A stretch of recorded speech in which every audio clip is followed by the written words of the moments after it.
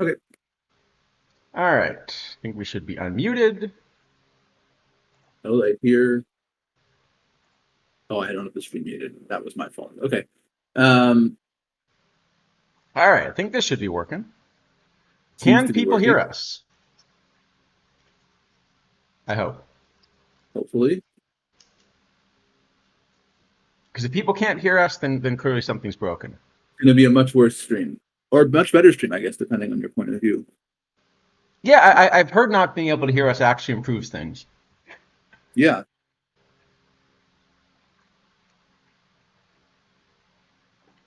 Good. So, I'm here with isidafo as always. How's everything going this week? It's been a interesting week in terms of PT, I guess. Again, I have found myself in the really stacked Perfect League division. Uh, Currently, that division has the three teams with the best record in Perfect League in it.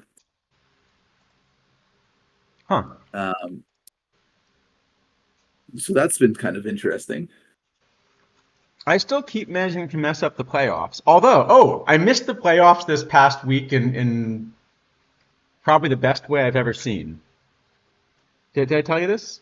Yes, I think you mentioned this one. I don't know if you shared it otherwise, but I think you did mention it to me. So we were in pretty good shape with a couple weeks left, and to be fair, I really don't pay attention to leagues. So if I had noticed any of this, I probably could have fixed it. So what I'm saying is it's really my fault too. Um, with a couple weeks to go and not having had any off days scheduled for like 10 days or something, I managed to play a 27 inning game. And when we ran out of pitchers in the top of the 27th, the first thing we did was we let, obviously everyone in the bullpen through. Right? My live classe managed to give up 9 runs in the top of the 27th. The game's over at that point. Pretty Um, much.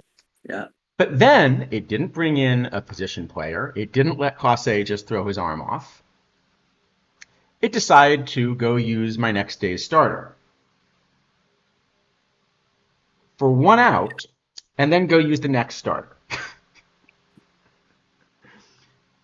who that So you're also got saying, 1 out. So then we went to the next one. and you're saying this had detrimental effect on your pitching staff. Yeah, it turned out that basically I had every single starter tired, plus the bullpen was tired. So if the bullpen's tired and the starters aren't, you basically hope the starter goes deep, you bench some people, but often it'll eventually correct itself because just by chance, with the bullpen tired, someone's gonna get deep enough into a game that you'll recover a bit, right? Right. Right. Yeah. Someone eventually throws a 7 or 8 innings, and then it's fine again. This didn't. We lost, I think it was 16 out of 17 or something down the stretch. It was something ridiculous. Right. Because it's going to take you a full turn through the rotation to get even a rested starter, and then probably another full turn to fix the bullpen at Right. least, Yep. because the bullpen's going to be all at zero. So we missed the playoffs. Um, Yeah, that's not a great yeah, yeah. job Pete doing Rose that. had the under on our team wins. Apparently, there is a silver Pete Rose. You could technically have played him. I could. Yeah. Um, where are you on the Pete Rose thing? Should he be in the hall? I mean, I'm generally of the opinion that most of the time, or almost all the time, the Hall of Fame should be on the statistics or the performance or whatever, and then only in like really really exceptional cases, uh, you know, the other stuff comes into play. Rose, it feels like to me that there's he's certainly not the first person to be involved in some kind of gambling on baseball, and there are other Right. such players who have gotten in the Hall of Fame. I think so. I would vote for him personally. But I can understand why you wouldn't vote for him a lot more than I can understand why you wouldn't vote for some of the steroid guys, I think. I'm trying to figure out. I should check if any of the people banned. There are a bunch of people that were put on the banned list and then ended up coming back. I'm trying to remember if any of them is in the Hall of Fame, actually, though. Well, certainly, I mean, Mantle and Mays, certainly. Well, Mantle and Mays, but that's different. So that was because they were representatives of a casino and paid to do it well after their career, Right, right? right. Um, Um, there's some I people we've mean, heard of. There's some people in the game. So the Bill Craver card that we've got, he was banned. Lip Pike was banned, although it's not clear that Lip Pike should have been. So Bill there was Craver was one of 4 people who were banned for throwing games, and apparently, actually, Bill Craver is still banned. So he actually is on the banned list and appears in Perfect Team. Um, well, who? so those 4 were banned for life. Lip Pike simply was so bad that people assumed he must be throwing games and got banned, but apparently later convinced everybody that he was just bad. Huh? I guess that works. Um, well, Hal Chase, who had a pretty substantial career, Yeah, Hal Chase and Heine Zimmerman. It looks like right? also who's also quite a good player. Um, okay, Benny Koff was, we just got this card for, but that apparently had nothing to do with baseball. Apparently, he was accused of fencing stolen cars. Ah, generally not a good idea. Yeah. Um, okay, all right. No, but it wasn't for betting. I was going to say, and Fergie Jenkins was banned for drugs. Yeah, I guess that's more similar to the steroid guys, though, in some sense. Well, I somehow don't think his are performance enhancing. No, I understand that, but I mean, but it's, yeah, I guess maybe it's just kind of a nothing in the sense of like in terms of the Hall of Fame. But Okay, yeah. So here's the deal with Lip Pike. If you look at his baseball reference page, so his career was basically in the early 1870s. Um, he had some right, great seasons. Like, he had a and he threw left, 203 OPS plus in 1875. and he threw left-handed, which is the most important thing about him Yes. in terms of. Um, essentially retired in 1878. Um, came back in 1881 for 5 games. Uh, and in those 5 games, he hit 111. Um, yeah, 2 total bases and 22 at bats, and made 6 errors. I mean, that's not good. That's certainly not strong play. And apparently, he was just so bad that people decided that he must be throwing games, and so he was banned from the National League. I guess it probably also something to do with the whole like retiring and coming back 3 years later thing, right? Like it's certainly within the possibility someone paid him to come back and be awful. Yep. I guess, yeah. But as it turned out, they paid him to do the best he could, and he was just awful. After being banned, he came back and played a game in 1887, actually. There you go. But he did go 0 for 4 with 2 strikeouts. He And must then have been throwing. that.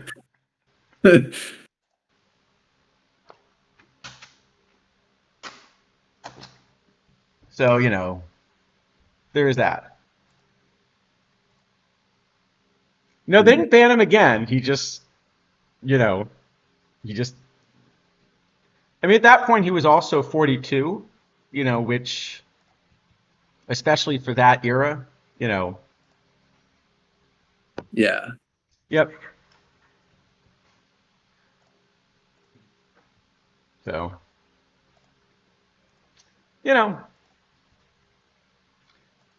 So, what we're really saying is sometimes when people get banned, they decide to unban them. That's really the message, right? Well, that could never happen. I could think of no scenario in which that would happen to anyone. Congrats, Tactile X. Sorry, too soon? Yeah, I mean, who could ever be banned, come back, and then that just sounds crazy. Yeah.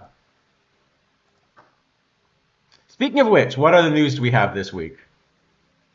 Well, there's definitely. I mean, nothing happened in the last week. There's been no news of any note. Yeah. I mean, I don't know. There's just nothing to discuss at all. No news. All right, so nothing in the news.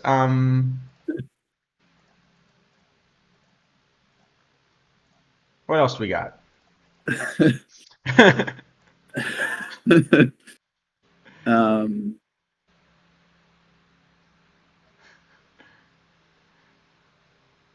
Okay, there might be one or two items that came up. This is about whether softball's actually OTP Hall of Fame eligible. Yeah. Yeah, I mean, that would be. I wonder actually. That's an interesting question. If you had like voting on a PT Hall of Fame for managers, like, what would it look like? Yeah, that's a good question. Because like so much of the community is turned over since the beginning of the game, right? It's not clear whether what would be the things that people would prioritize. That's right. You got to talk about like the peak value versus Well, it's also just, I mean, like, many of the people who played P220 and 21 have just moved on to something else by this point. I mean, it's, yeah, very difficult to say, I guess. Yeah, I guess that's true. I'm thinking some of the really strong players that introduced me to the game have started doing something else at this point. Yeah. Yeah, but it's not even just the strong players. I mean, just like, kind of the people playing casually, right? You play 1-2 cycles and move on and do something else, but, you're not around to vote at this point if there was such a thing. Yeah. So.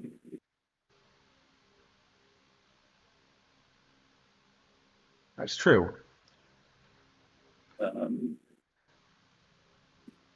Will there be a Discord way of this OTP Hall? Yeah. I don't think you can talk about OOTP without some kind of Discord. Fair enough.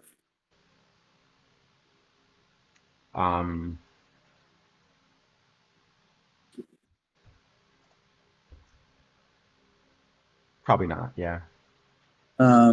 No, so I guess we probably should at least say some things about the Saito situation, let's call it. Well,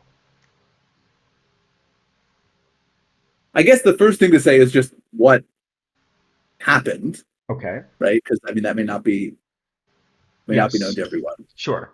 So,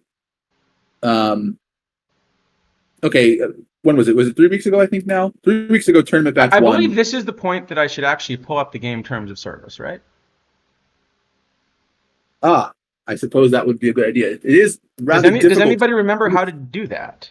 Oh, you have to go to, I think it's in OTP settings, and then it's under settings. It's troubleshooting, because that makes sense. That's where you put the terms of service. Because you put all your troubleshooting in the terms of service. Right.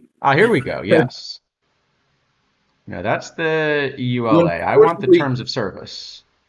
No, this isn't. That's also the terms of service. So unfortunately, you can't. You have to scroll by dragging the little thing on the side. You can't scroll and you can't search. What? Yeah.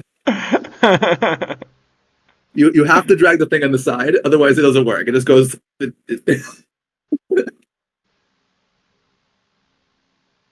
So anyway, um, 3 weeks ago now, there's this Takashi Saito card. Takashi Saito is kind of it's a meta reliever. It's probably the second best reliever in the game after the LD Kimbrel. And there was a sale of it for 21K, which basically quick sell. And this was at a point when only 3 of them were, sort of able to be won. So it didn't take long to figure out which 3 people had won those tournaments, which could have awarded this Saito. And okay, one of the tournaments was won by someone who took a different card and kept it on their roster, so that one obviously was out. The other 2 tournaments, one of them was won by a player who looked like a kind of new account in Stone League, just nothing remarkable about the account. And the third account had a username. I can actually get it because I still have this someplace. It was won by the Uido Woo Sox, who have a username of just 19, just the numerals 19. And the card eventually ended up on the Seoul Paw Sox first, which is a team, obviously very similar, right? So both referencing the same AAA team, and with this very similar username, just the username 17. And then at some point there seemed to be a subsequent sale for exactly 700K.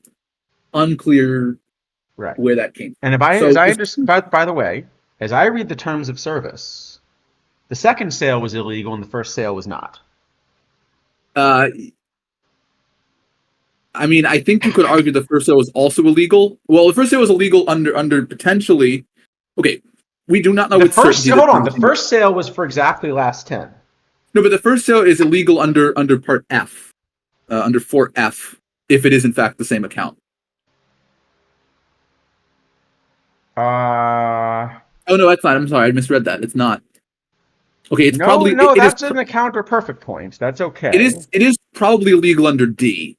D is kind of a very loose. It's probably illegal under D.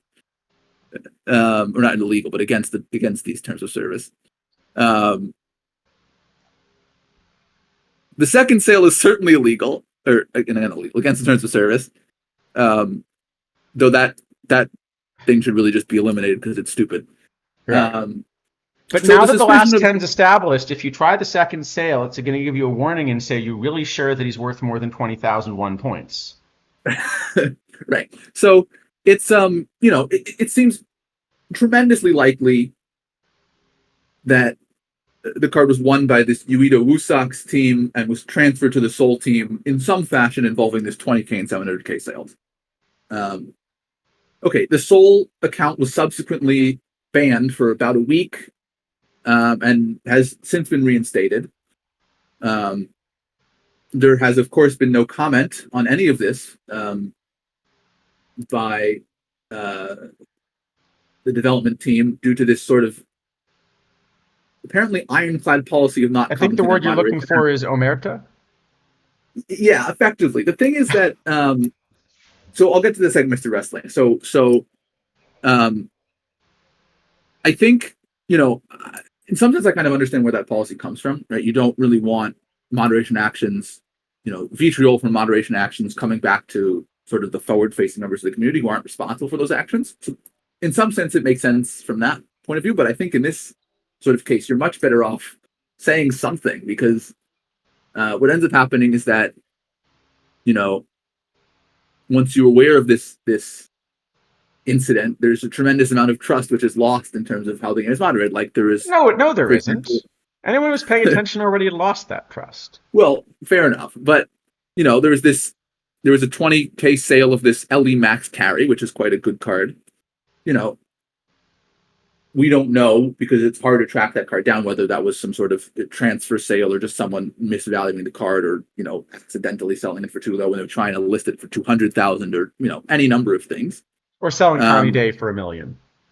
Yeah, but that was a mistake apparently. Right, that was a mistake. We don't know whether this was a mistake or not a mistake, or it was we don't know what this was. Well, But that one actually, to thing be that fair, we that mistake, the mistake wasn't buying Connie Day for $1 million. The mistake, this was Scottish baseball. The mistake was that he thought he could place a proper buy order on OOTP Go. well, yeah, that's always a big issue. But yeah, I mean, I think what this basically says is that there's really there's no way to trust that any potentially suspicious sale is not in fact a suspicious sale, because we've now been shown that sometimes suspicious sales don't they don't mean anything, right? There was the sale of this new reliever Blake Trinan for 85K. It's a too low sale. It's a good card. We don't know if that's a problematic sale or not, right? We just have no idea. And because we have this thing that happened, there's no faith in anyone to basically be doing effective moderation. And the other thing, as Mr. Wrestling says, is it's very clear that this team, this Sol Paw Sox first team, spent a large sum of money buying cards. The team's been around for about 2 months, and they played rookie league with effectively every good perfect in the game from the very beginning. It's team has probably spent, I would guess, upwards of $5,000. I don't know with certainty, but that's my guess. Obviously, this, when your business model is entirely beholden to getting a small number of people to spend lots and lots of money, You don't want it to would ban be them. objectively a bad business decision on the part of out of the park developments to ban that person, right? I mean, from a business point of view, that is an asinine decision to make to ban such a person. But from a competitive point of view, of course, that's what should have happened.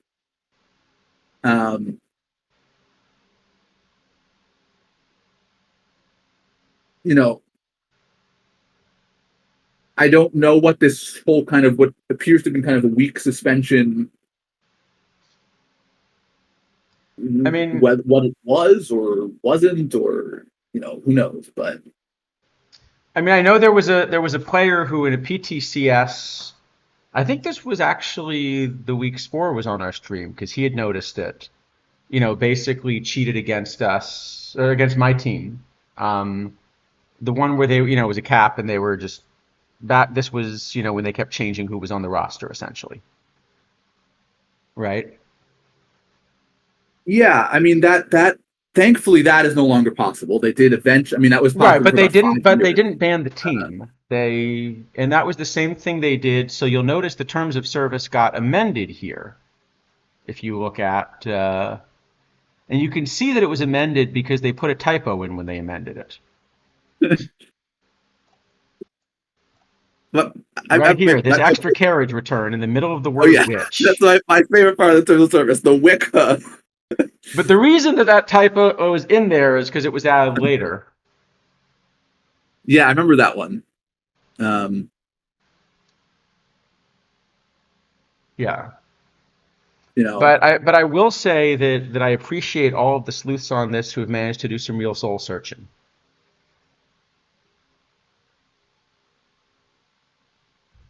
yeah, I mean it's. Okay, even I'm sorry about that one. I, I want to be clear that this Soul team I do not believe is related to the Soul Eagles. I no evidence or no belief that it's a related team. I think they're both just called Soul and happen to spend a lot of money.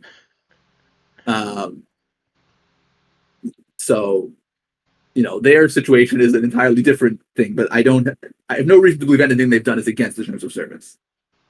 Their team is a bit pricey. They spent a lot of money. I don't think they're a particularly good player, but they've done anything which is, from my view, problematic from a competitive integrity point of view.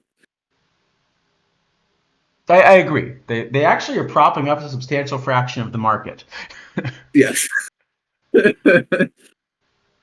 they are. Cue the J. Cole. Oh boy. Are you trying to say that this team is not one of us? Okay, yeah.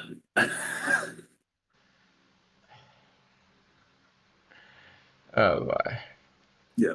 And then, of course, I mean, Yeah. the sort of the icing on the cake of this whole thing is, I assume the goal of this week's suspension was, sort of to try to get this thing brushed under the rug. And then, you know, this Sol Posak's first team last week won 2 PTCS, one of which didn't actually use the Saito card. So, of course, I don't know if they transferred other cards too, because I can't tell, and I have no faith that they actually would be banned if they had. Um, so, you know, I will say, I think there are quite a lot of players, if they were allowed to create more than one account and then transfer cards for no cost to a single account, there could be some fairly strong teams. Um, there's a very good reason that this is against the terms of service. Um, Yes. you know, um,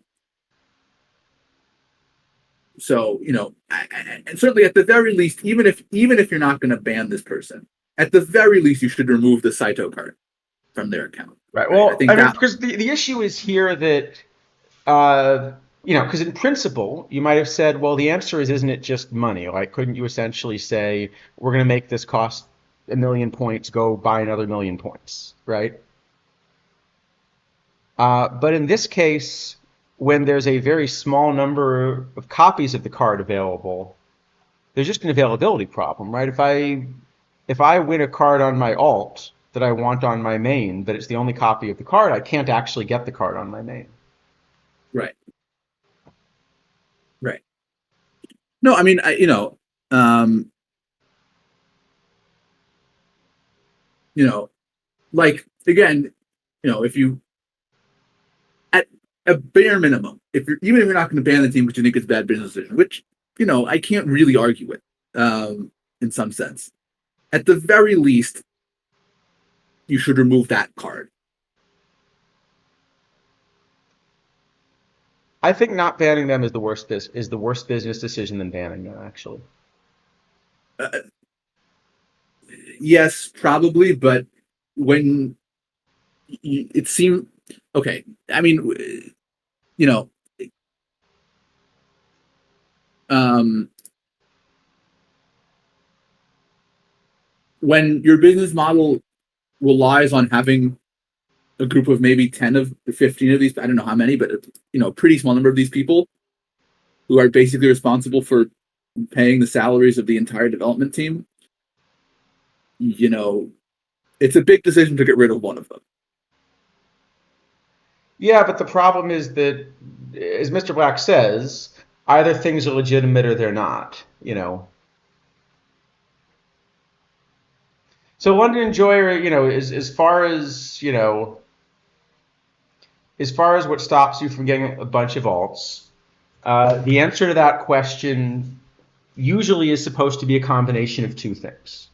So I don't want to speak for OTP on this. I've never been involved in their cheating detection, but I've run another game with a larger community, and I can tell you how we handled it.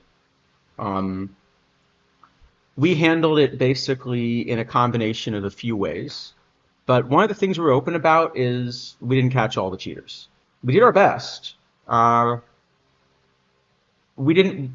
It was almost certainly possible to be a smart enough cheater that you would evade our detection. What we did was, number one, we caught the stupid cheaters, and most cheaters are stupid cheaters. You know, most of the time, you see this also, right? Like if you go in the card shop, we can probably find one. There'll probably be some cards someone can find where, somebody sold an iron for 500,000 points, and so the last 10 is messed up, right? Those happen on a regular basis. Those are the low-hanging fruit to catch. I bet there's a good chance we'll find one, but seeing one doesn't actually mean anything's working incorrectly, assuming those teams then get banned, right? And those are Right. easy to catch. You ban all of them.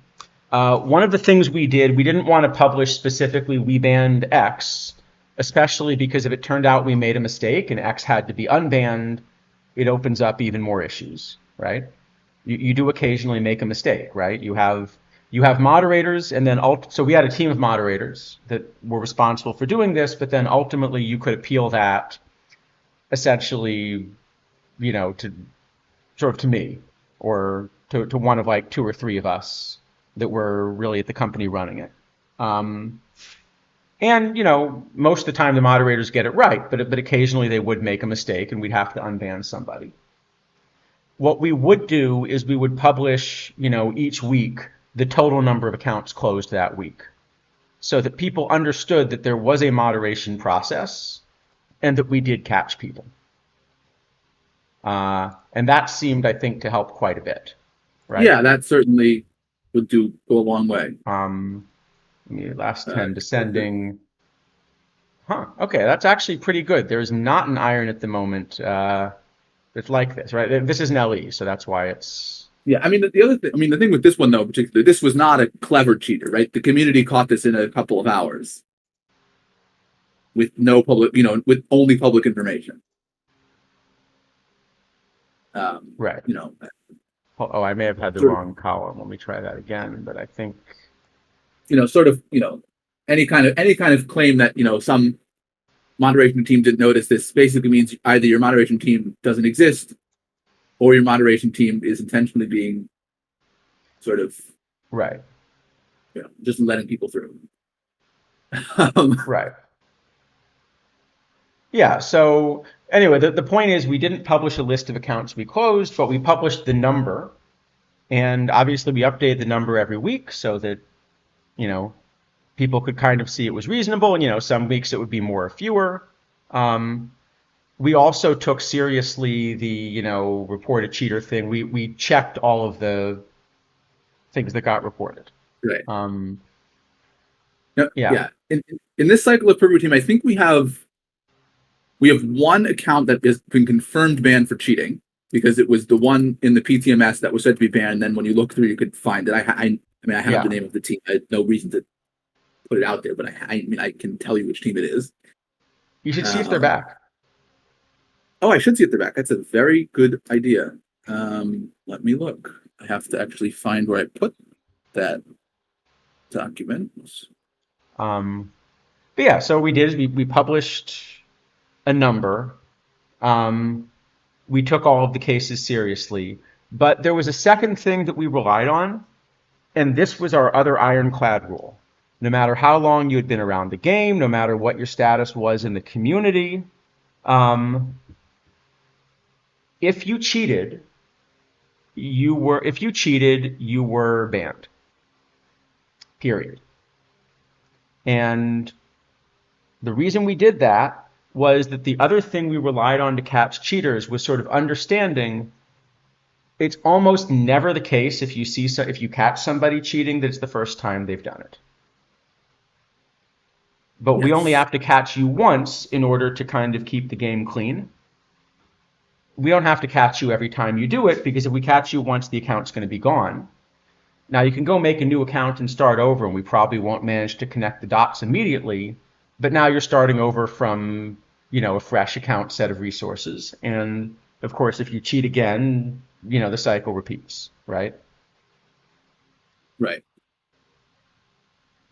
And by the way, the team which was banned on PTMS is still at least not searchable, so I assume they're still banned.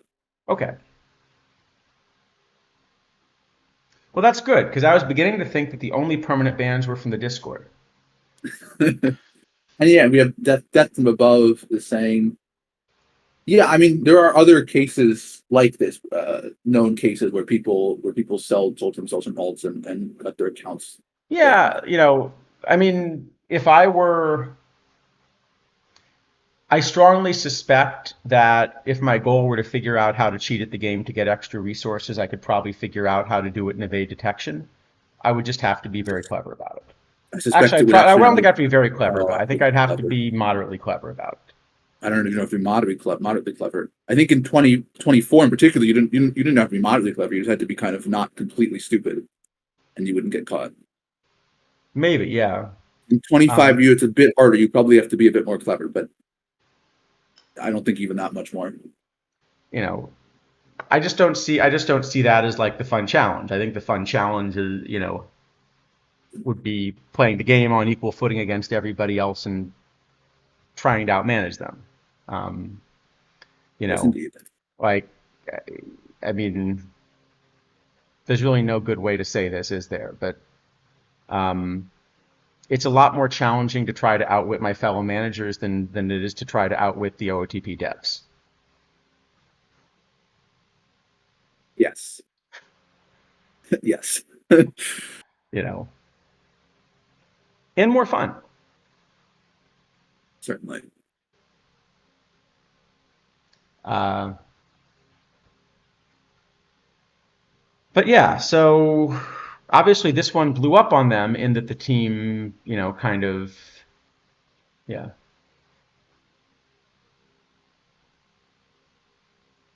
Yeah, so that's sort of what I mean by just not like selling a new shiny meta card for a tiny fraction of L10 is the kind of thing which, as long as you basically have any kind of machine detection at all, you will get caught for it.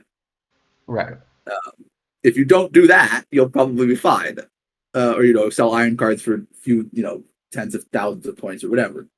right. Um, Well, I guess the other way to say it is a lot of this relies on individuals looking at the market. So with a card like Saito, because it's a new card that a bunch of people were sort of looking for a copy of when it came out, there are a lot of people that were looking at the list. So in the same way that, I think I mentioned, like I've got a Combinator watch list of, oh, here, okay, this is only the irons. Here are some cards that I'm sort of, actually, these are old and several of these shouldn't be on the list anymore, but I've got some number of cards that I'm keeping tabs on, right? So if one of these cards sells for something particularly weird, or at least at the point I was really actively refreshing this, uh, I would have noticed, right? I'd noticed the last 10 changed. I would, wonder why. right. Well, in the case of this side, it was also particularly easy because there were only three possibilities where the card could have come from, and it was very easy to track down one of them, basically. Yes. So it was like as good of a scenario as you can find for catching this sort of thing because I mean there was just no variables anywhere. It's very Right. straightforward. Yeah. Sounds about right. Um, so anyway, not the first person who's cheated at PT, won't be the last. Um, but Yeah. I think yeah, kind of definitely a bit of a stain on the legitimacy of the competitive integrity at the moment. That was really you know substantially self-inflicted by the developers. So, Probably fair. So Machia Pet, I don't think a site like that would work because the problem is the right market price depends on availability, but the availability is considerably determined by things like spotlight packs. For example, the reason the Silver de Grom was so expensive wasn't simply that the Silver de Grom was rare. It was that there was a mission where every other difficult card was widely available and it was rare, right? yeah, I mean, I think the other thing which is very difficult about that, I don't know how other games like this handle it, is that the cards where you're kind of interested in the price are also the ones where just looking at past transactions do not give you an accurate price. Correct. Yeah, because they sell Um, infrequently, and so therefore you need the full history. well, you also need to understand when they happened and what has changed since that time, and Right. like for example, let's say someone wanted to buy, a PTCS Lefty Grove right now. Okay, it's still kind of a semi-playable league card in the rotation. It's not great, but it's playable. Right. But the L10 is 1.5 million, which makes no sense because that was 3 months ago and none have sold since then. And you know that was it. The circumstances of that are very different. So the real value of this card is probably something like 150 or 200,000, right? Yeah. Um, but because it's a rare card, the price makes no sense. Yeah, I mean, I think, well, this is something that, if we kind of develop this other game, we have to think about what a good way is to run it. But my general sense is, among other things, transparency should exist. Um, yeah, Yeah, basically, sort of transparency should exist. And certainly in any kind of marketplace, more transparency is going to make for a better but market for even as everyone. an example, there was this weird little window into transparency with the Yule log thing last year. But I think it would actually be a useful thing just in the card shop to know how many copies of this card are in the game. Yeah, I mean, it'd certainly be an interesting thing. And I Um, don't think that would particularly break the market. It's good information, so it should actually help get better pricing information. And you actually don't want, I mean, I guess it's okay for engagement if there are people that sort of spend a bunch of time trying to get a little bit of arbitrage, but you actually just want buyers and sellers to find each other without market makers. well, the thing is that I don't know that you can actually be a market maker in this game because you can't short. Like without being able to short, being a market maker is a lot more difficult. Right. Um, What do you mean? I shorted DeGrom, sort of. well, not really. I pulled one and then I sold it and then I rebought it later. Yeah, but you didn't short it. I mean, Yeah, you that's true. sold it. Yeah. No, shorting is kind of No, I agree. yes, it's very important to be able to do that if you want to be a market maker. Um, Um, but also, I mean, the fact that you have to spend, you know, like that, like another one, for example, one system which you could do in a market that would be a legitimate system is to say that instead of taking the points when you put a buy order in, you take the points when the buy order fills,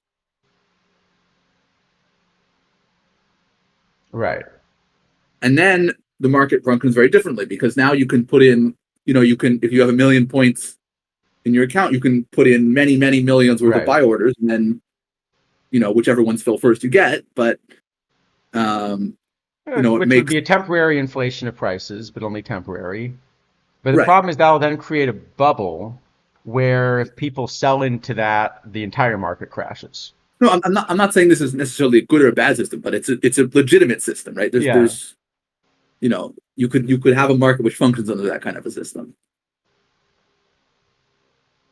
right. Um, I actually didn't hate the old, auction style thing with an ending time. The only thing I would have done with that is instead of having people bid at the last minute. So I had a similar thing for the game I created, except I added the rule that I added two rules.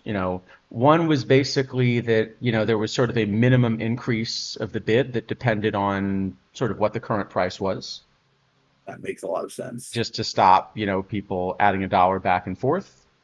right? But the other rule was that anytime a bid got made, it extended the clock if it was in the last few minutes. Oh yeah. I mean, so the other thing you could do is to put kind of some random amount of extra seconds on after when it says it will expire.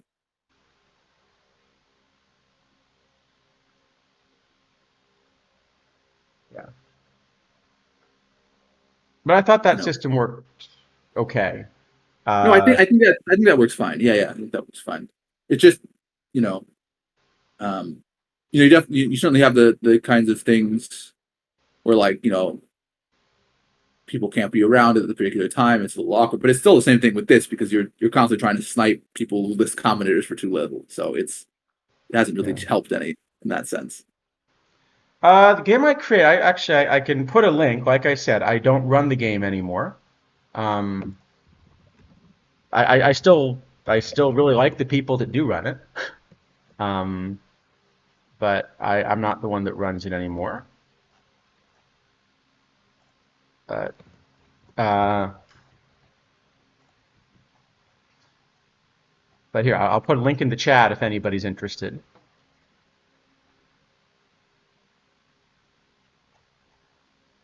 The other thing I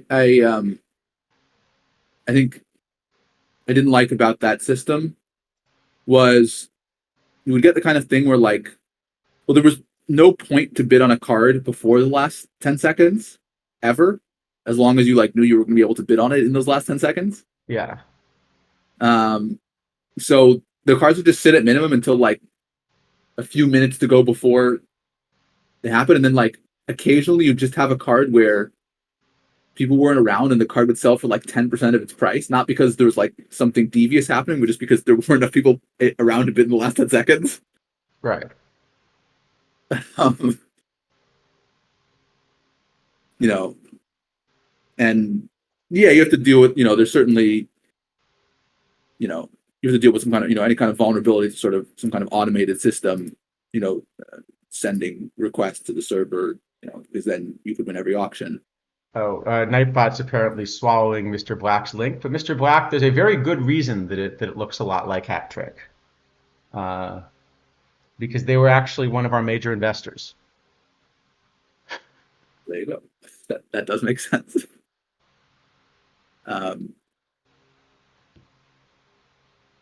So yeah, I mean,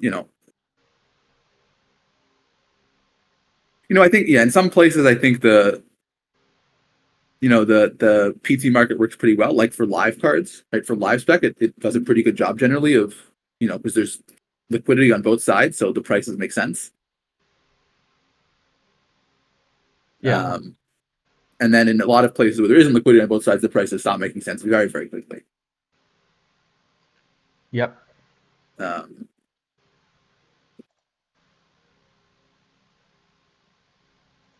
So, yeah. Let's see what else. So yeah, there was that news. Trying to think what other news we have this week.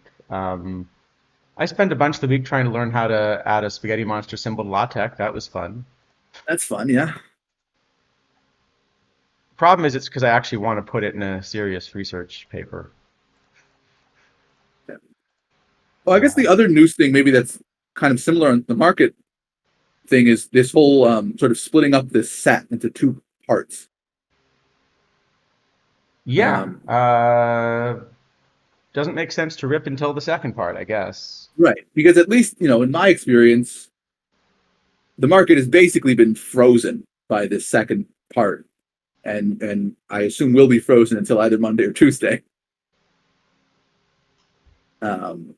Which is really not great. I mean, I think, you should probably try relatively hard not to have that happen. Like I get releasing 60 cards in a day is kind of a lot and people might get overwhelmed. Okay, but Would it be better if the rules basically forced you to rip immediately? If you mean like packs were determined at the time of Yeah. So basically, the same way tournament batches have a certain thing, just a pack has a date on it, and when you get a pack, so you can rip it in principle whenever you're on, so you can rip it when you're online, but there would be no advantage to saving the pack because you couldn't get the new card from it anyway. I think as long as you could do that in a way that isn't confusing, then I think that would be fine. But I think you have to be careful that you don't accidentally make the system very confusing. Yeah. And you have to have a much more robust thing to deal with all the EU, gambling laws and whatnot. Okay, what if the alternative is basically the next time you log in, as part of the login screen, it has you open your pack to continue?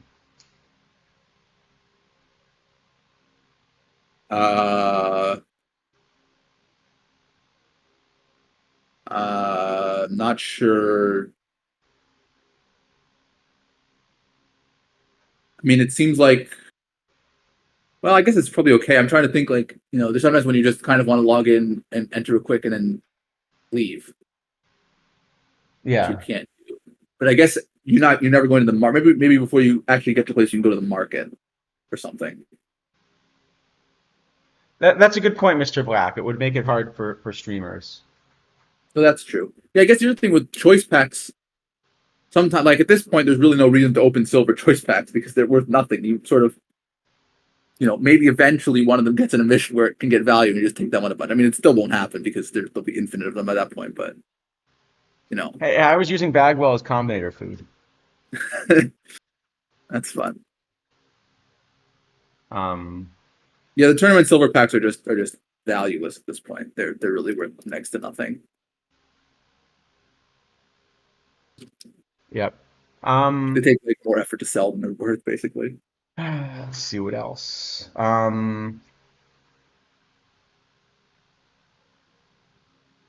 Well, I guess the other discussion that we probably should have is whether the PTCS broke, and for that matter, whether tournaments are breaking.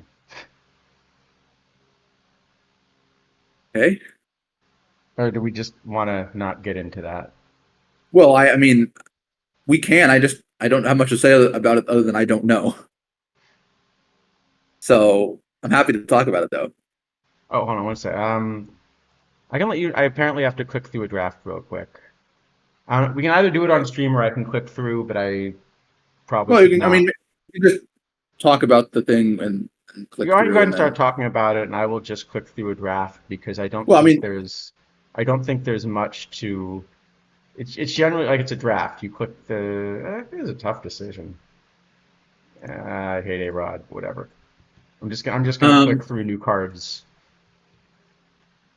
yeah. I guess you were the one that I mean, I didn't notice it. You brought it to me this thing with the Yeah, and I guess have other people kind of noticed the issue because it's. Oh, I guess I can't illustrate until I finish clicking through, can so I? at least the thing which Charles mentioned to me was that there's this new filter which was added to the tournament screen. There's always been a filter for is it a cap tournament or not, which still works the same way. And there's now two other filters for is there a combinator cap and is there team chemistry or not. Um, and you know the at least for me, and I don't know if this is true for everyone. Um, no combinator selecting the no combinator cap results in every single tournament being displayed. Selecting the has combinator cap results in only the drafts being displayed. Selecting I has can team illustrate in a chemistry. second. I just have to finish. I just Selecting have has to team finish chemistry drafting real has quick. only the drafts displayed. Selecting no team chemistry is everything displayed. So the question, as always pointing out, is team chemistry still in effect? Right.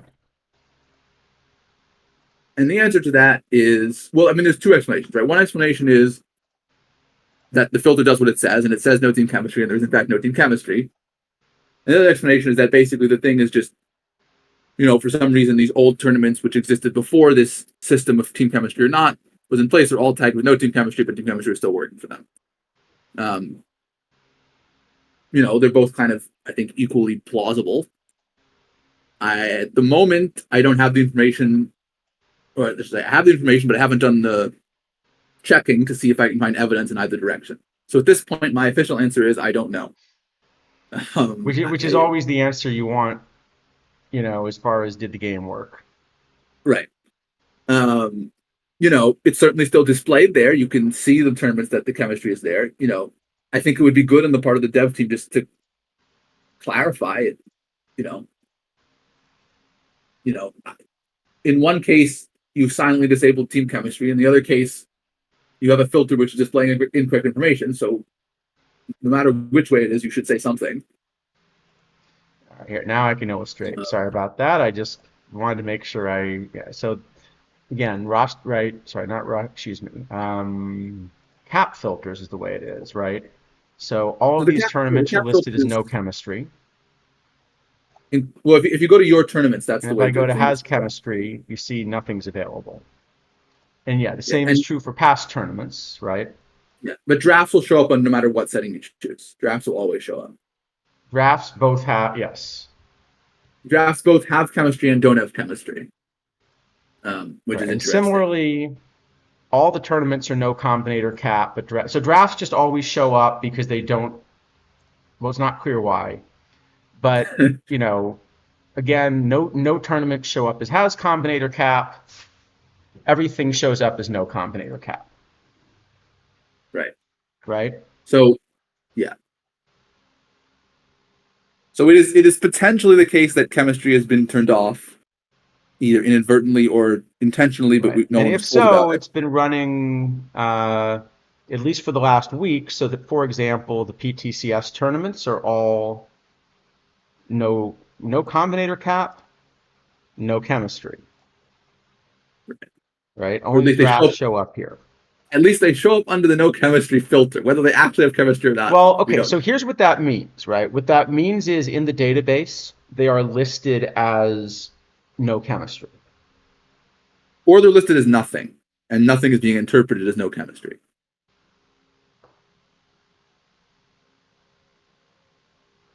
That would be, I was going to say that would be a horrible way to code it, but Oh, at this point, no matter what case we're in, it's all a horrible way to code it. So that's out the window, right? There's right. so Well, it would certainly make my, because I ran sort of a really stupid diamond idea for the PTCS. I think I showed you this, right? I just sort of said, I yes. don't have any combinators, so I'm not going to win the diamond tournament with combinators. So maybe I can win it with chemistry.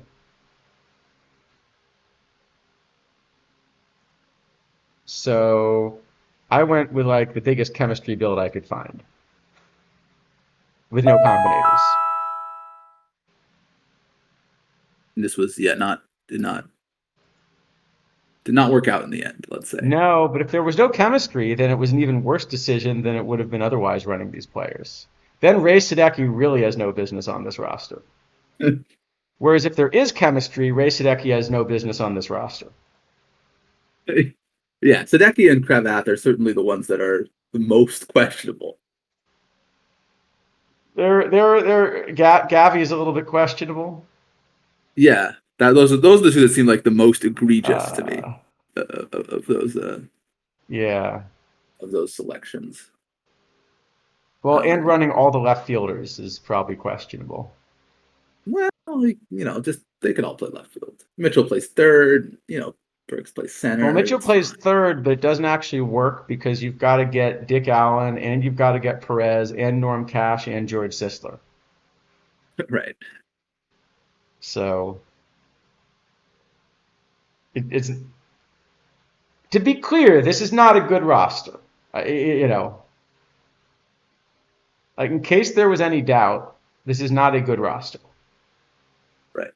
So, see, Duncan, I think from at least the people who've looked at it, I think the general consensus is that chemistry is not worthless, but it is also not a just max the number and you'll win regardless of the card quality. That you need to have some kind of balance between having good chemistry and good card quality, and that unless you have a very, very good reason to put cards on for chemistry, you probably should go for card quality. My my rough model is that uh, having high chemistry seems to be worth about three to four extra combinator levels. Uh, yeah, but it depends so much on where. Yeah, I mean, it's complicated, and there's an important line in there about how chemistry sort of gets mostly tagged onto certain players, and you know, Yeah, it's a but something like three to four combinator levels. So think about the same way you would think about other combinator levels.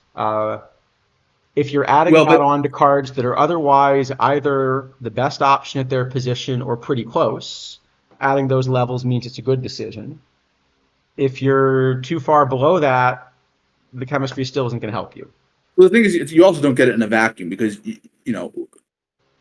need to have the other players also have be close enough to get the chemistry to get the like it's you know I don't know. I feel like half of my chem labs involve vacuum. so it's well, yeah, that's fair. um, yeah, in general, certainly in league, going for chemistry seems to be a mistake unless you get very specific cards printed at the right times. Because the number of cards which are within even a few wins of league playable is really small. I think there's one exception actually. So I remember in 22, it was a viable strategy to run about 50 or 60 different pitchers in Perfect League. You just kept streaming pitchers and waiting to cool Uh, down, right? yeah, but you won't be able to keep your chemistry up while doing that, because you'll have No, to no, no. What I constantly. was going to say is, I think the way you would do it is if you're planning on streaming pitchers anyway, then what you should do is you run one starter and four cards that simply exist to like hand a ton of chemistry to the starter, but are never going to see the roster as your other four sort of dummy starters. And you swap them off the roster with the starter. So if you're basically running a 14-man rotation, each one should come with their personal chemistry boosters. Sure, but you need actually to have 14 cards which are within. Well, that's what I was saying. In PT22, the meta was set up so that you kind of could do that. Yeah, I Right don't think now, we. I don't think you can stream pitchers the same way. No, in particular because you're sacrificing a whole lot of Pedro Martinez starts to do this. Right. But if you were doing some kind of streaming, then I think streaming with chemistry is actually smart, Um, assuming it Certainly, I exists. can see an argument. You also have to be careful that you don't accidentally, because you can't do this in the playoffs, that you actually keep your best starters in the roster at the end of the season so that you can have them for the playoffs. Right. So it's definitely tricky to pull that off, even if you had the cards to do it. But then again, the level of micro I do in league, like I said, we lost, every game down the stretch because Right. I forgot I needed a pitching staff. Nah, who needs those? Okay, it's not that I forgot I didn't need a pitching staff. It's that I didn't notice we had played a 27 inning game. Yeah, So, fair enough. um, so anyway, I think the chemistry thing is testable, is what I was going to say. But I It guess it is. is a lot of effort to test, and I have the data for it, but I haven't had the time to test it, mostly because I was alerted to it like a few hours ago. yeah. Um, Because in principle, the idea would be if you have enough data, what you would essentially find, let's say you look at combinator teams. Here's the way you would test it. The teams that are running full combinators also are running a large amount of chemistry.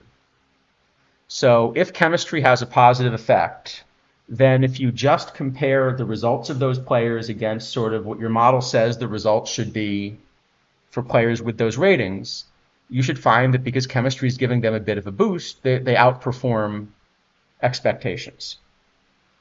Whereas if chemistry is not giving them a boost, I mean, some will outperform and some will underperform, but on average, they should hit expectations.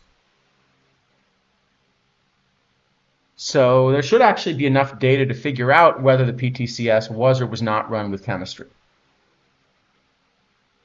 yes, though actually, I wouldn't use the PDCS data. I think if I was going to do that, I think I would use data that was from exactly identical format because I can find enough data on both sides of the line in identical formats. I think to do it. That's reasonable. I was thinking Uh, PTCS just because if that one broke, it's sort of the most important thing to break. no, I'm just assuming that if that, I mean, it seems the kind of thing either they're all broken or none of them are broken, right? There's Yeah, very little I way. agree. And so, but I am strong. Well, I'm not really strongly considering because I'm not just doing a lot of roster building. But I think the next roster I build, I might try ignoring chemistry. And that means I'm not going to run 26 combinators if I'm running gold. Because there are a few tournament cards where without the chemistry, they sort of edge ahead of a few of the combinators I've got. And Dickie-thon. See, it's a tournament card. Okay. So, yes, you did win it from a tournament, so in Yeah. that sense, it's a tournament card. But I think he might make the roster. He would, yeah. If I'm going full combinator, of course he doesn't. But Right. certainly Jeff if you ignore Bagwell. chemistry, he Jeff should. Bagwell might make it actually Jeff in a Bagwell sufficiently. might play League. Yeah, it's actually not completely insane to play out so much Jeff Bagwell on your roster. I guess it's probably wrong. It must be wrong in the face of Thomas and Sisler, but it's reasonably close. No, but if he's your pinch hitter, he might be right. I have to imagine always have a better use of the roster spot than a VL pinch hitter. Probably, yeah. I guess it depends on the park. Like I'm no, I was going to say I think I'm still running Kaufman. I don't remember changing it. Yeah, I think Kaufman is a pretty good choice right now I think I'm running Kaufman. for some few reasons. Anyway, should we get to some cards? I guess we've All right, why don't we rate some cards and then we'll go play some Tony Suck. Sound like a plan? does does indeed sound like a plan. Yeah, Mr. Wrestling. I think that, among many other things, would be a better solution than what they've decided to do. But no, Well, we've kind of said our piece on that. I think over yeah, the whole. I will also say that I think if combinators had not been in the game, people would be realizing just how troublesome chemistry is. It's actually a really dangerous thing to have added from a game design point of view. It just has been sort of overshadowed by a more obvious Oh, bad from decision. a point of view of how difficult it is to balance the game, chemistry is orders of magnitude more difficult than combinators are. Yeah, Um, but they're much less obviously problematic because unless you make a mistake, you won't notice. But when you make a mistake, you will notice and you will not be able to do anything about it. So right. Pretty um, much, yeah. at this point, we've kind of been lucky that there hasn't been a mistake in some degree. Well, I still think OOTP should just, like I think people would accept it if OOTP just sort of said, like, that Wally Joyner card we put out a couple weeks ago? It turns out while we decided that Wally Joyner in our universe bet on baseball and he's now banned. Like, whoops, we shouldn't have released that. I think generally, that is probably not a thing which you should be doing. You really don't want to do it, but, if you make a bad enough gameplay mistake. Okay, I mean, if nothing else, But I think everybody would agree to ban Chase Utley because, it's Utley. well, I don't think Joyner is the card I would do it on if I was going to do it on one. No, I agree. I I think agree with Joyner's that too. actually fine. Um, actually, that's a good question. If you're doing one, if there's one card this cycle to take back, I guess it must be Utley, right? Uh, there's one card this cycle to take back. That's a good question. Justin Maxwell is kind of a sneaky one that has been really, really detrimental in some ways. Um, I'm thinking which is the card. Uh, it's a weird choice, but actually Ryerson might be the one I'd get rid of. Myerson's, yeah, another good one.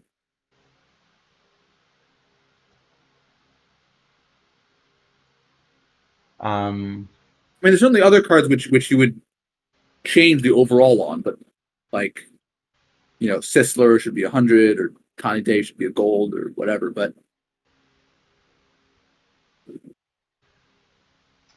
actually, there are one or two others I think I would probably have. by the end There of are the some cycle, bad ones I would take back too, of course. by the end of the cycle, it might be Artie Wilson. It's not impossible Artie Wilson to be Yeah. the trade by the end of the cycle. So Matthew, the problem is that once you release a card, people are spending points and, in many cases, real world dollars in order to buy the card. And then if you nerf the card, they're going to ask you for a refund. Yep. I mean, that's pretty much it, right? Yeah, that's basically it. So I do think it makes sense to say that once people are buying a card, you're kind of stuck with it.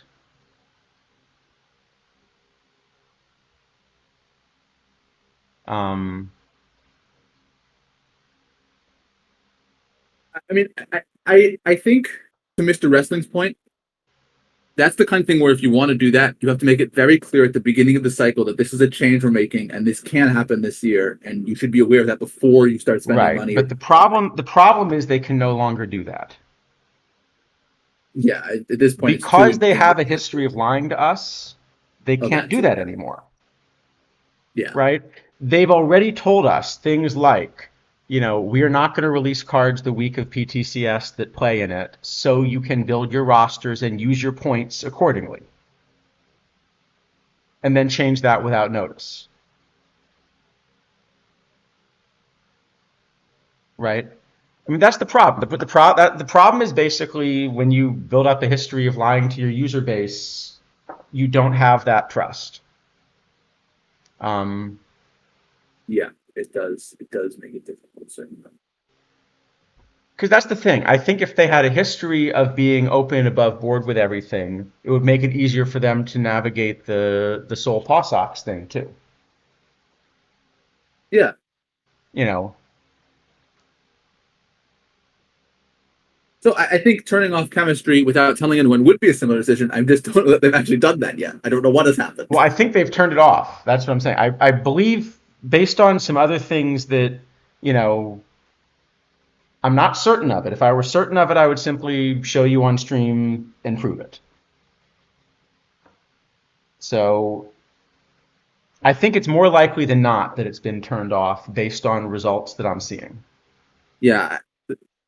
Once And I look at some somewhere it data, would be somewhere around 2 weeks ago, whenever they rolled out.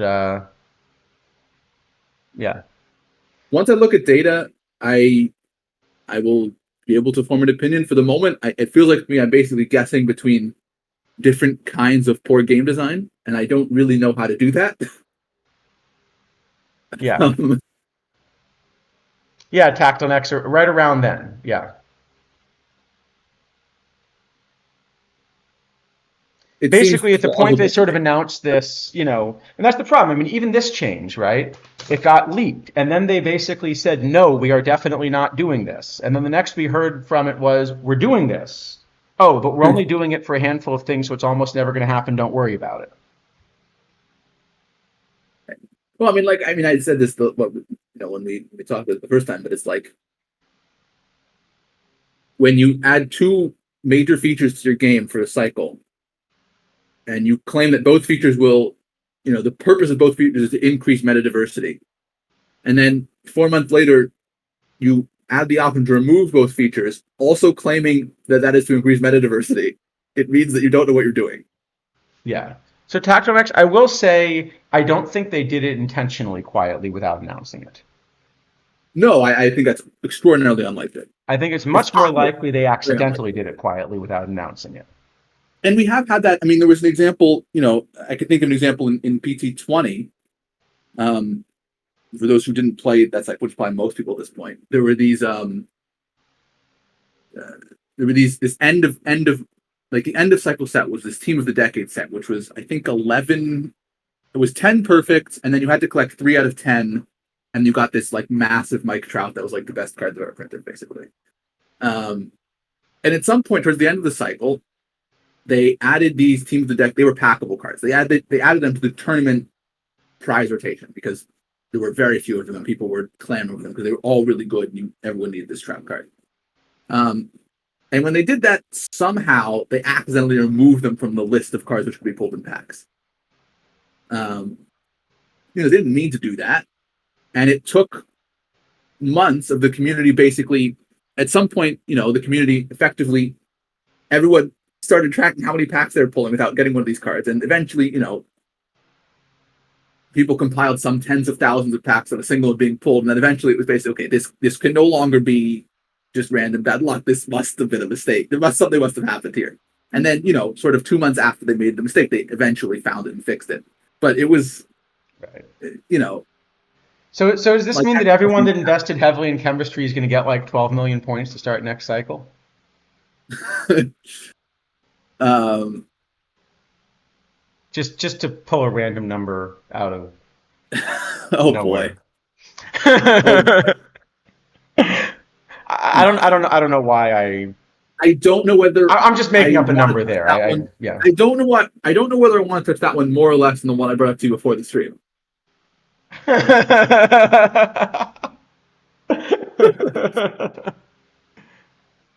Apparently, there are some things we still don't want to talk about on air, despite. Yes. I mean, for people who are rounding PT21, let's say the Saito situation is not without precedent. I think I'll leave it at that. But And I'm just gonna say, if we have a PTCS Hall of Fame, Pidge gets my vote. fair enough.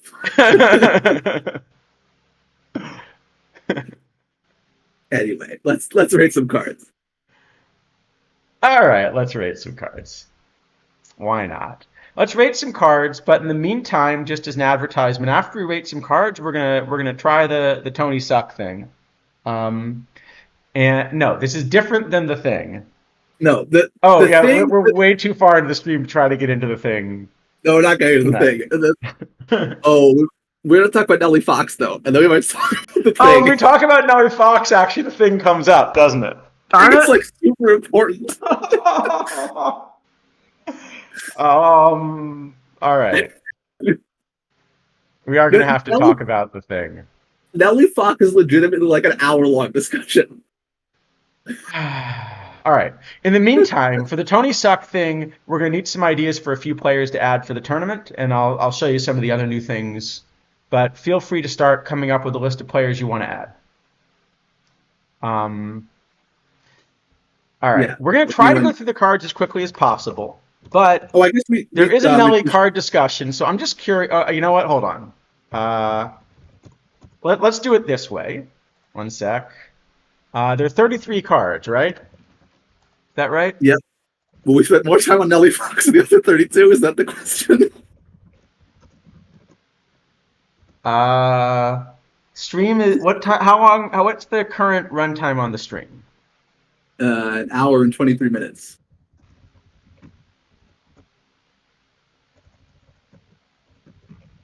I might be able to hold on. Maybe I can make some things to show for the thing. But the problem is I don't want to actually. Oh, I can. I just don't want to show. Yeah, well, let's do it. Let's do this another stream when we have more time. Well, the thing is that if I do the thing, I want to show some things about the thing, but I don't want to show. But you don't want to show the thing because yeah. No, yeah. I don't want to show particular numbers associated with the thing. If that makes sense. Yep. Right. Let's do this another time, but what I am going to do is wait, did the prediction just... The prediction should be up for a while. Did I accidentally have a prediction that immediately closes? It seems that way. Okay, can we cancel that somehow? I assume yes. Can you cancel that and try it again with a longer time thing? How do you cancel it? Sorry about that. I may have messed that up. Delete. What? Delete and return points. Okay, I did it. Delete and return points. And delete and return points, and then should we try it again? Or I can probably run it again now that I know the mistake I made. If you have I don't have the prediction, like the thing where you can just sort of ask to run it again. So if you have that, then yeah, this. Apparently I have to run it again. That's fine. I'll try it though. I'll try this one more time.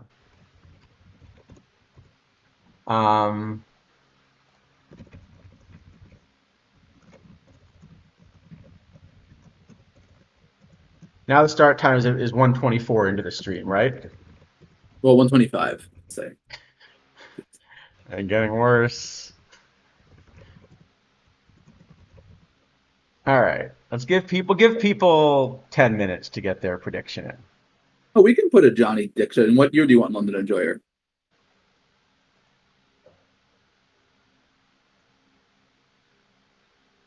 All right, let's rate some cards. Let's rate some cards, shall we? Yeah, we have Hank Wise or Weiss. Actually, do you know? I don't know. I think this guy has had a card in PT before, but I don't. remember in Yeah, particular. I don't see a pronunciation guide for him. Yeah, Music I don't know. lessons would know, right? Yeah, I don't see a Probably. pronunciation guide for him at all.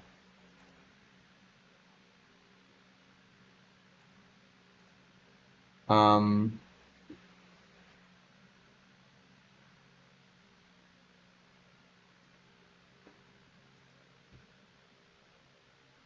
anyway, Hank. Well, by eye, this looks pretty good. Um, I should probably actually run it, but by eye, it looks pretty good. I'm gonna Yeah, guess I've got this as a top 2 to 3 starter and iron for base. Yeah, by eye, I'm gonna guess he's sort of number 2 and fairly close. yeah. Let I me have.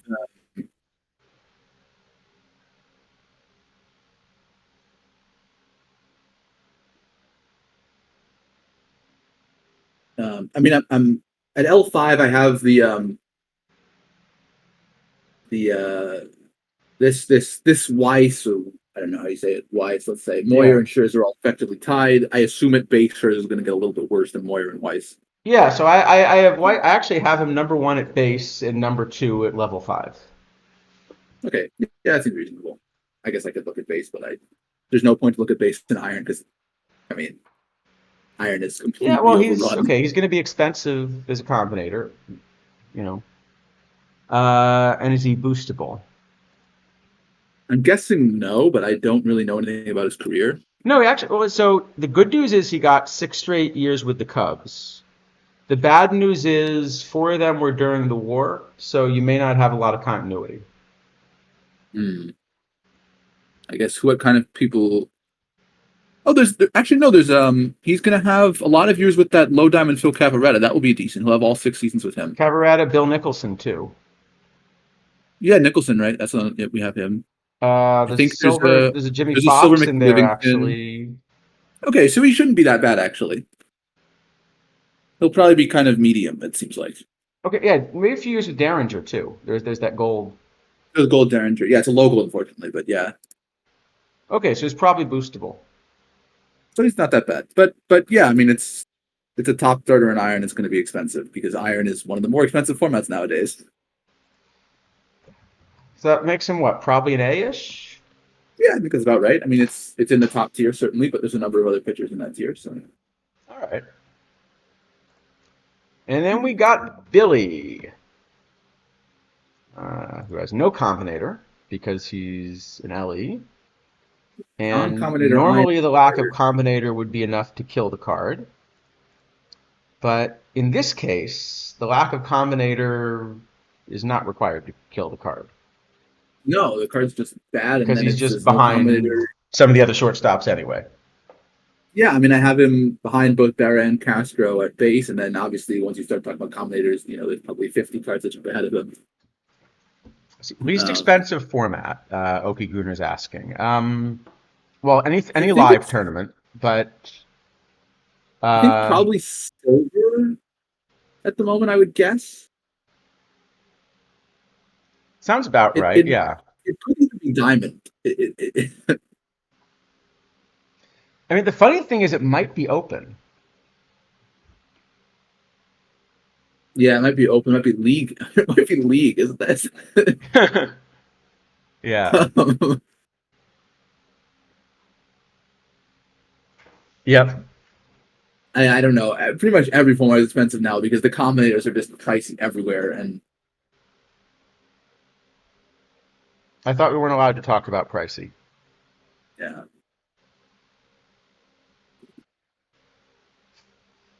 yeah. It's Anyway, Billy, this is just an F then. Yeah, yeah. I was at minus, right? I mean, we're not playing it at base, and it's not combinator. It's minus, right?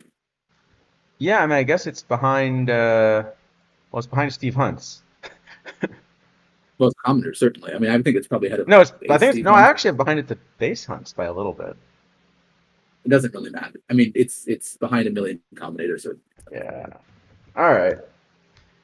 Bruce Benedict. Um, the okay. Am I wrong in thinking that if you staple this card to Joe Mauer, like to the bronze Mauer, it's a high diamond? No,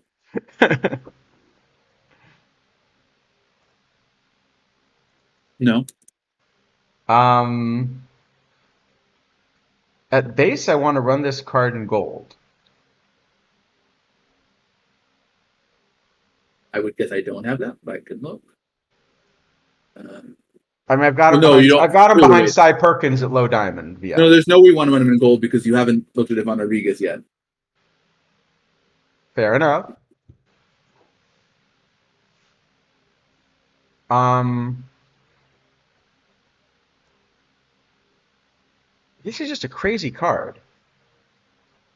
I mean, yeah, I think you probably do want to play this in bronze. I guess in silver, it's probably starting to get a bit. Certainly by gold, I don't think you're playing because Ivan Rodriguez is, So I pretty don't want good. to bring up the thing again, but is this a super? But if you were to run this card at L5, okay. So here's Well, what the now it's L5 looks like. no. I mean, now it's more expensive than any. I mean, just run Posey at that point. I was gonna say, do you hate running him in League VL? No, Posey is better and cheaper then. So Oh, yes, I guess I suppose he's just run cheaper. Posey. Yeah, Yeah, that's true. so no, it's definitely not a We league get a card. thing counter. Uh, um, but yeah, I this is mean, just way. I mean, this is yeah. This is at least an S it's plus, very right? very. I guess the only question with this is going to be a tough boost. I imagine because this is not. Oh, actually, it's not so bad. No, no, he played. I didn't realize he played for so many years in North Atlanta. Okay, played. It's actually easy. He's 12 years in North Atlanta. There should be someone in the Yeah, 70s hold on, and yeah, hold on. But he's 80s. got 12 years, and yeah, Yeah, it should be easy. It should be easy. I mean, I don't know who, but it should be somebody. so it's at least an S plus. Let's give him an S plus and move on, I guess. But it's yeah. Yeah, very very strong. All right, and we're up to bronze. See, we're moving along. We got Freddie. Um, that's a lot of range. We've got a few of Yep. these really high range shortstops in bronze now, right? And at the next tournament Yeah. refresh, like in PT 26, we might have a low bronze. Right. Unfortunately, I think this one is basically just a worse version of Ray Boone Yeah, I think that it's doesn't play probably forward. just dominated, right? Um, so yeah, I don't Yeah, it see probably any just doesn't any. quite play. And I guess Uh, Boone would be eligible as well for a low bronze. yeah, I mean certainly a card like Dale Bear is going to be better if you have to run a two-way, um, or even a Jake Stevens probably or something like that. Right. And then of course once you get the high bronze, a million different things Right. are And gonna Boone day. also, of course, Boone plays third as well. But yeah, all right. So this one Right. probably just doesn't work. Yeah, just a regular old F though, not nothing. What kind of screen will you see when you register? Hopefully just a login screen. If you see that screen with a bunch of like scary looking errors, just like try to log in, it'll be fine. But I think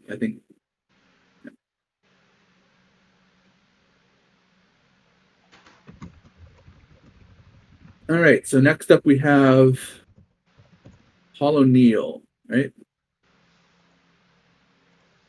Um,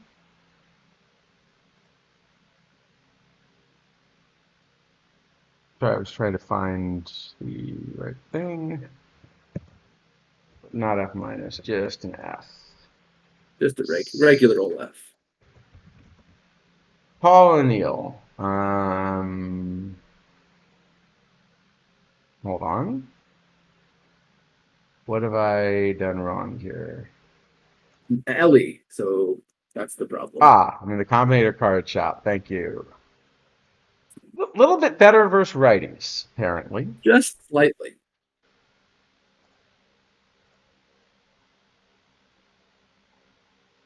I mean, yeah, at base I have this crushing everything VR in right field. But as soon as you start looking at combinators, it gets behind stuff and it can't hit lefties. So I think it's just an F.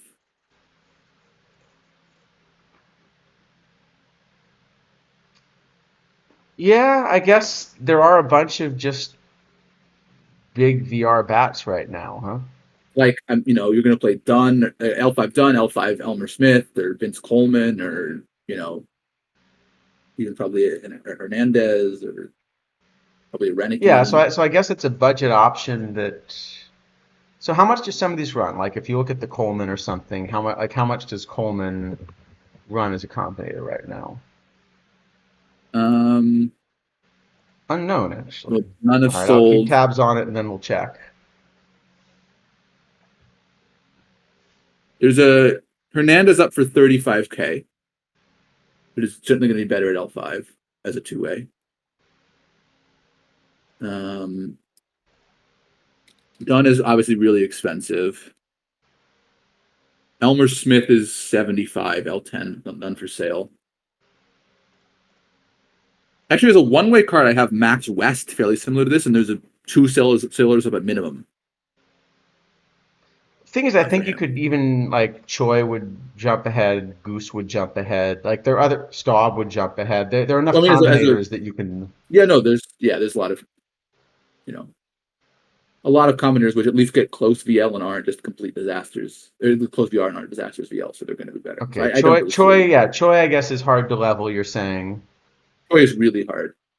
Um, but even like a card like this Dixie Walker, I bet. Rusty Staub should be levelable. Goose is not hard to level at all. But like this Dixie Walker, I imagine isn't so bad, right? Because there's a bunch of those 30s Yankees, and he's That's going to get pretty true. close at L5 to this O'Neill. I mean, he's slightly worse, but you actually get a like a VL Is that isn't Travis Lee easier to zero. level? Travis Lee's really tough. Travis Lee's really tough. So yeah, I don't know. I don't really see a world for O'Neill against the combinators. It is probably a card you think about running, but the thing is that even in if you ignore the combinators, I don't know that you always put those in your roster because it is so splitty, and there are a lot of lefties in bronze. Right, there's Wilson and CJ Wilson, I should say, and Steve Trout.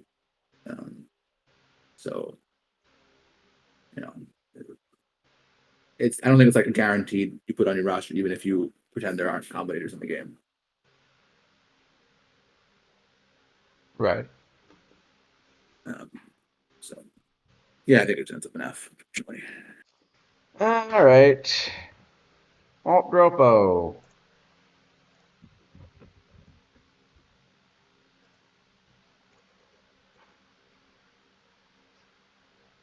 It's a weird shape. And I think this just gets caught in between, right? Like it doesn't quite get on base enough to play modern, and then it loses too much power early to make up for the BABIP.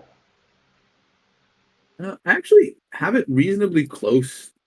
Well, okay, so there's three first basemen I think that you should consider putting in your roster in bronze at this point. There's Bagwell, obviously, for the Bagwell one absolutely way. absurd BL, and then I have this Joyner and Droppo very close, actually. Really? Okay. I have Uh, Joyner way ahead of everything else. um, so I think at base I had Joyner a bit ahead, and then Droppo is improving more with the combinator. I think, if I remember correctly. But I think probably most of the time I will choose Joyner out of those two. Um, I mean, it's funny. I just have but Droppo nowhere close, and I have Joyner way ahead of the field. Droppo was a better hitter actually. Just the defense kind of making up the difference because Joyner actually plays really good defense. Huh? Yeah, it just Uh, shows up nowhere in my model. hmm, Interesting. I mean, Okay, I so still don't think it's anything more than like a B because it is kind of caught by Joyner and Bagwell a lot. okay. So you have him like a B. I Uh, really would have the card like an F. Give it a C and move on. Yeah, I think that's fair. All No, right. Attackmans. I think Camellia has been at this point pretty soundly defeated. Um, Yeah, I mean, a high level Camille will still be competitive with base versions, I guess, but maybe even yeah, sort high of level barely. Camellia. Yeah, it's yeah. Realistically, probably if you know without a combiner or joiner or dropo, you probably just shouldn't play bronze to begin with, uh, unless you're doing it for PCS points or some other reason. But you shouldn't be playing it to actually make profit. Someone will have them and they will crush you. That's why I play bronze cap, because as we know, bronze caps don't involve bronze cards. No, I'm thinking of Correct. the PTCS. Well, Um, regular bronze cap also fairly involves bronze cards. Mostly involves Ryerson and Welsh and York and yeah. Maxwell, Hans, All Western. right. Chris Young, the hitter. I was going to say Chris Young, the Diamondback, but that, you know, let's go with the hitter. Yep. Um, so this one's kind of funny. Um,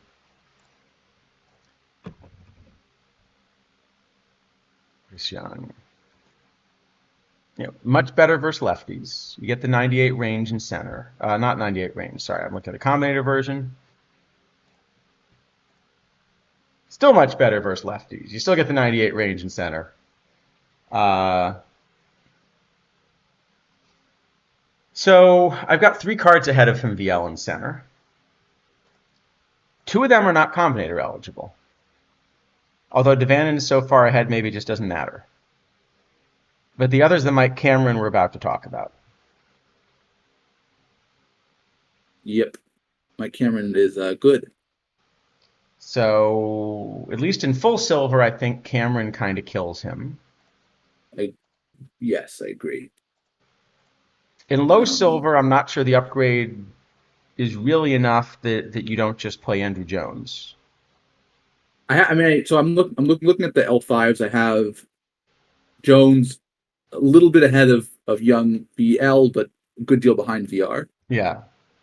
Um, in theory, you could move Jones to a corner, but probably at that point you're wasting him. You should be playing somebody else. Um, so yeah, I think in low silver there's a lot of room for Young. He seems quite good, and then in full silver, Cameron is just kind of crushing him. So it's a very narrow window, but I think it does have playability in that window. Yes, it's probably a D or something. Like there is a little place to put him, but you know, Yeah, seems about C, maybe a C, but yeah, it seems about right. we can give him a C if you want. It's somewhere between the two, I think. Okay, how about a C I mean, minus? in theory, you can do something like play him in center field VL, move Cameron to right, or Yeah. there's options. But yeah, really, Cameron. If it weren't for Cameron, this would be a very strong card. But Cameron just sort of runs it over a bit. Right, but they're coming out concurrently. So Right. So, Ubaldo.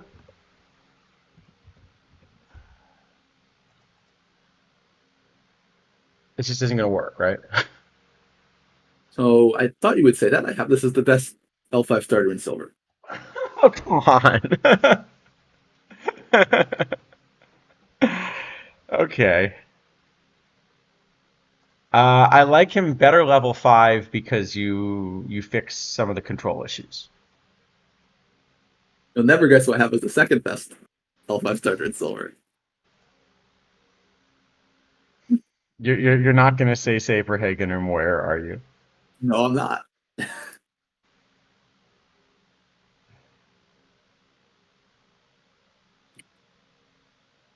Gio Gonzalez? Yep.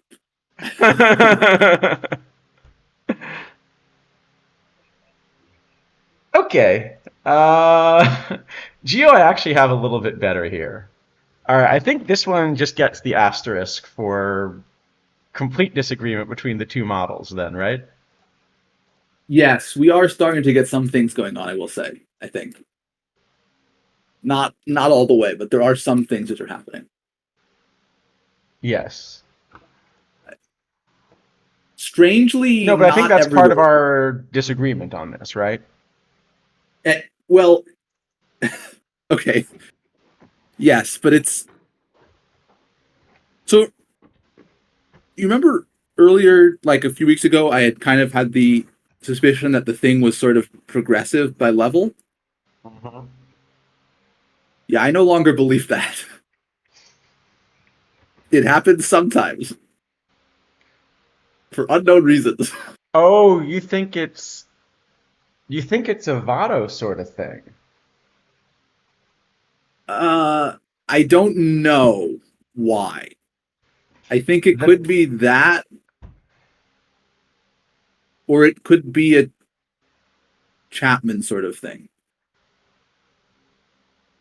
I see.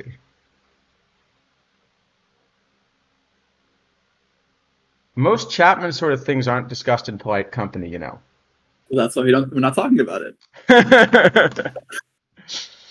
All right. I Because think when Ubaldo when gets an asterisk. I think Geo I at least have, showing up in my top 10, but behind you. So we can maybe give him a grade. yeah, I mean, I'd give them both probably an A. And Um, I would have given Geo like a C or a D. So maybe Geo we can give a B, but we really should give an asterisk to Ubaldo, yes. just given how much our So models disagree.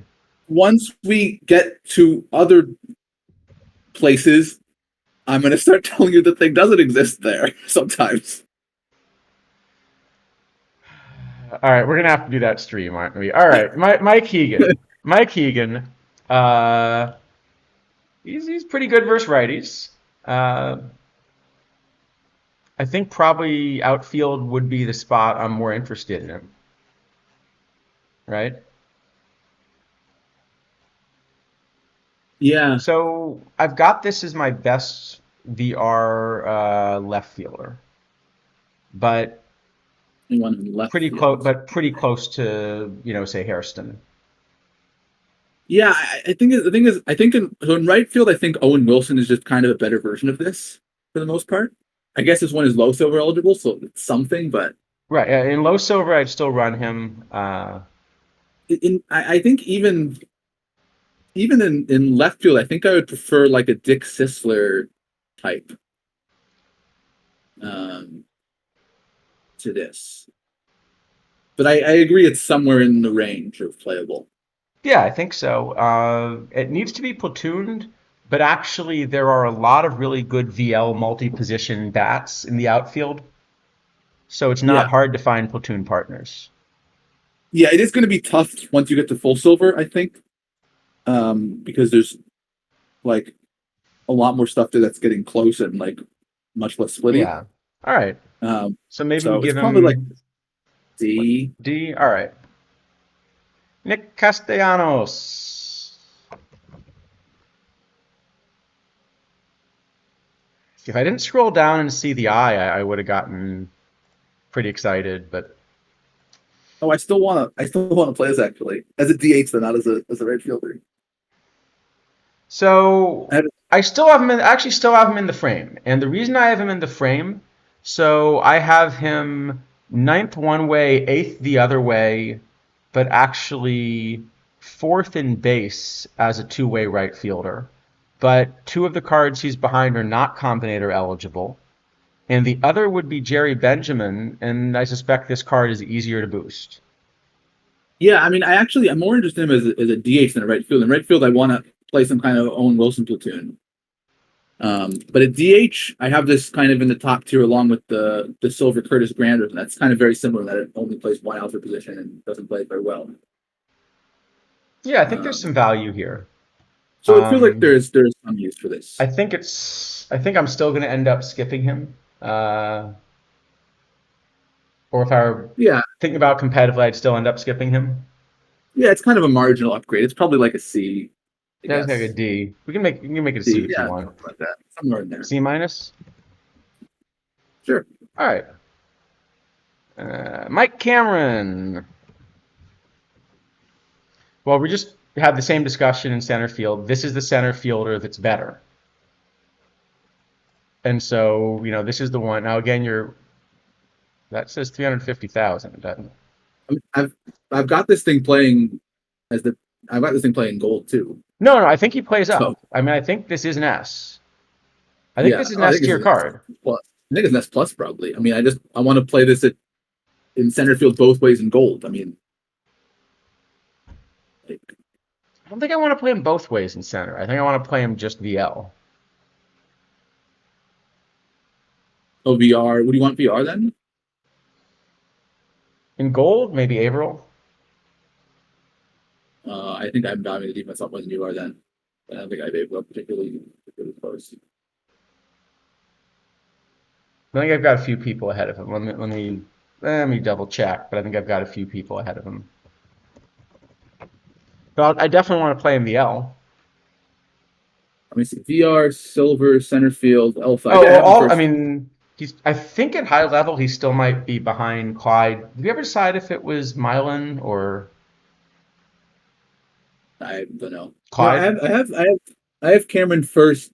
Actually, it's funny. I don't have him first VL in center field in gold at L5 because of Rios, but I want just to put Rios in right then.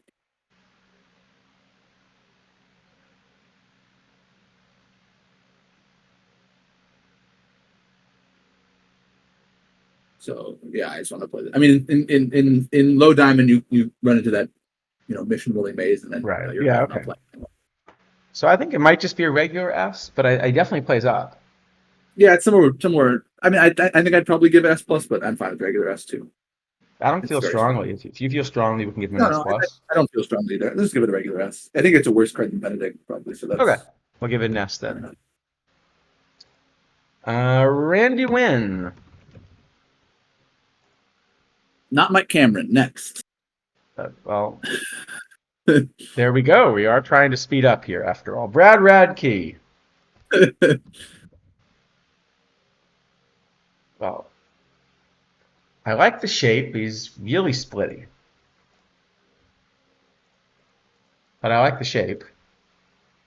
Um, so at base, yeah, at base I have this as third, but behind Webb and Apier. So I think this is actually kind of just a combinator upgrade, right? I mean, I have it a bit worse than you, but still in the top five. I don't think I'm going to pay 300 for him. Uh,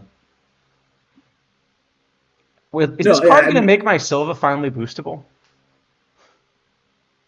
if it gets cheap, maybe. No, I have this one fourth among L5s behind McCullers, Hughes, and Pedro Estacio. Yeah. Um, so yeah, definitely a good card. But all those cards I have pretty close. I have them all within kind of a tenth of a run of each other. L5. So actually, I'm almost getting Jimenez and Gonzalez to be playable in gold, which is pretty amazing. Hmm. All right. So what do you want to give him? I think like a B, an A, maybe an A, maybe an All A. right, we can give It's him an an A or A. B. All right. Then we got Rios.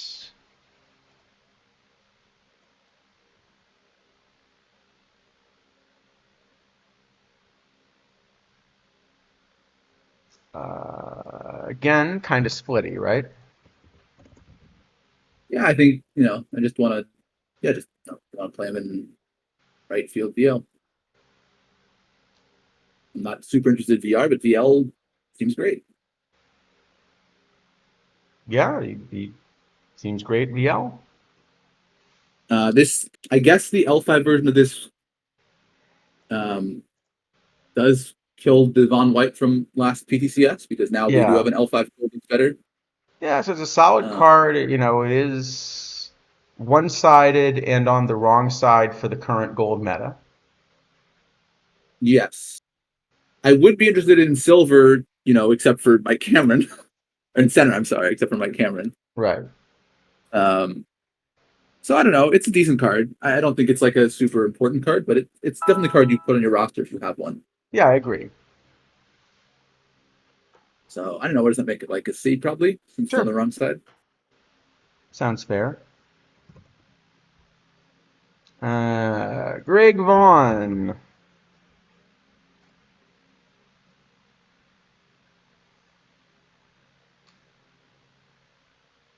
Looks a little understated, doesn't it? Let me see. But by eye, it just looks a little understated. See if the model. Well, the model also thinks it looks a little understated. How about yours? Yep, looks a little understated. All right. Mike Marshall. Didn't we just have one of those? We had Mike Morgan. Do we have Mike Marshall? I thought I'm we had a getting them PTC. confused. I thought the PTCS mic drop was a Mike Marshall. Oh, it's a different Mike Marshall. That's a different Mike Marshall. That's the Different Mike hitter. This is Marshall. the pitcher. Okay. Yeah. Um. Whoa, this looks just like a huge card.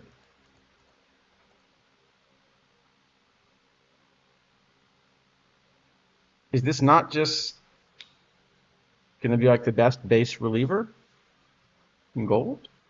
I can check base. L5, I have him as the best reliever. I can check base, but Yeah, not by this like is not by an enormous amount. no, but it just But I has all think the points in the right place, and it still has enough points. uh, well, they might be in the right place for you. No, at base I have this behind Groom. Um, Okay. Yeah, I don't like room Not splits as much, much, I but a tiny bit guess. behind Groom. Yeah. But I still want. I mean, at base I still want to play it. Compared to other base cards, and at L5 I definitely want to play it because Groom, Right. Groom is not eligible. Yeah, still Uh, bullpen card, but it's probably an A then. Yeah, I guess so. I mean, it's a card that should be on your roster. I don't think you'll ever be able to use it as a starter because of the only two pitches. Because You're the going only to two lose like pitches, 20. yeah. You're going to lose like 25 points of stuff trying to convert it to a starter or something, and then it's not going to be good anymore. Um, Yep. so Pudge. This is a gold. so long, Cy Perkins. It was nice knowing you. This is a gold catcher. Well, no, this is a 100 catcher. This says 89. um, no, I mean I have this as I think the fourth best catcher in league behind Gibson, Posey, and Dickey. Um, in diamond tournaments, I'm not totally sure I want it because I do care about offense a bit more in tournaments than in league. So I think either playing this or playing Barra Pierce is kind of reasonable. Um, I actually but this, still want to platoon this with Bruce Benedict in gold. I just want to. This thing is just ridiculous. I just want to. I just want to play this guy. It's yeah, he Um, good.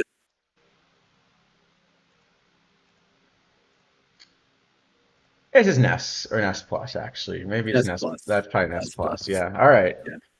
S plus. Brady Anderson. No, legitimately, like an L5 Ivan Rodriguez is actually just a 100. I mean, it's better than a 100. Like it's probably slightly worse than Posey, but not a lot.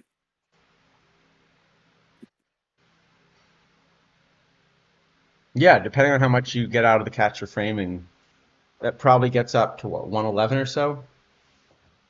I could just check what the range goes to. Give me a sec.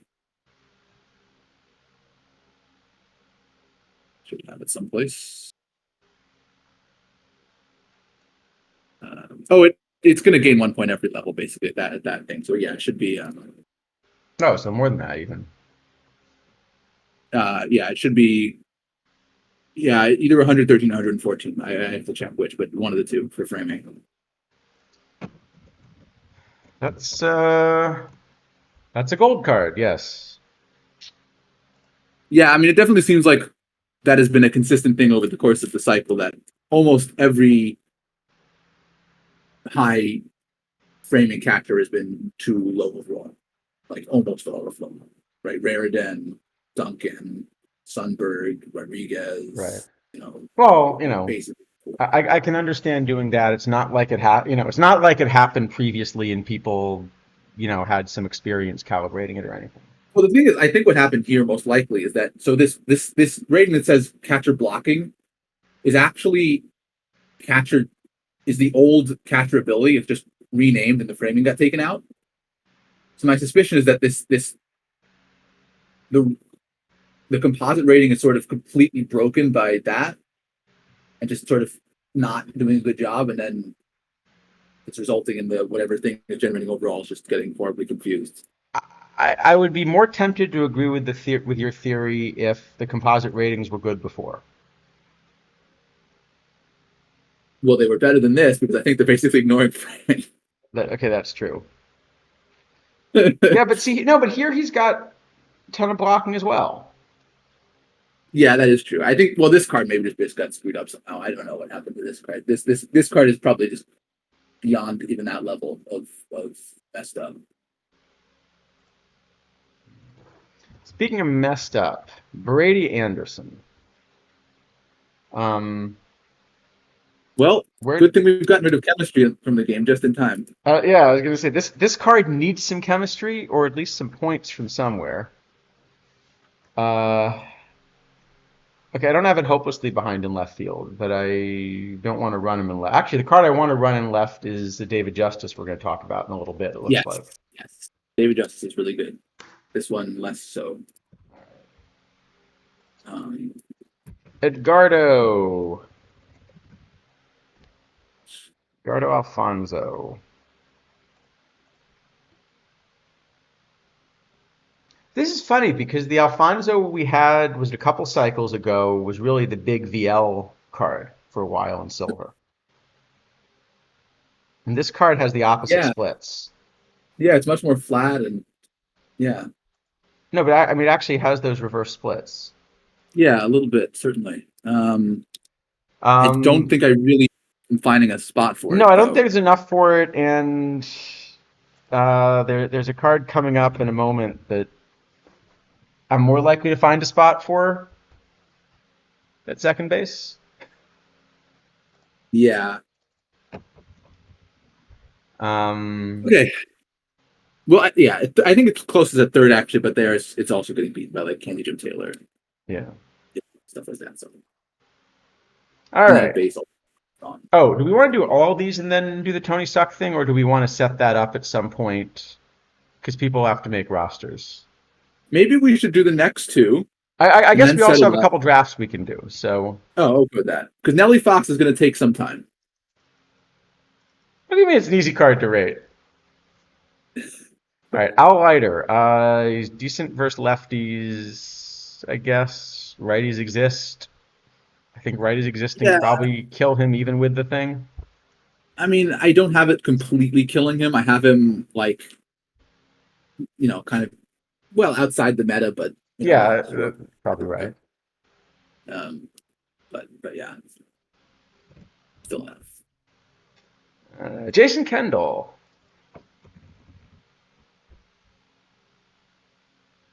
Well, it's a catcher with a bat that's not Pudge. Yep, I might have been interested in this actually, except no. Pudge and Perkins, and actually, I'm going to be honest.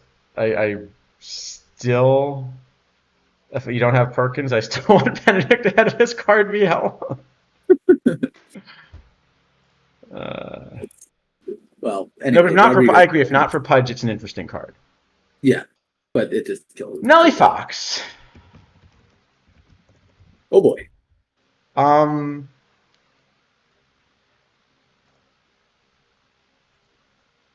how do we want to do this?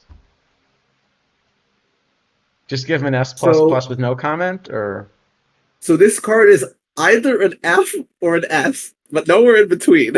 And yes. it depends on things.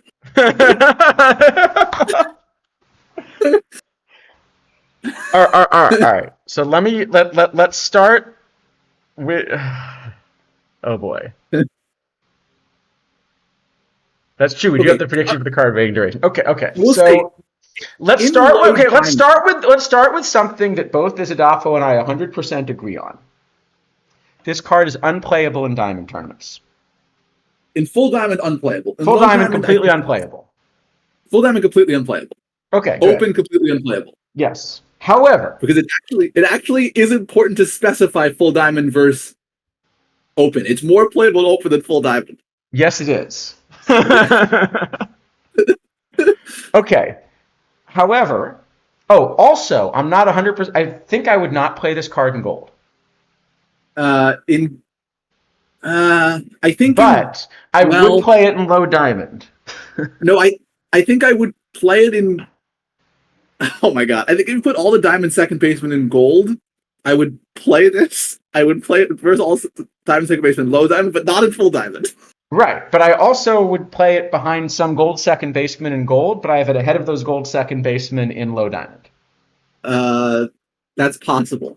No, well, Oh, okay, maybe not. and this should be your starting league second baseman. No. But this is a more playable. This is a more playable gold card than a full diamond card actually, because the thing exists in different places differently. We have different versions of the thing. Oh no, I had a different version of the thing until 2 days ago. So you I think we no have the same longer. version of the thing? No, I don't understand the thing.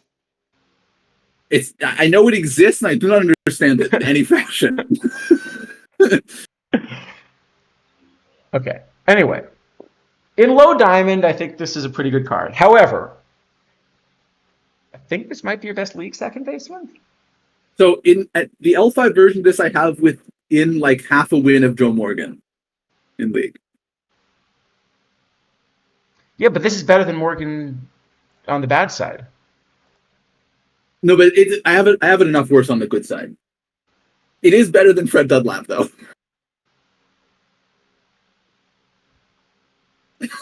But not, At but, L5, but not in open but not an open. No, definitely not an open. or in diamond. It's closer in open than diamond. Yeah. um, They done gone broke things.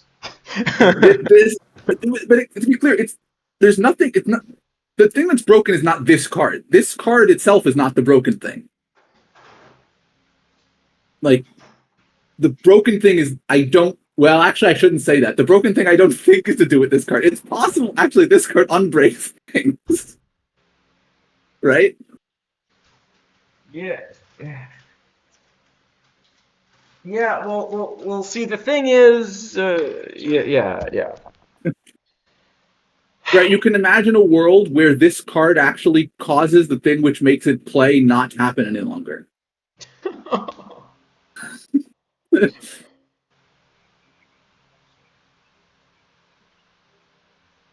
Okay, let me try to give a condensed version of what's going on because, like I said, this needs to be a longer stream. Okay.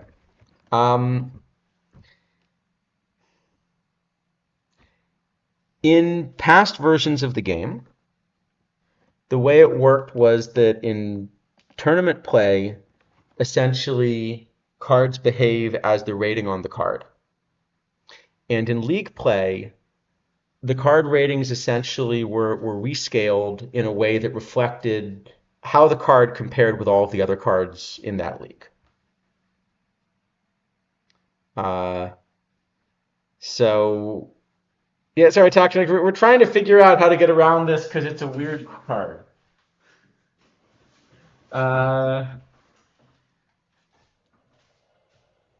Okay.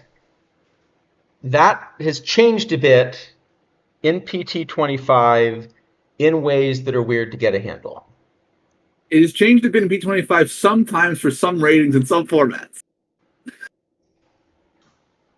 Yes. But not for all ratings, all formats, or all the time.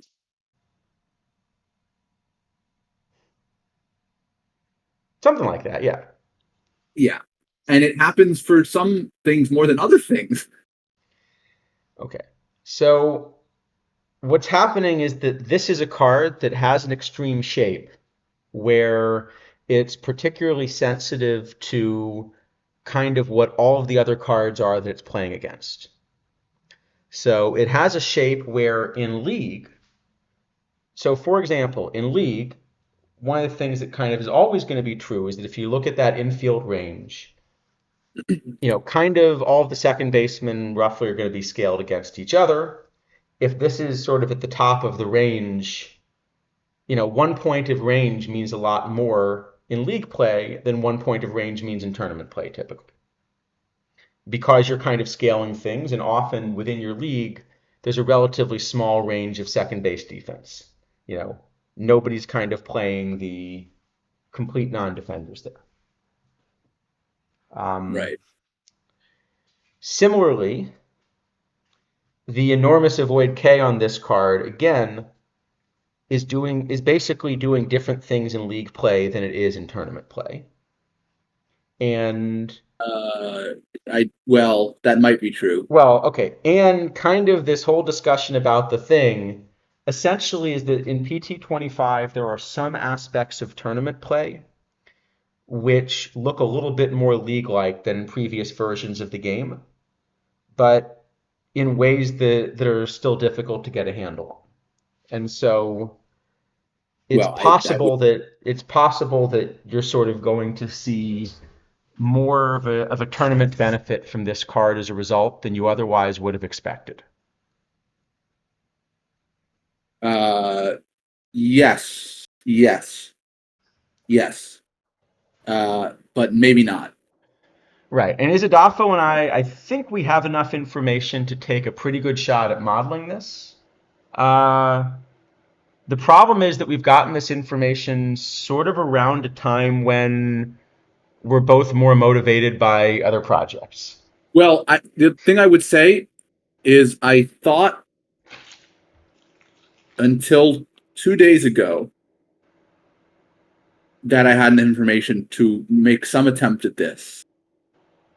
I am no longer confident about that. Um, because I think things are a bit more fluid than just sort of progressive. So maybe this is actually, because we'd also avoided kind of mentioning this before, but I think now that I'm less invested in the direction they go, I don't mind mentioning it. Thinking about a solution out of the combinator problem. Maybe it's worth kind of mentioning that background. Sure. Okay. The obvious way to try to go about combating combinators, if you wanted to say, oh, we have a bunch of combinators, they're dominating. How do we stop the combinators from dominating? Because you shouldn't just turn off combinators. That directly gets the people that invested in them upset. But the sort of more tried and true, the more sort of tried and true way to do it would just be you have power creep, because everyone expects power creep. They sort of understand that's going to happen, that at some point the specific combinators they've invested in will no longer be dominant cards and they'll have to be replaced. But if you simply have power creep quick enough, so the combinators have a short cycle to be replaced, then you'll essentially dissuade people from investing in 26 combinator teams because it's just too expensive. Well, That's not the really though. theory. I mean, Yeah. if people really Or have unlimited pockets for the game, of course, it well, it's won't also not be, just unlimited but then you'll pockets. make Yeah. more money, which is also fine. But also that's also that people, have in many cases changed their goal from using their excess points to buy league cards to use their excess points to buy random combinators. Not random combinators, but combinators they want to play. Yes. Yeah, yeah. So you So have to think about where it's going, but the point because like I is, mean, like we looked at Bruce Benedict, right? Or yeah. I think Wise maybe is a better example, right? There was a bidding war earlier today. It's actually kind of ongoing still for Weiss that had gotten up, I think, to like 250K. There were only two people bidding it up, right? Those may well be the only two people interested in Hank Weiss in the entire game. But they're Um, both very interested. but they're both very And if it's interested. two iron teams, we can almost guess who they might be because they're two teams that Right, consistently devote their points to the new cards in iron. right. And there's nothing wrong with doing that, right? I'm not trying to like No, no, say that's it's just an that's incorrect thing to the do choice they're the way making, they've right? chosen to play, right? Um, You got to get up very early to decide you're interested in iron. right. But what it does mean is that basically any other team will not be able to make any sort of economically good decisions in Iron because a few Well, teams or to are put it another way, the third Hank Weiss combinator to sell will sell for a lot less than the first two. right, And the second one might also sell for a lot less than the first one. right. Um, but the point is, if you have rapid power creep and force rapid turnover, you basically make combinators less viable. Okay, the problem with that solution is that they changed the power curve in PT25 so that if you put, say, 200 power against, basically if you put 200 power against, say, 200 P home run, the power just wins, at least in the base game curve. And so what happens is on the extreme, just give everybody enormous ratings end in a league game engine, it doesn't matter because it gets normalized, right? So if Yeah, it matters. everybody's 200, it behaves the same Yeah, as if everybody's 100, if it's really everybody. yeah, it's But everybody. Yeah, in tournaments, at least before PT25, that's not what would have happened. What would have happened was sort of the increase in power was a lot more than the benefit you were getting from the increase in P home run. And so you would have just seen home run rates shoot through the roof. And, basically we would have started playing moonball essentially. And so this meant that the developers would have been boxed in. Power creep would not be a viable solution because the game would start to look unrecognizable. And one of the things that we've learned, I mean, it's kind of interesting which things the community reacts strongly to, because very different than the things isidafo and I react strongly to. You know, um, no, I mean, many of them. Like, for example, the biggest negative reaction that we've seen this cycle has not been to, there was certainly a progressive one to combinators, right? But it hasn't been to that, hasn't been to the cheating, it's been to putting 101 overall on a card, which to me was a completely insignificant thing, right? other than just sort of stonewalling requests for information, I agree. Right. No, but I mean, from a competitive point of view, Yeah, it doesn't matter. um, but that one more kind of upset people's sense of what the game should look like than, some of these other issues. And, one of the other things which, surprised me a bit, but I think turned out to be clearly true. A couple cycles ago, when, sort of BABIP was just enormous for the first few weeks. Now, for me as a player, okay, that's an interesting challenge. We now have a little bit different wrinkle to the game of baseball. How do you build a roster in, Yeah, this high BABIP it environment, right? definitely got a bit old after the first month of it, but yes, it was interesting Yeah, for a no, bit. but I mean, it's a challenge. Yeah, But agreed. that actually seemed to be one of the things that really made the community upset because they came back and said, this doesn't feel like baseball. And that was a big problem. So like I said, for me, it wouldn't have been at the top of my list of problems. It was, you know, you can play 1968 ball for a while too and figure out how to play it, and you would adjust differently. Um, but the point is, I think this would have been a problem that you would have ended up with sort of this moonball situation. So C. Evans is asking, you just say your card stats are based on the cards in your league. If you're playing in league play, then yes, in league play, the performance of a card depends not just on the ratings of the card, but also the ratings, how those ratings compare with all of the other cards. So, Cage Um, Wisdom, that is a really, really common thing that people say. It's also unfortunately not true. yeah, it's not quite, Um, yeah. it's not quite true, I should say. The league, I think there's a misunderstanding about what the league totals modifiers are. But the league totals modifiers are is they're establishing the results of the average player, but they're not establishing some fixed amount of home runs that are available to be had. That isn't how Right, they work. right, It's close, but it's slightly different, and it actually does matter sometimes. right. Yeah, but basically the point is that, essentially if you run all hundreds against all hundreds or all 200s against all 200s, in tournament play, at least prior to this year, you could get two different results. in league play, you would get the same result.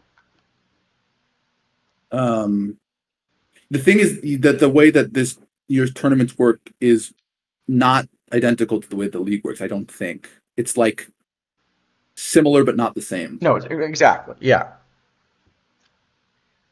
Like, anyway, the point I was going to make was that if you had continued this power creep, the game would have looked very non-baseball like.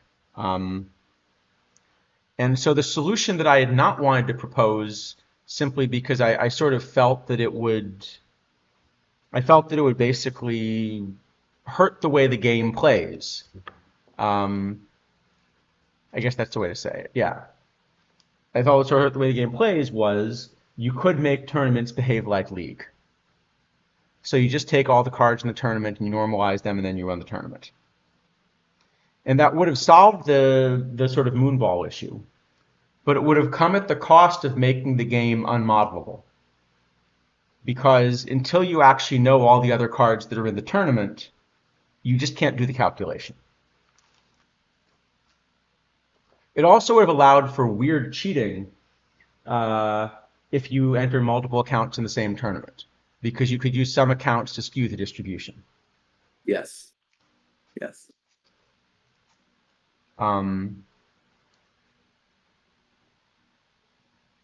That's the problem. But so what it looks to me like is that they may have actually gone for a weaker version of something like this to try to head off that problem. Yes. The other thing I think, which is worth mentioning, a lot of people have noticed that the Gym Unknown games this year seem to have more runs in them, right? Like in previous years, we had like 30-0, and now we often have like 50-0. And this is basically the reason, right? Because what's happened is that the Gym Unknowns still have 0, but everything else is stretched. Or not everything. Some other things sometimes are stretched. Right. And so that results in the Gym Unknowns being worse relative to these stretched ratings than it does to the would have before. So in terms of the way that, so my understanding, and this is not, I don't have definitive 100% evidence to prove this. My understanding of how League works, both base game and Perfect Team League, is there's some functions for conversions of ratings to certain results. I to walk rate, avoid cases, strike rate, whatever. The league total modifier basically set what would happen if an average pitcher faced an average hitter. And then there's some function which looks at that number, the league average rate of an average versus average, and the particular range of the pitcher and hitter, which are facing each other, and it produces in some way the odds of that particular event occurring.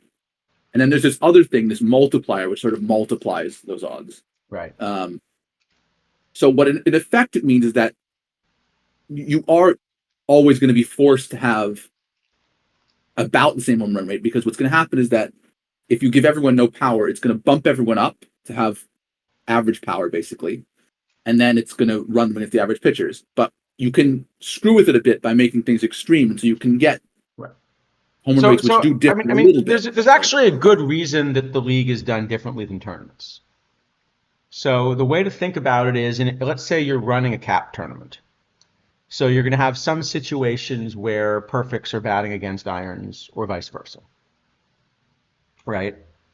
And you don't want a perfect batting against an iron to just automatically, clobber a home run every single time they come up, because that's sort of game breaking, right? Then there's a game would be very different if irons were completely unsurvivable as opposed to simply a bunch worse in caps, right? Right. So there has to be the case that the gap between sort of perfects and irons is still limited to something that looks like the gap between the best players and worst players in baseball history. However, now if you're, say, playing Perfect League, almost all of the cards, even the cards that are different from each other, if you're running different cards, the ratings are nearly identical. They're in a very narrow range. And so if you tried to scale them both the same way, the game would just be, essentially a coin flip, right? You'd have to make, the edges would be tiny. So Yes. what they do to solve this is they essentially say, okay, we're going to look at all the cards in the league, and we're going to say that, well, we're going to look at all the cards, and maybe they only, have a distribution of like 10 points in power because they're, all similar. But we're going to still make it, we're going to rescale everything so that the highest power cards behave like, high power major league hitters, and the lowest power cards behave like low power major league hitters. And the league average number just kind of tells you where the center is. So that if you still do this, in a park that, is plus home runs, everybody hit, the center player hits more home runs essentially. Yep. But that's Yeah. why So there's this normalization. And that's so why it kind of is different from tournaments and league. Does that make if you sense? if people want to run an experiment in the base game, you can see this, by the way. So you can do two different things. So if you go into a base game, there's like, I forgot what it's called. There's this page where you can basically put these league totals modifiers in, and then there's a second column, which is like some multiplier, basically. And what you can do is you can say, okay, you put in something. If you multiply the number of home runs by two, it's stats in that. I think Mr. Wrestling. If you multiply the number of home runs by two, and if you change the home run modifier to two, you will get different results in terms of the overall home run rate. Because of how this whole normalization business works. Right. Okay. Anyway, so what does this mean for Nellie Fox? Okay. What it means is basically, first off, for league play, the things that Nellie Fox does well probably really help him in league play to the point that he's competitive, as we're saying, with Morgan. And if you don't have Morgan, there's a decent chance that, Well, he's basically the card you want to run in league. the combinator is competitive with Morgan. The base card you still Yeah. probably want to play, but the combinator is what's competitive with Morgan. Right. However, if you don't get this extra normalization, then he's just not good enough with the bat. The defense doesn't help you enough when you're not kind of normalizing it so that the 107 range is really enormous compared with, say, 99. And, Yeah, you know, and so similarly, you just don't get enough with the bat because he doesn't have a great bat. yeah. I mean, I do have the base version kind of being in the playable range in low diamond, just because there are so many rating points on the card, but like it won't last very long. And the cards which are close to it are like Thon and Segura, who are plays shortstop also, so they'll last longer. So in low diamond, I think it has a tiny little shelf life. And in league, it might actually last for quite some time because it's also possible this card actually improves as new cards get released relative to other cards in league. Yeah, if the next second baseman that come out are a huge bat without the glove, this card might get better. Well, also, the next pitcher is J.R. Richard or something, right? The next really good pitcher. Yeah, This may end up being actually a better card than Joe Morgan even. that's true. Um, well, the combinator, I should say, not the base, but yeah, it's This a was really part of how I strange tried card. to get value out of Brian McCann last year was the other end of it. That basically, once you're the worst in the league, it's okay to, it doesn't hurt you so much to be worse than that. Right.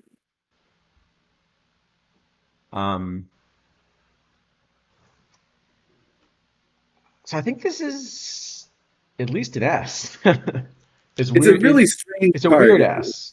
It's a really weird card. I mean, like I said, either this card is an F or it's like an S plus, and there kind of isn't the middle.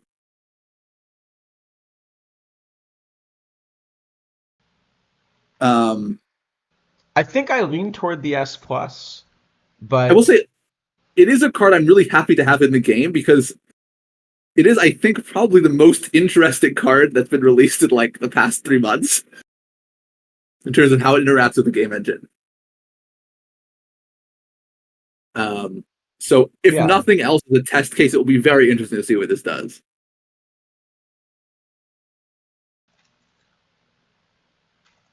So yeah, My I don't know vote's what we going to be want on to the do with S it. plus side. What about you? At the moment, I think I would lean more that way, but what I saw 2 days ago makes me less certain of this. I think it's possible that things change suddenly. and for reasons that are unclear, at least right now to me. So I think if I had to pick one of them, I think I would pick more S than F, but it very easily could be either. It also could be the case that we get some giant Rogers Hornsby on Tuesday and this thing just gets crushed. It never matters. But Yeah. um, All right. What do you want to give him? I guess Yeah. an Well, I S. think that I think is unlikely, just because Morgan was just a prize. That's true. Yeah, that's true. I'm going to vote S plus. What's your vote? Okay. Yeah, I think that's certain. Listen, in terms of like which card I'm most interested in the set, it's this one by 10 miles. Yeah. So yeah. All right. Richie Ashburn, but not the Hall of Fame version. Um, like the player. So it's a bigger bat than Maze, although with like a different shape. I think I like this a lot in early eras, but I guess there isn't quite a tournament for that right now. Yeah, certainly in early eras it's gonna be really good. I think I just want to play it in right field probably. I have it like a very slightly better version of Steve Finley, basically. Um, I think I just kind of want to Modern, I might even play Justice in right, but if you're playing I Justice want in to play this as in left, left. then yeah, just play this in right. That Yeah, works. I think I just want to play Justice, Mays, Ashburn, Low Diamond, basically. Seems like the way to do it to me. But I don't have it. I was like a very tiny upgrade over Finland, like a quarter win or something. Really not Okay. much. Um, so I don't know. It's probably like a B, maybe a C. I could give it either. Maybe a B. Yeah, sure. This is also the kind of card that will get a lot better in League. We'll talk about Max Carey in a bit, who's really just sort of an even more beefed up version of this profile, who I do think plays in League. I don't think this one quite makes it to League. Yeah, I think this one's tougher. Yeah. Yeah. Uh, Dylan Betances, Yankee F minus next. But it's actually really good. Okay, all right. You're saying I have to look at the card. Yeah, it's really, really good. Um, Or at least I think it's really good. I don't know what you're going to say about it. I like him against lefties. I like him against righties too, actually. I mean, not as much as against lefties, but enough. I don't think there's quite enough for me to like him against righties. I like him against lefties. Um, I have him as the top reliever in low diamond, but I don't think I'll have him at the top reliever in full diamond. Let me look. Uh, 1 second. It's switching up. That's fine. Okay. Yes, I have him as the top low diamond reliever, but I don't have him as a top low diamond reliever in full diamond.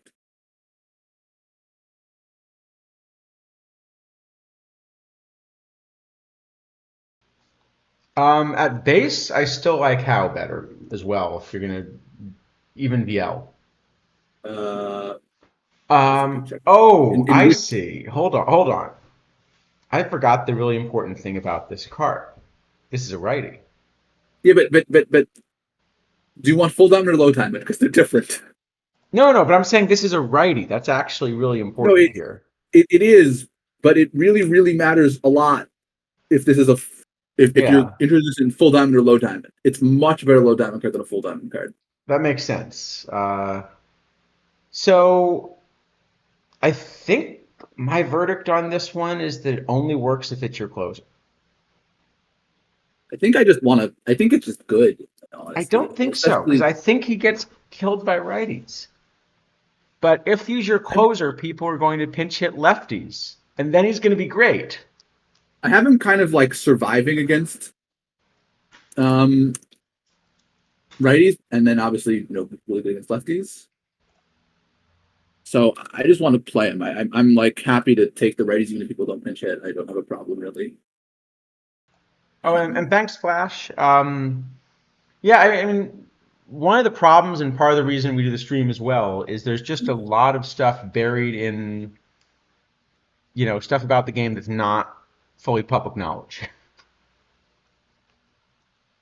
So, Yes.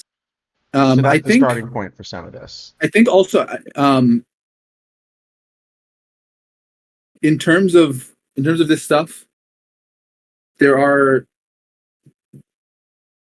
some parts of this that I would feel comfortable releasing, and other parts which I wouldn't. And maybe I'll try to come up with some way to do it that actually makes sense. But it's not going to be like this is what's happening, because I think that actually kind of does a disservice to the community. Just like you know, do that.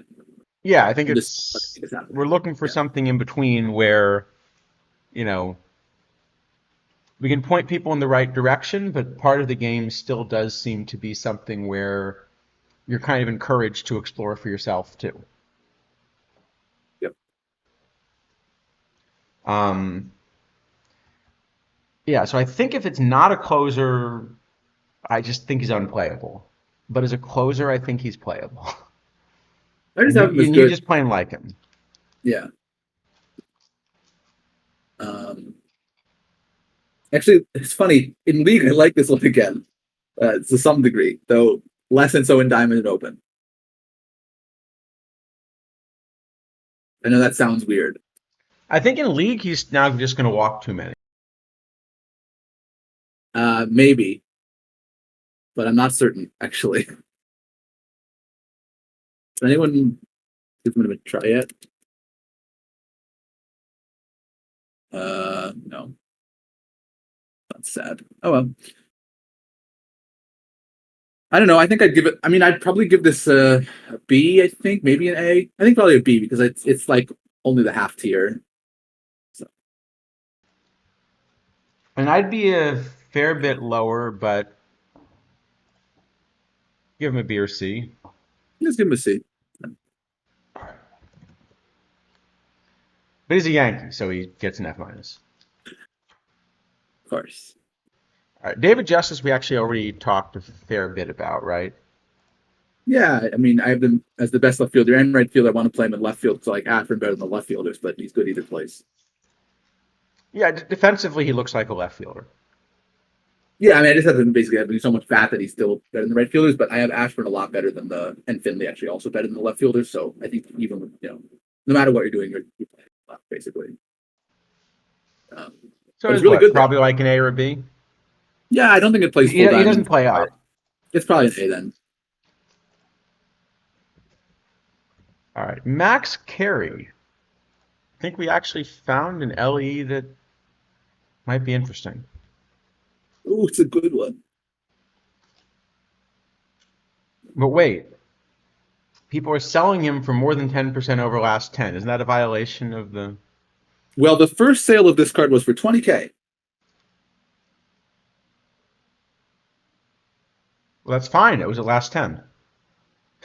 Right. So whether that was a Pawsock sale or real sale is anyone's guess.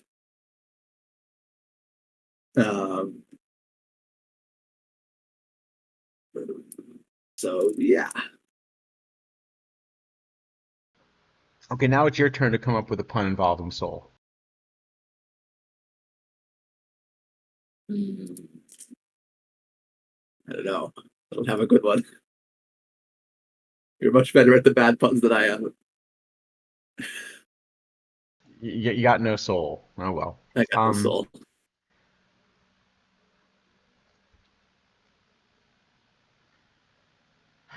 Oh well. Um. Yes, but so I kind of like this card a little bit more actually in league play than tournament play again, if you can do it. I mean, I have him as the best diamond left fielder, a bit ahead of the Bob Johnson. Actually, quite a bit ahead of Bob Johnson. But yeah, I just kind of have him as like really, really good in league, like the best league left fielder there is, actually. But basically, so there's probably some L5s that get ahead of him, but like L5 Benny Conley is probably better. But yeah, I think this is the best league left fielder base.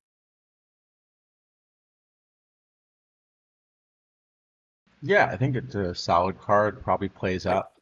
Um, no, but like I haven't met of Trout, I haven't met of McCutcheon, I haven't met of Koff, I yeah, haven't met of Stearns. Like it's just a really, really good league card. it's probably an S then. Yeah, I think so. I don't know if it plays open. It's close to playing open, but it's going to be worse in open in league certainly. We got Pat Neshek. Um, I mission failure. There we go. Huh. Did not know he was a switch hitter. I did not either. Actually, that's yeah, would not have guessed. No, because he did he ever play in the NL? He had the Well, very end of his career, right? given this card is the Cardinals, I think we can say certainly he did. Oh wait, the card does say Cardinals. But he I yeah, he played most of the game for didn't the even Twins. remember he was on the Cardinals somehow. All right. But yes, the card does say Cardinals, so I'm going to say he definitely played in the NL. Yeah. Um,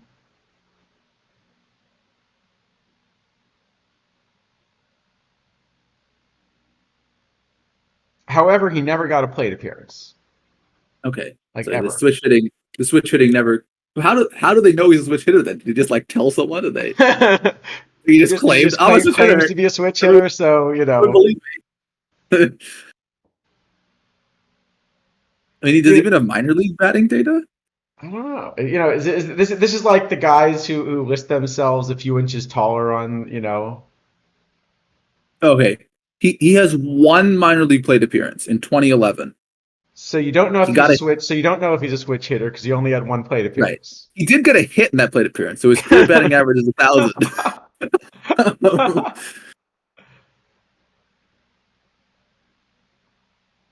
There you go. Maybe there's some college data or stats or something that I don't know. Mr. I see Wrestling no says it evidence either defaults a way. switch hitter. That can't be Was he right, what? though. It can't default. It can't default to switch hitter, Default right? hitter? It's That's got to default to the same side as you throw, doesn't it? you would think.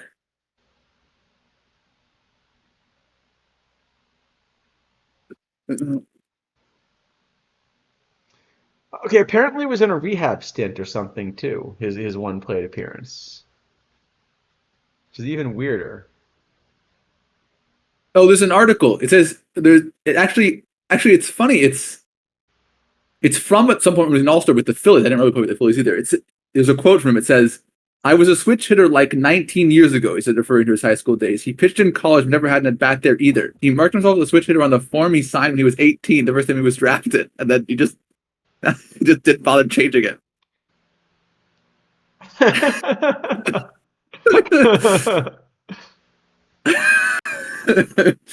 Huh.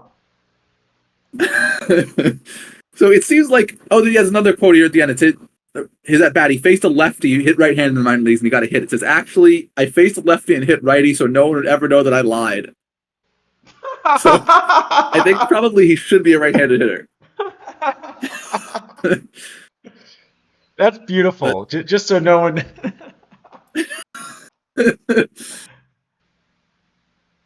He gets a plate Well, appearance in a rehab stint, and he just hits the wrong side so that people don't know he's not really a switch hitter. right. Yeah, just to keep up the charade. And then he gets a hit. Have you seen the video of? I think it was the El Paso minor league team convincing Jeff Francoeur that one of his teammates was deaf when he wasn't for like 2 months. No, I should take a look at that. Oh, this is the greatest thing. I have to see if I can find it again. It's so funny. Like he legitimately believes this guy is deaf, and he just isn't. By the way, I also have this card as like good. Yeah, I have it as this and Hernandez is the two best diamond relievers. I do, and in that order. I have them almost exactly tied. So just give him what, both a B? Yeah, I think that's fair. No, you know what? For that switch Give me hitter story, give him an S. I think he gets an S for switch hitter. S for switch hitter. Not really. He gets an S. All right, we'll give him an A. We'll bump him up Yeah. for being a switch hitter because Yes. because you can make the switch hitter theme team. But that's true. He has more team eligibility probably. Though actually, Willie Hernandez as a Cy Young winner might actually have more. Yeah. Yeah. All right. Will Clark, who is a little kid, I was convinced was the best player in the history of baseball because of that George Will book. Like until I actually looked at stats. Hmm. And in this game, you might be convinced he's the best hitter until you looked at George Sisler and Arm Cash, and then he wouldn't be anymore. Yeah, but It's what does being accurate. the third best hitter get you? Gets you an F. Also, I thought it was a set. No, second gets you a set of steak knives, right? Yeah, I guess. All right. Blake Trinan, who is clearly not worth six figures, right? Clearly not. There's definitely no way that could be anything suspicious. No. Um, it's a really good reliever. Uh, I mean, it's not. There's not too much to say about it because there's just a lot of points on the card, right? Yeah, I mean, I do have him like worse than Kimbrel, Saito, and Gossage, but he's kind of in the next tier along with like the Lee Smith and the Yates and whatever. Right. Um, so I don't know it's probably like a C or something, Yeah. maybe a B. Probably Just, reasonable. yeah, Mike decent card. Scott, who can go on my cheating theme team. There you go. Look at those reverse splits. Them's some reverse splits right there. Or Spitz maybe, as the case may be.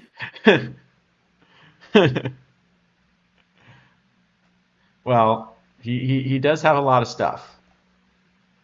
Yeah. I don't have this card as amazing though. Say No, I have him like in the playable range. I mean, Pedro, Tanan, and Fernandez are much better, and then he's kind of in the next group like Bieber and Walsh and stuff. Okay, it's fine. Nothing special. yeah, I have him somewhere Probably in there. a B. Yeah, Probably like a C or D. I was gonna say maybe a B, but yeah, I see is fine. I think. All right, C sounds fair. Hey, and we got Troy Gloss. We had a completely weird Immortal Seasons gloss last time that was intended to be huge, and this is a big bat. Yep. And he's got 104 range. So this is again a shortstop somehow, which yeah. I mean, I would at this exact moment I want to play him at third because I have Garcia Parra closer to him at short than the other third baseman are. I mean, this is only VL. VR, this is unplayable. Like he's going to strike out so much, it's not going to be playable. Yeah, but putting the shortstop on this card is a big decision for 9 innings.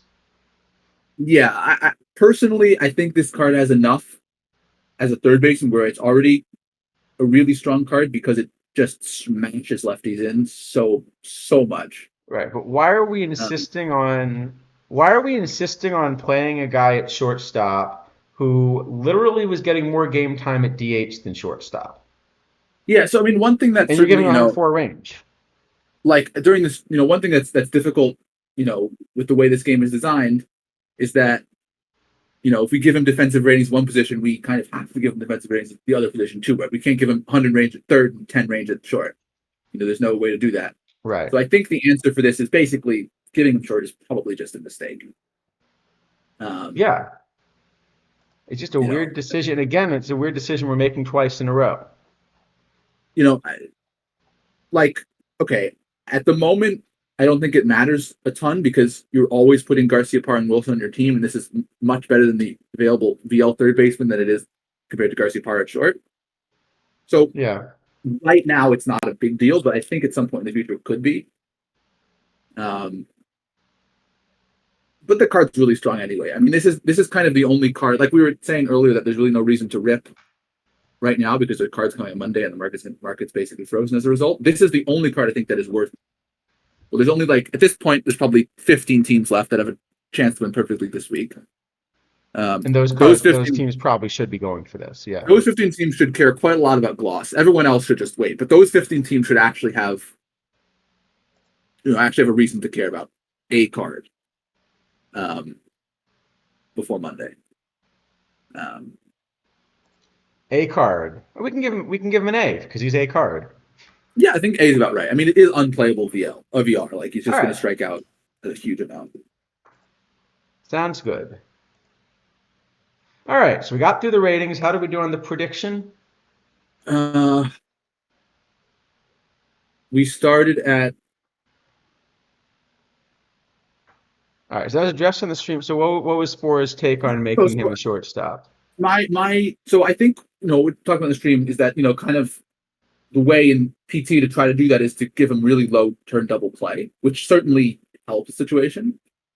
I think probably after kind of looking at the card, I have it close to Tulowitzki VL at short, like not better, but close. Um, I think in all, probably it's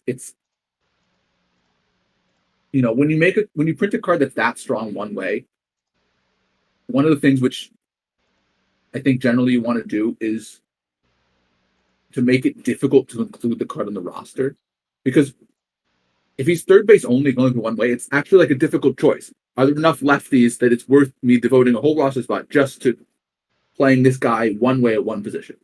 Right. So when you give him short, it makes the decision a lot easier because all of a sudden the card has utility in addition to this just absolutely massive VL back.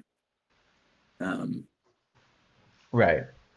so, I think probably for this particular card, in general, yes, the thing to do when you want to make a good shortstop, a good third baseman, a bad shortstop is to take a lot of double play off. This instance, I think the thing to do is just to not give him All right. shortstop. Okay. So got through the cards. Let's play some Tony Suckball. Oh, we need to do the prediction. Oh yeah. Where are we on the stream? It's between 1 and 2 hours, clearly. Yes. All right. Between 1 and 2 hours. Oh, wait, that's the wrong button. Choose outcome. That's what I have to do. Congratulations to those people. There you are.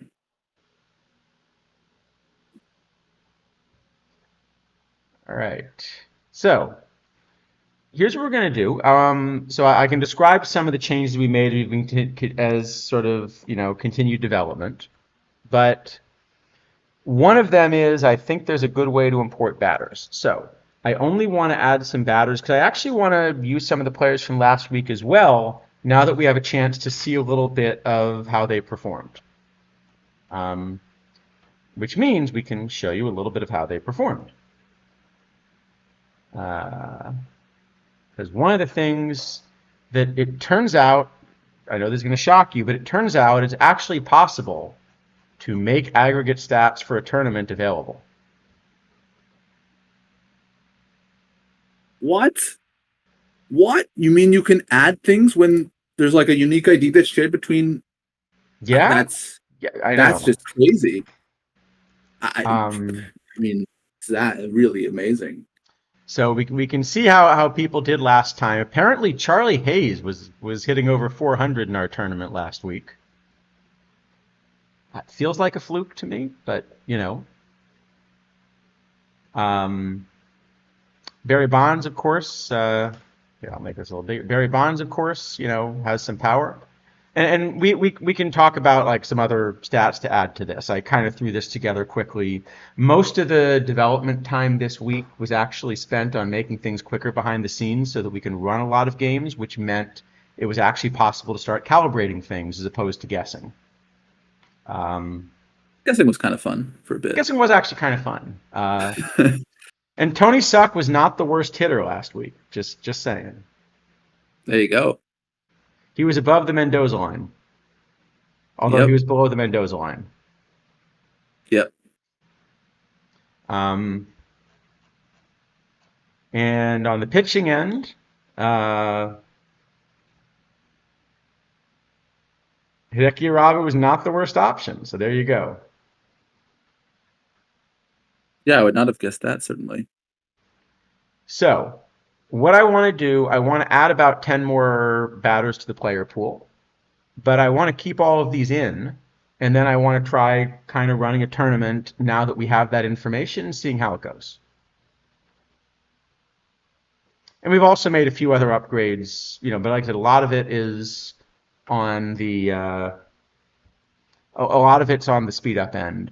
We also, although it's going to let you put in a full depth chart, like last week, the only things that matter are going to be your 5 starting pitchers and your starting lineups versus righties and lefties. There still is no fatigue in because that's one of the discussions. I'm going to try to throw a few possible systems for that in the Discord this week and kind of get some feedback.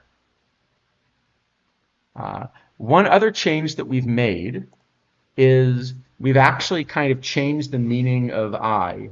We sort of split it into kind of a discipline rating, which is more like sort of do you swing at pitches out of the strike zone, and an aggression rating, which is kind of if you swing at pitches in the strike zone. And for the players we used last week, we're just thinking about the I as a discipline rating, so that we're kind of keeping a baseline, for these stats to mean something. But for the new players we add this week, we're kind of going to do the others as well. So with that in mind, first thing I want to do is add about 10 players to the database. So I need some suggestions for players you think would be fun to put in. We had one from earlier, which was 1945 Johnny Dickshot.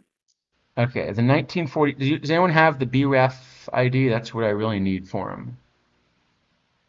I can get it. If you okay. At least we should use part of the library I sent you then, if you don't have a way to get it easily. Or I can just pull him up on, yeah. It's, well, I mean, most of them are the same format, except not all of them. It's I think I found it. All right. And I'm going to hope that the automated thing will actually work. There are a few that are different, like Kevin Euclid was changed by hand because his formulaic one is a bit not great.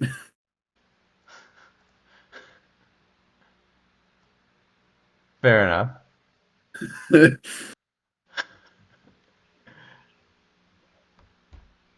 Yeah, okay, I could see that not working, actually. Yeah. 1947 Roy Cullenbine. All right, I think we can do that. Okay, Nishek, 47, I don't think that's really end of his career, right? Sure, Nishek, I don't think we can do, unfortunately, because there is no data because he never took it at bat. Yeah, I unfortunately I need hitters only at this point. We're going to use the same pitchers. Yes, and we need Cullenbine's a switch hitter. Yes.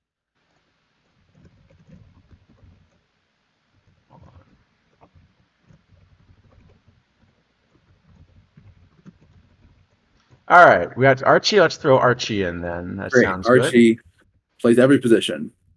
Well, actually, in 1993, he didn't play every position. He only played first and third. Later in his career, he started playing every position. All right, sounds like a good one. Yeah, we want some players at a few different levels, and I'll just see if I can pull a few of these into the database. Hopefully the automated import thing I wrote doesn't completely break. We'll find out live, right? Always the best way to do it. I'm going to throw a Yaz in there because that's fun. Okay. Yes, there's a very wide range of seasons for him because he played for so long, I guess. Yeah, I'm going to pick not his best, but a very splitty one. Okay. Because I just want to throw a splitty card in there, I think. Who else could be interesting? It'd be kind of fun. 1999 Dante Bichette, who had an OPS of 900 but was league average hitter and had like the worst defense ever. Okay. Yeah, because I guess the defense at this point, since we're only using the range modifiers, I don't know how that'll translate. Also, I'm curious what it will do with him because his raw stats are great and his Parkinson stats are abysmal. Or not abysmal, but like average. No, relative to what his numbers look like, they're terrible. I think I'm trying to remember whether I use the raw park adjusted now. I don't remember which one I'm importing. All right, well, we'll find out. I think I'm importing the raw stats. So he's going to look good. He's going to look good then. All right, well. Be kind of maybe the answer is we should only go with road splits for everybody, right? Yeah, we could do that. 1997 Sean Dunston. Okay. Fortunately, we can't put his arm in, I guess, yet, but Yeah, It's definitely an interesting player. sounds good. All right, should we get a few more and then we'll add them into the to last week's and then we'll try this again and see how Sure. it goes. Oh, Bo Bo Jackson. Jackson, Bo that's a good one. Jackson's got to be a fun one.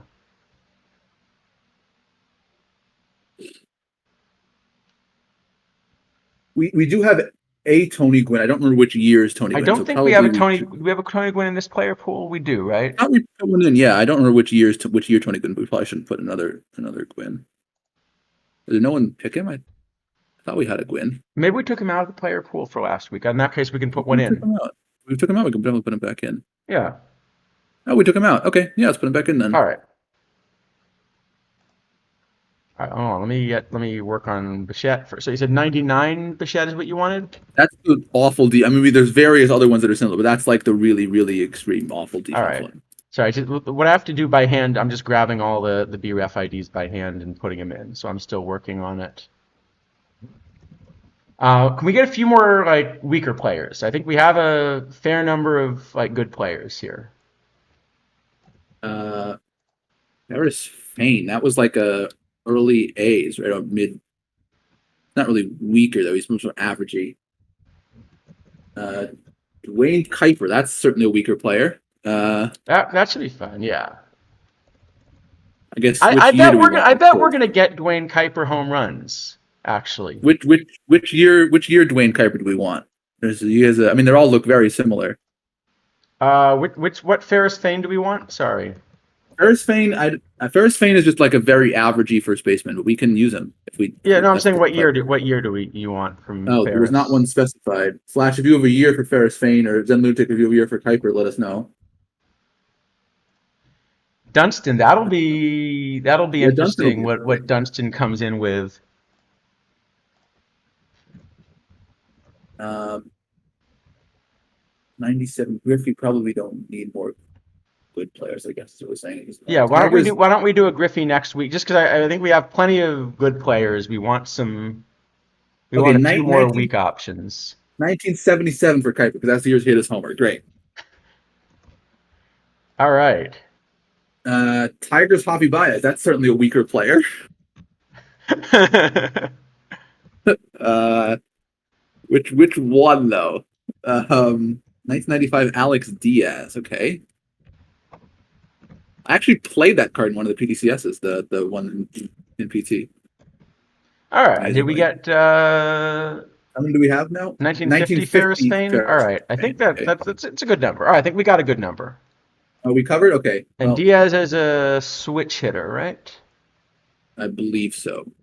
You know what we could do You can as put is. a If we want to do one more, we can throw in one more which cat. We can throw in a catcher maybe. which bias year did you pick, or did you Oh, not put one? I missed Bias. Okay, then we probably have enough then. Let's do Okay. Bias. We could put another catcher, and we could find another catcher. That's fine. I think there's a one catcher last time that nobody picked even.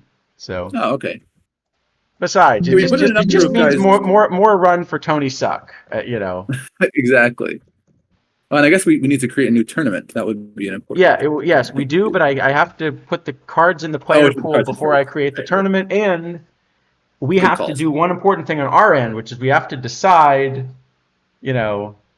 All right, that sounds good. Let's throw a 2020 Mike, as in you know It's it. always in the- Okay, I like that.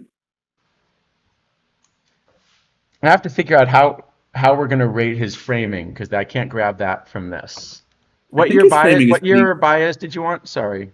no one specified, but let's just pick a representative one. Let's say, I mean, how bad do you want it to be? Because boy, some of these are bad. Let's just make it last year. It's the worst one. 2023. All right. 2023. I mean, it's been worse this year actually, but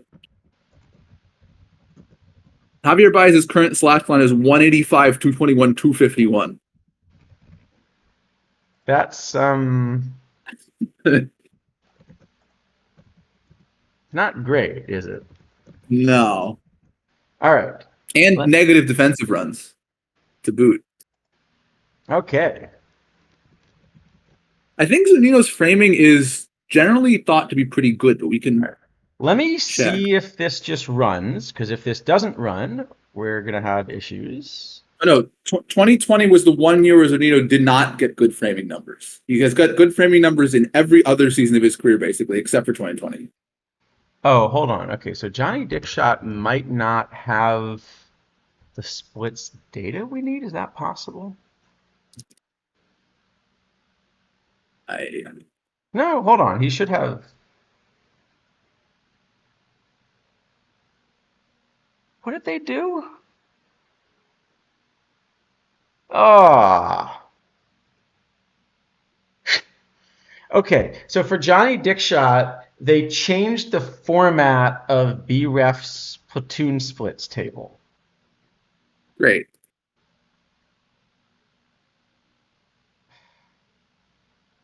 Okay, All right, I you should know definitely what? send. That's an import problem I'm going to solve off stream. I should definitely send you the thing that I did, but I think it will. I Okay. think it will be easier at this That point. that that but that's a problem I'm going to solve off stream. I think let's All right. take out anybody where, where we actually can't get data just in the interest of time, right? Seems logical to me. I don't know if that'll be true for the other players from that era as well then. Uh, I wouldn't have thought actually it'd be true for Yeah, dick okay, shot. yeah, okay. So I see the problems. The problem is they've added a column to denote that it's an incomplete split, but the problem is they added a column, so everything is shifted over by. All right, so when does that stop being? Probably 1969. I would guess. I think that's when I looked it up by the way. So I was looking because I was looking last night at some 1973. Okay. All I right, was looking at thanks. All right, let's just some take of those out. I was looking at some of BREF's data coverage last night. There's sort of a funny line in there. Um, so they have pitch by pitch data, basically complete back to 1960. Oh no, I'm sorry. Play by data, complete pitch by pitch data, complete to 1988, more or less, and then it's very spotty before that, except between 1947 and 1963, they're only missing 90% because Alan Roth charted every pitch of every Dodgers game by hand, and they have it all. Huh. That's kind of fun.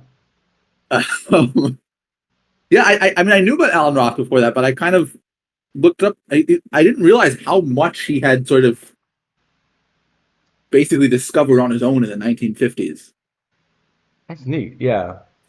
Like he had like a pretty good amount of like modern baseball stuff at that point, just by himself, basically. Oh.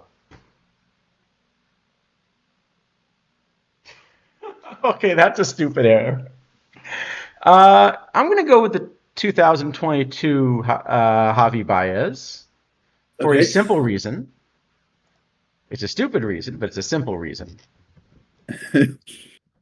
The last time I scraped the yearly modifiers, I Oh, didn't have 2023 yet. fair enough. Yeah, it did seem that way. Like Ricky, and then like after Ricky left, they sort of like, I mean, Roth eventually got moved to kind of a press role. It seemed like almost where he was just sort of like mostly using all this information he had to like help Scully and other reporters. I mean, yeah, but yeah, I didn't know anything nearly as much about him. It was very interesting. All right. I think we got some players imported, although hold on. That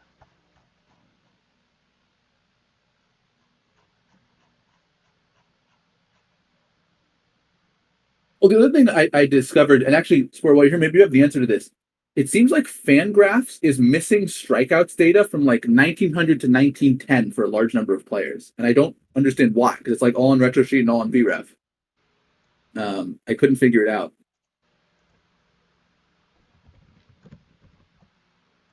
right, one sec. All right. I think broke one thing with the import, and then I think we will have this. Sorry about that. Yeah, I don't. It was weird. I agree. It's the I problem don't know. trying. It's the problem with trying to do all of this live. Yeah, But I think this is now going to work this time. I just need to. because pitchers have it, right? I wasn't looking at pitchers, but I think pitchers have the strikeout data on Fangraphs in that period, just not the hitters for some reason. So I don't know what the deal is, but maybe they don't. I wasn't looking at pitchers. Let's pick 1908. Yeah, pitchers have it. Very strange.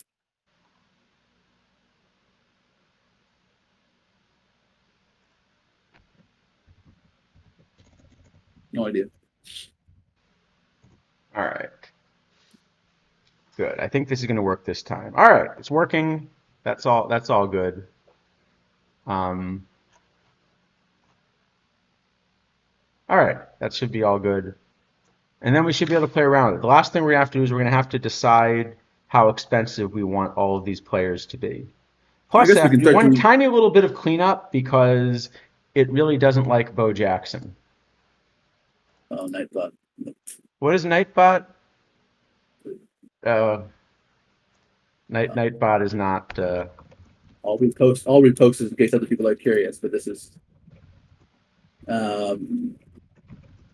That's what Spore said. I'm not adding myself. Yeah, it was weird. So 1910, it was like 1901 until some point there was like nothing, and then at some point there started to be some players had and some players didn't, and then by like 1912 everyone seemed to have it. But also there was the weird thing on BREF's baseball coverage where 1912 they had like a lot more data for something than like every other year around it. I don't know what happened. 1912 it seems like there's just a lot of data for some reason. Yeah, like 1912 BREF is claiming they have full play-by-play of every game, and then for the 3 years after it's like 50%. And then it goes back up to 100% again. So it's just a question of what they were able to find, essentially. So yeah, for some reason, 1912, they have stuff, and then 13, 14, 15, 16, it's like sketchy, and then after that, it's good again. I see. So, who knows? All right, we got to let's decide what some cards are going to cost, and then we're gonna release these. We'll set up the tournament. Okay, so let's see. Who did we have? We had. So I guess Dick Shot and Fame got knocked out. We're still going to give people 10,000 points, right? Sure. Like so it should be about. So we already had it pretty so well. An average of about 770 per is kind of the cap number we're giving it, and we found it was moderately tight last time. Yeah. So who was the best players we added were probably the Gwyn, and I guess just the Gwyn probably was really the very. No, we didn't put Gwyn in the end. There's the Yaz. Oh, we put the Yaz. Okay. Yes, I've got like a not top level Sosa in there available if we want one as well. Okay, and this like 96 as opposed to right. This Bo Jackson is probably decent. The Columbine is probably okay. They're saying it's late careers. Oh, we got rid of these two. Hold on one sec. I'm just going to send you a link to the player pool is what I'll do. That would work. Unless you've already put it in the thing, then I can. Oh yeah, actually, you should be able to find it on there. I just have. I see it. I see it. Good. Are we including this? In the meantime, I'm going to set up the rest of the tournament, basically. Okay, so yeah, Yastrzemski should cost a lot, I guess. Less than Bonds, but still a lot. So maybe. Right. Well, because he's splitting, right? And we do have lefties in the pool. Right. So what did we make? Maybe it should cost similar to what Dale Murphy cost, like 1,500 or something. Okay, one sec. Let me edit. Actually, you can also edit it also on the admin thing, right? Yeah. But probably only one person should do it in either case. All right, I'll go ahead and do it. All right, so we're gonna Yaz, you think we're gonna have 1,500? Yeah, I mean, this is all guessing. Of course, yeah. Oh, you put a Posey in there too. You could do that. We could add him. You could have a Posey if you want. Yeah. The problem is I don't have a good way of rating framing on him, so that's why I didn't offer it. Oh, okay. But we can put it in. We can also just edit that one by hand. Sure. What framing do Okay, you want? What framing do you want me to give Posey? 2012 Posey. It's probably really good. I would imagine. I guess I could check him. He usually got good numbers, as I recall. And Austin Adams, Mr. Black. No, Exactly. We've got some good wait. players and Austin Adams. Seems like 2010 was before Posey started to get really good framing. So he's probably more like a 60 or 65 framer in 65. 2012. All right. And how Or much should he 2012. Maybe he's better in cost? 2012. Yeah, it's maybe 65. Sure. And how much should he cost? Maybe I don't know. 900-ish. I mean, it's not a huge Yeah, I bat. think that's about right. Yeah, I thought it was 2010. 2012 he was actually better. 2012 he maybe should be 70 or something, 75. All right. I'll give him a He sort of, 75, and we'll bump the he price a sort of little bit. starts getting good. 2012 was the first year where he gets good. So we won't give him full credit for it, maybe. Yeah, I'm still learning how framing works in this StatCast driven model. Yeah. So, all right, Archie. Archie's cheap, right? Very cheap. Yeah, he Like should not be very 250. good. Yeah, something like that. All right. Bichette. This Bichette we think is probably going to be a good hitter, but an absolutely miserable defender. We Yes. I don't know how much that matters. Let's price him attractively at like 650 and see what happens. Okay, sure.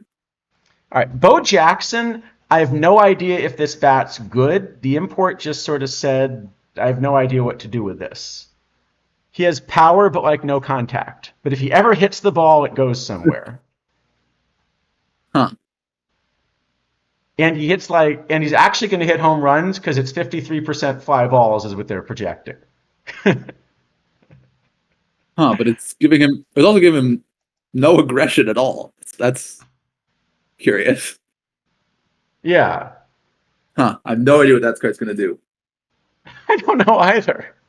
Let's put 500 and we'll Sure. see. Just We're going to see find if out. Bo knows suck ball or not. All right. This Sean Dunston probably is a bad bat and bad. This is just a bad card. I think it's just bad. It's like I think it's just bad. it's like 200. Yeah. Kuiper is probably even worse, I guess. Kuiper's, we'll give him He's better 150. defense. He's Better defense. He's above the Tony Suck line. Yeah. Maybe Kuiper should also be 200. He seems like he has more defense than Dunston in the bats. Oh, Dunston's bat is a lot better. Probably. All right, we'll give him 200. He did hit a home run this year. He did it a home run. He did it a home run. Bono's suck ball is a shirt I need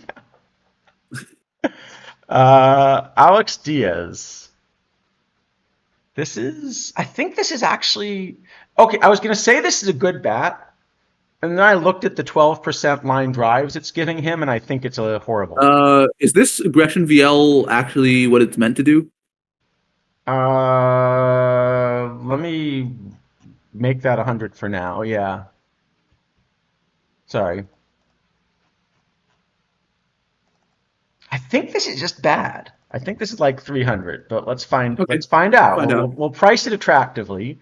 Okay, Javi Baez gets the Tony Suck treatment, right? Yeah, Baez is Give him 150. And this Zunino. Oh, what framing are we giving Zunino? So he had good framing in every season of his career except this one. That's an outlier. Let's still give him good framing. Okay, so yeah, maybe make him like a 60 or something. All right, and how much should he cost? So it's again this weird bat where he's not making a lot of It's a worse bat than Bo, but it's a catcher 400. Yeah, so I think that's about right. Yeah. All right, good. Let's do this. Let's do this. We're making a tournament, and then okay, I'm adding a tournament. Were there any players from the last tournament who we should take out before we probably know, right? There was nothing that was broken. No, I mean Frisch was a little bit overpowering, but you can see that in the stats as I'm showing, which that's a decision you get to make, right? Right. Um, or at least Frisch was very good in this. I mean, this is still not a huge number of at bats. It's only 280. So the reason I'm not adding pitchers is basically because this stream has no visual. Well, no, there's visual. It's just an unchanging visual. It's currently an unchanging visual, but there will be visuals in a bit. There will be visuals in a bit. Yeah. Hopefully.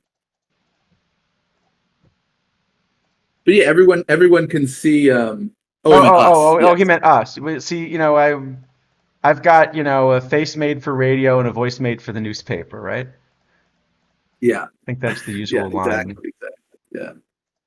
No, I mean we've. I don't think we've ever had. Oh no, we did have cameras in the stream once when Kidneys was hosting That's right, with the snail. the snail. All right, I think this is now working. So everyone who wants to play should be able to register. So I'll put the link in the chat as well, and maybe we can. So you Uh, can. all right, we got two That people didn't in. appear as a link. Why did that not Yeah, appear as a link? the snail. Oh, because it's probably Twitch is not happy without HTTPS is my guess, but I don't know. Okay, then let me make it HTTPS. Well, No, I think it won't work if it's HTTPS, right? It will. It will. Like most web browsers are going to complain they don't have a certificate. probably. Could It use a just dog won't. cam. Okay. There you go. Okay. Um, Apparently, we're saying we just will not make a link. okay, once you register, okay, you can Yeah. log in, okay, and then go to tournaments, click the active one, all right, and register. Oh, that's also a good thing. We should probably. I guess once we get to the. It'll probably be fine once we get to the. It could be So the eight. for Yeah. anyone that has not kind of done this before, we'll tell you a little bit about what's going on. Oh, you know what? Hold on. I forgot to update this version of the page. So there's a rating missing. This is an easy switch, but just give me a moment to fix it. I knew Oh I yeah. forgot something.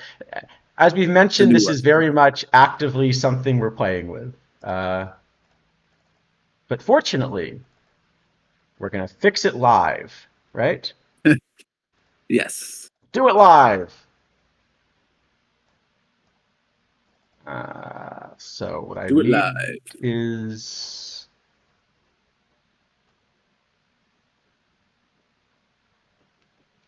that.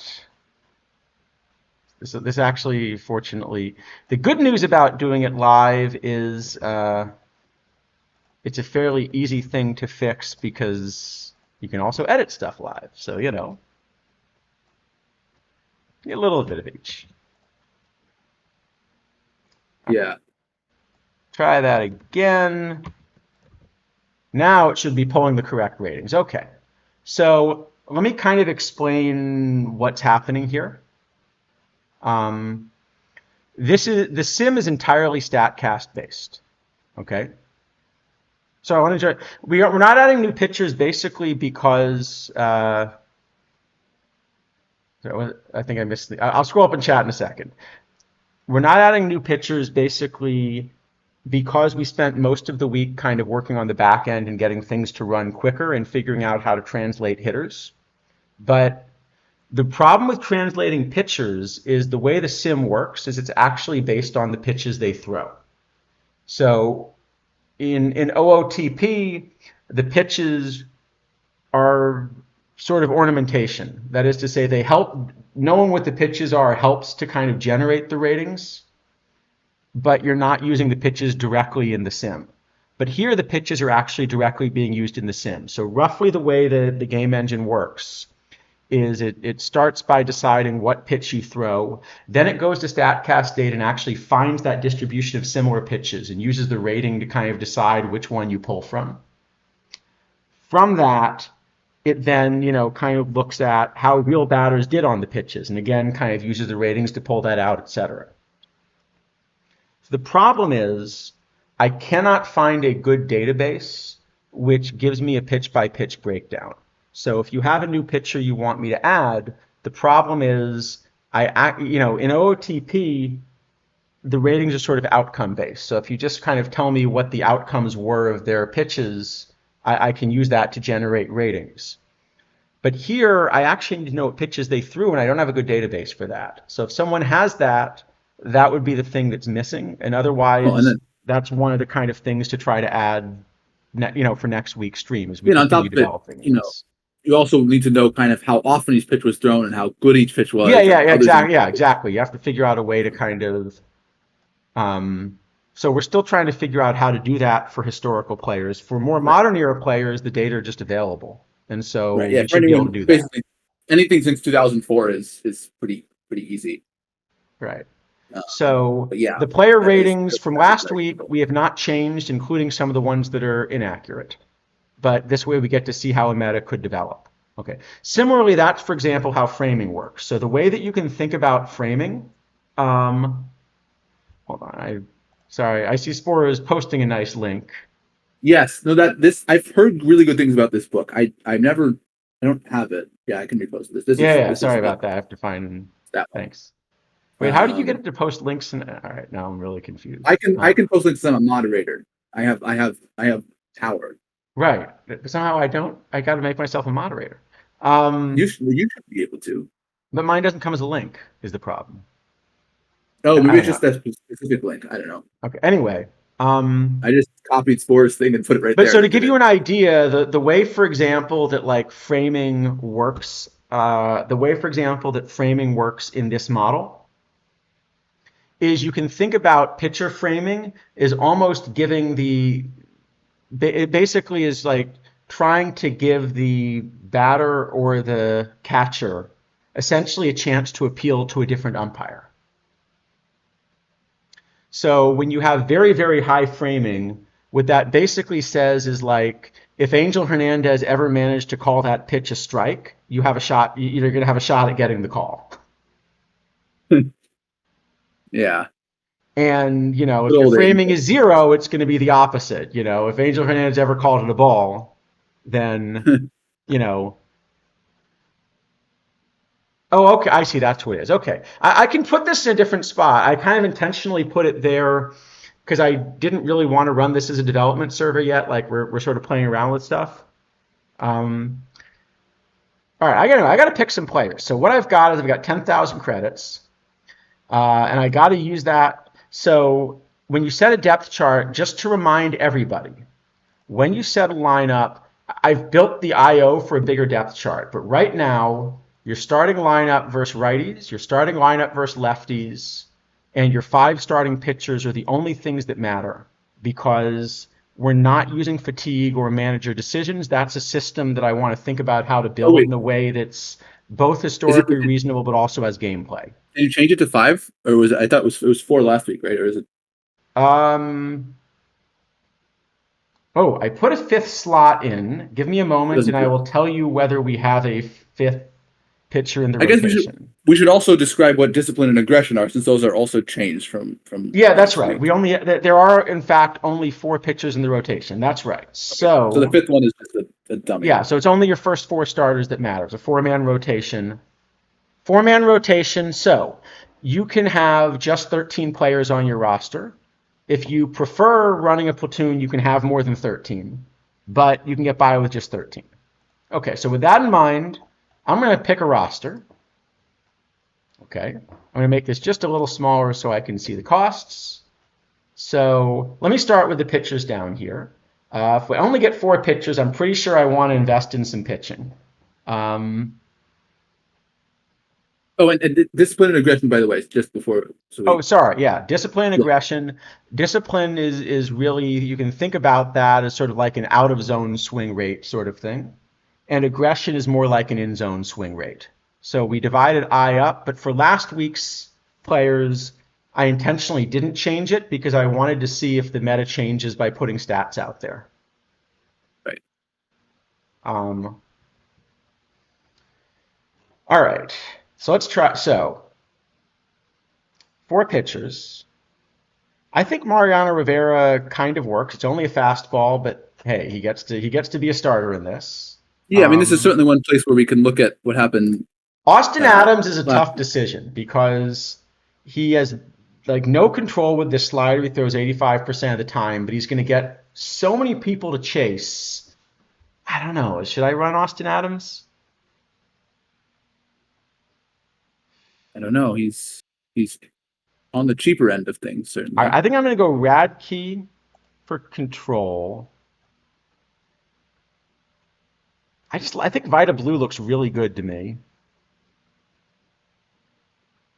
and maybe Glavin. We'll skip Nolan Ryan. We'll do it that way. And then at these 5,700 to find 9 hitters. And so the big decision is, do you pay for Barry Bonds, right? Yeah. I think it's Barry Bonds. If I don't pay for Barry Bonds, what am I doing, right?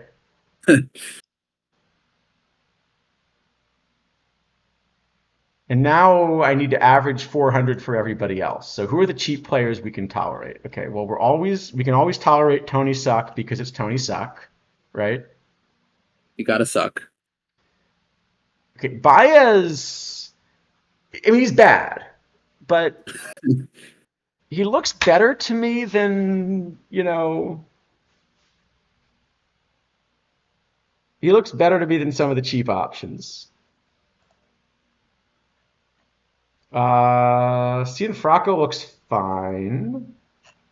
Steve Jeltz is a switch hitter, right?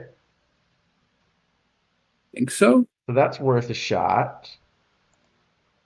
So that's most of an infield. Okay, I have no idea what this Bo Jackson is going to do because he has no contact but ridiculous power. I'm going to run Bo. I think I've got to run Bo, right? I'm guessing he's bad, but I really don't I'm know. guessing I don't know. And you know what? Joey Gallo and his 52% fly balls also looks like a thing to run, right? I should run Austin Adams. I kind of want to run Puig, but I don't really have the points. Hold on. How many? Let me see. Remind myself what I've got here that's left. So, Vida, Rivera, Lavin Radke. Okay, Tony Suck is clearly catching. Barry Bonds probably no. Hold on. Bo can play. Bo, I guess, is my center fielder, right?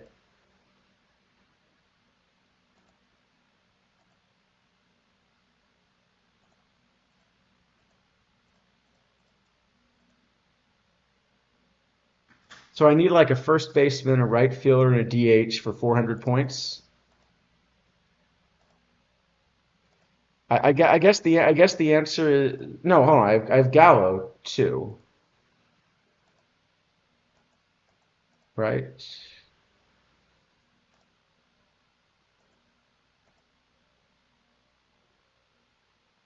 Did I break something selecting Gallo? Hold on, I may have broken something with Gallo. I'll figure out why in a second.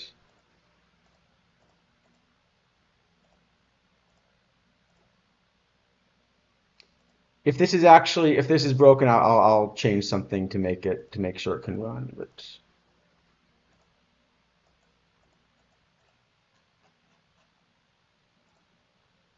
I think I broke something with the JavaScript. Okay, yeah, but if I submit, then I can now put Gallo in the depth chart. All right.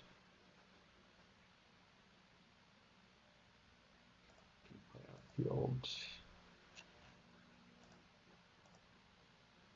All right, so I need 2 more players for 1,050 credits.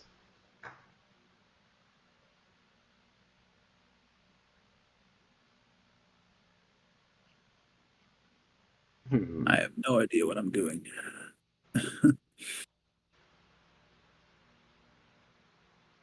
What about this Billy Lush who just will walk a lot and has some speed? Is that card going to work?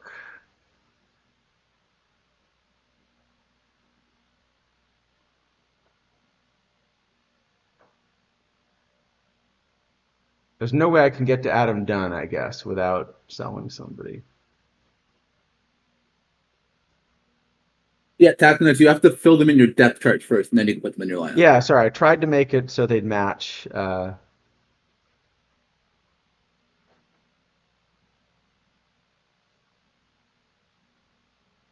right. I think Billy Lush, he's 28% line drives, but he almost never actually hits them.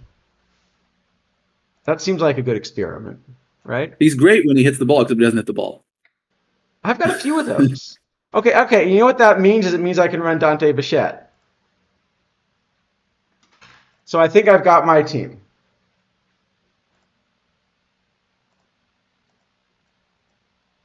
Oh yeah, Sheepish, that's interesting. Should-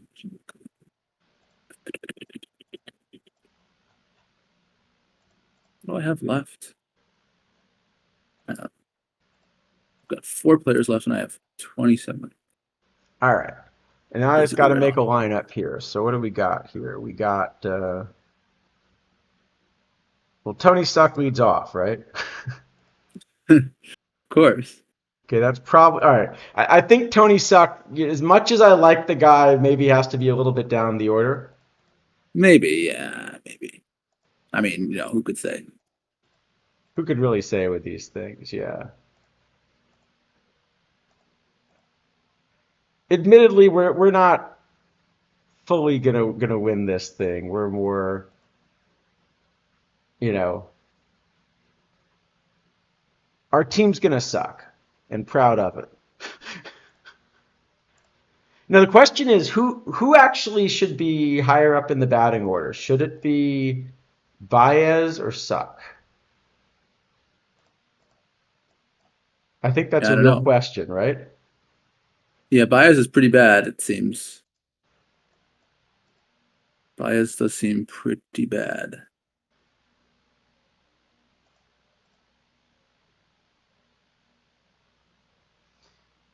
So what did everyone else do? Did everyone else decide to also take the plunge with? Did everyone else decide to take the plunge with Barry Bonds, or did you decide it was too expensive? No, I'm not doing the bonds here. That's fine. I mean, I feel like the goal is to kind of put it in a range where it's tempting, but you've got to make a decision, right? Yep, that's the idea at least. So see how it went. I'm getting pretty close to mine. I mean, done. One of the things I want to get some suggestions on is going to be the best way to kind of streamline, this whole interface. By the way, because the problem is this should be kind of some graphical thing that's a local client if you build Sure. a game Yeah. out of it. But at the moment, we're not completely convinced we're building a game out of it. We're sort of having fun and seeing where it goes, Yeah, it's and very playing a much in bit of the what if. very much in the experiment phase at the Yeah. moment.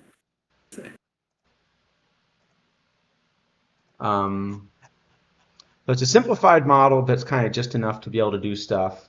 And when you submit, just make sure that after submitting everything takes, that you've got a full lineup and you've got a full rotation. Because if you don't, then of course you will have, you know, your players will get Tony sucked. Mm, We don't believe in Jim Unknown. It's just Tony suck. we believe in the suck. All right, you're going for Barry, Mr. Black, eating Bonds' balance. Just hate the price. Well, that's the goal. The goal is to, you know, the goal is to make it. Let's try this. I have no idea So what's good, Tactinex, but were you able to get them to show in the starting lineup?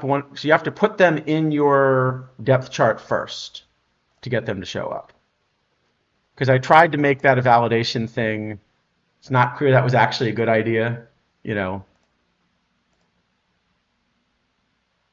seemed like a good idea at the time.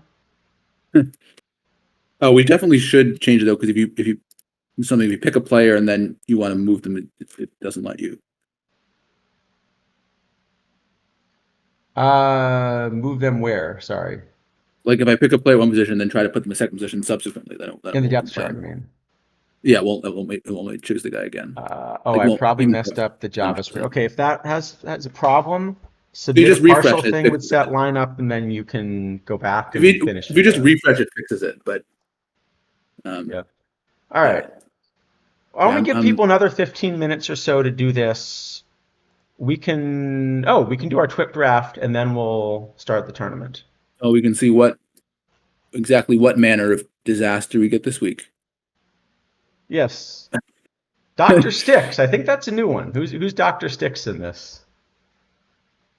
Doctor Sticks. I don't know.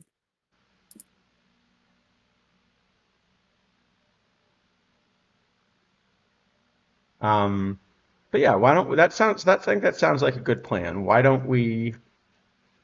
Are you done with yours? Because if so, then why don't we? More or less, but I can do the draft at the same time. I can wait a bit. We can look at a couple of these. Actually, No, I should put the poll up. Actually, that I've picked all the players. I'm just clicking all the buttons to put them in the lineup. So it's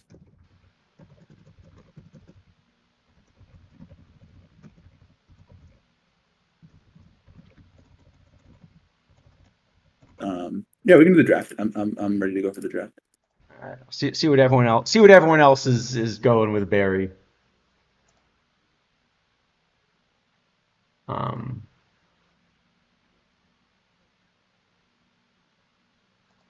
oh, hold on. Did I?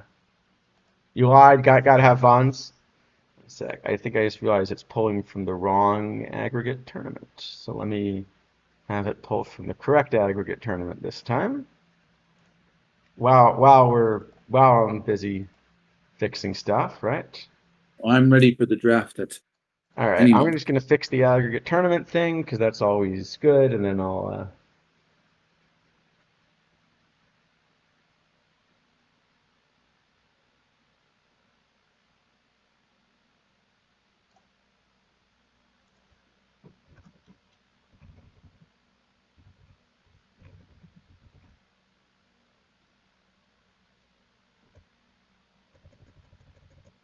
So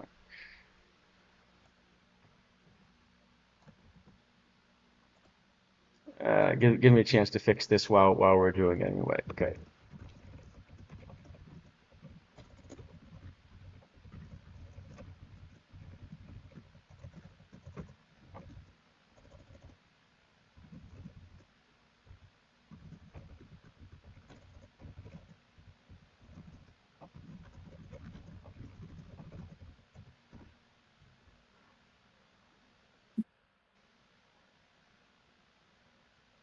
Uh, we are sucking. You can use marbles to suck if you would like,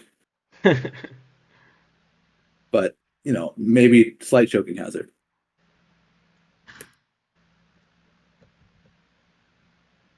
Right.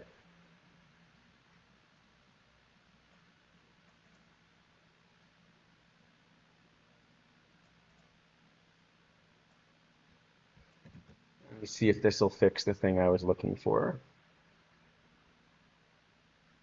I just realized I'm pulling the box score from multiple tournaments because I forgot to fix that. Yes, I was doing that intentionally in testing because it was just more data, right. but I may have forgotten to, undo that. So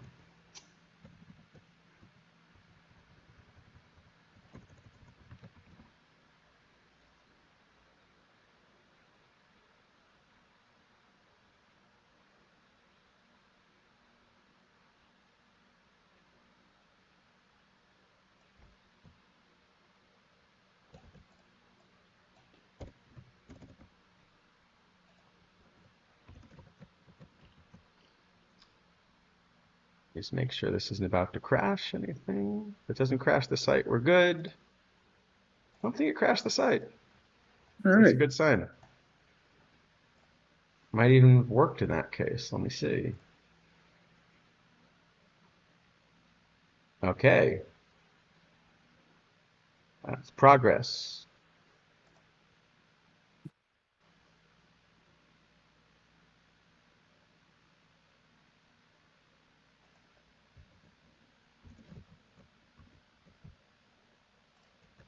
All right, now it should get the aggregate box score just from our tournament. I think that's most of what's needed. So yeah, we'll give people another 10 minutes or so to put stuff in. We'll do our TWIP draft and then we'll. Is that a good plan? Yep, sounds good to me. All right. Just making sure. So this means we're gonna get some awful cards, and then I get some awful cards, and then we'll play it and see how awful our cards really are, right? we did. I mean, I'm very happy that 1 week we successfully got the AI manager to play door at catcher. That That was was, really yeah, the that was big actually, success of the year. unfortunately, it still lost, but yeah, But it was a good plan. anytime you can get the AI to the thing you intend it to, I It's think a win, it absolutely. should Absolutely, count as a that counts as a successful win. tournament. Yeah. I think that counts as a win. All right, what was the vote on bonds, by the way? I'm curious. Where did it go? I don't know. Where by the poll results? All right, let's do our draft, and then we'll come back and see how much we suck. Who is the suckiest? Or we should totally create a role in the Discord for the King of Suck of the week, right? Yeah, exactly. So Mr. Black is our defending champ. Uh,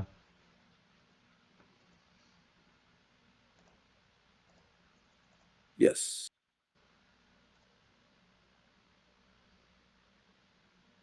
so all right. Back to OTP. Go back. I guess I can put the spreadsheet up too if we want it. All right, let's do our TWIP draft, and then we'll get started. Sounds good. It's funny. A bunch of people have alts for different reasons. I have a TWIP draft only alt, basically.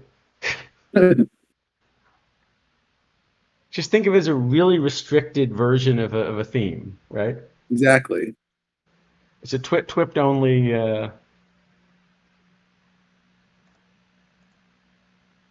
All right, ready? Here we go. Yes, let's do it. One of these times we're going to get a good draft. Okay, well, Well, one of them's Frank easy. Thomas is a big bat.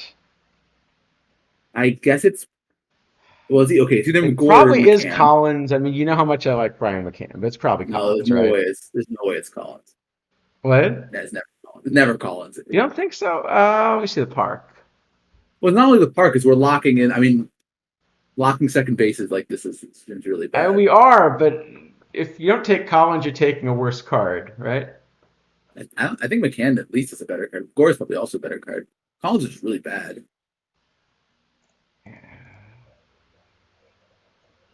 Okay, I mean, he is bad, but well, then we take McCann. I mean, I would take either McCann or Gore. I don't know which one, but I'd take one of those two. Can't be Gore, can it? In this park, lefties are just gonna get smashed. I'm fine with either one. All right, all right. You really want to go Gore? We'll go I mean, Gore. I don't know if it's right. All right. Well, we're definitely going Prince. Yeah, I mean, I guess like Probably O'Neill. I mean, Quinn is really. I think it might be live Zach Wheeler.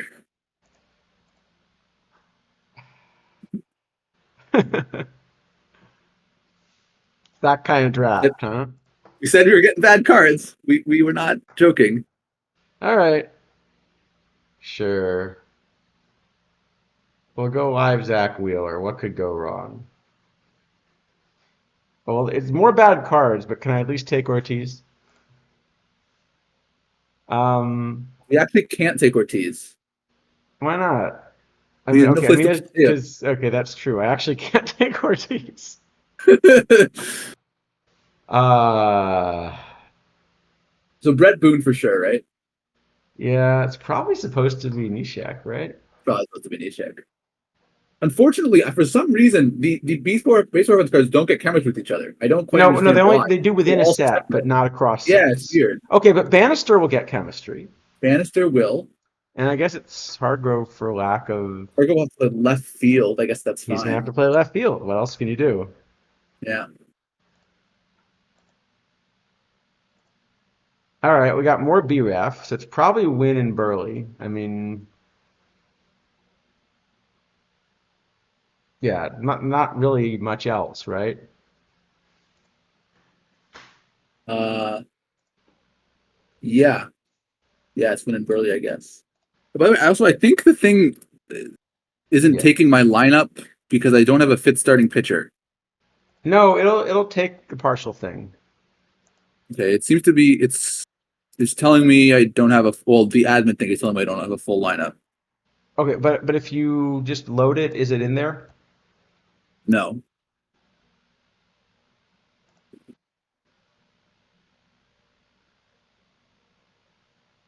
I Oh, didn't check. you know what? For the lineup, you have to set a position, even if it is in the depth chart. Oh, that was That's the I'm a problem. Okay. user error. Okay, No, no. I mean, to be as fair, usual. no, no. It's UI design error is what it is. Yeah, but I did this last time and still forgot. So Um, we still can't take Ryan Plesko, unfortunately. I still want it. All right, so it's probably Nicky Lopez and Cliff Floyd then. Definitely Nicky Lopez. Got Yeah, to be probably go Floyd. Floyd. I mean, even in this park, Oh, right? we have to play in the outfield, but I guess well, it is what it is. You could put Klesko in right. Oh, wait, I forgot Coastal plays right. Oh, that might be better. I don't know. He doesn't. I mean, define plays. Okay, he plays right about the same as Floyd plays right. No, no. Floyd is a significantly better right fielder.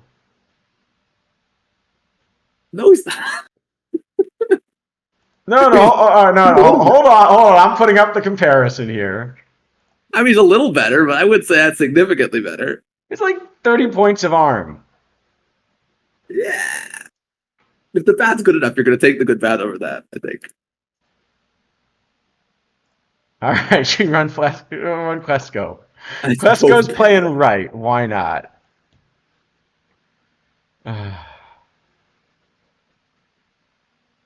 This isn't getting better. Well, it's Tewksbury and Mays, I Very for guess, sure. or maybe Adolfo He's really not Phillips. very good, but yeah, maybe Adolfo Phillips. Actually, we don't have a place to play him either because our everything is filled up, We can run right? Our Saul White at shortstop. third. Oh, Lincoln Lopez is shortstop. Third. Is that better or worse than taking Mays or Phillips? I don't know. Probably Phillips, and then yeah, probably Phillips. It's at least a good, better card. Yeah, sure. Well, here we go. We have Austin Adams available. Yeah, let's take someone else. Let's Well, Bill take Bill Sweeney is Sweeney. Yeah, we're always tremendous. taking Bill Sweeney. And then Um, McDowell, I guess. I or Mark Lee. I don't know either of those cards or one of the lives if they're somehow better, but I doubt it. Well, McDowell's not good. Okay. Fairwell's really splitty.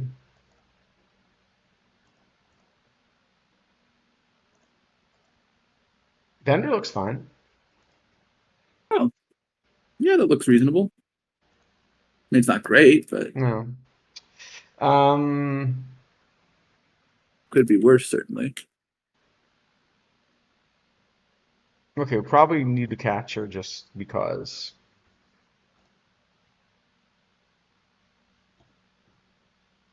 I guess it's not a very good one, but yeah, I And then we guess. probably need one of these pitchers. Maybe at least Maybe take. Miza, pretty Yeah, splitty. he at least All right. gets lefties out.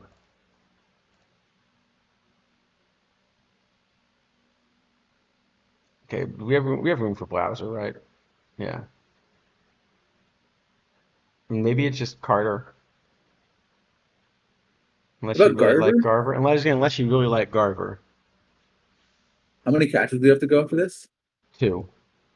And Garver is pretty good in this park. He's probably better than Saltimbanqui. All right. Blauser, Garver, and then we have to take A four lot of pitches out of pitchers. six.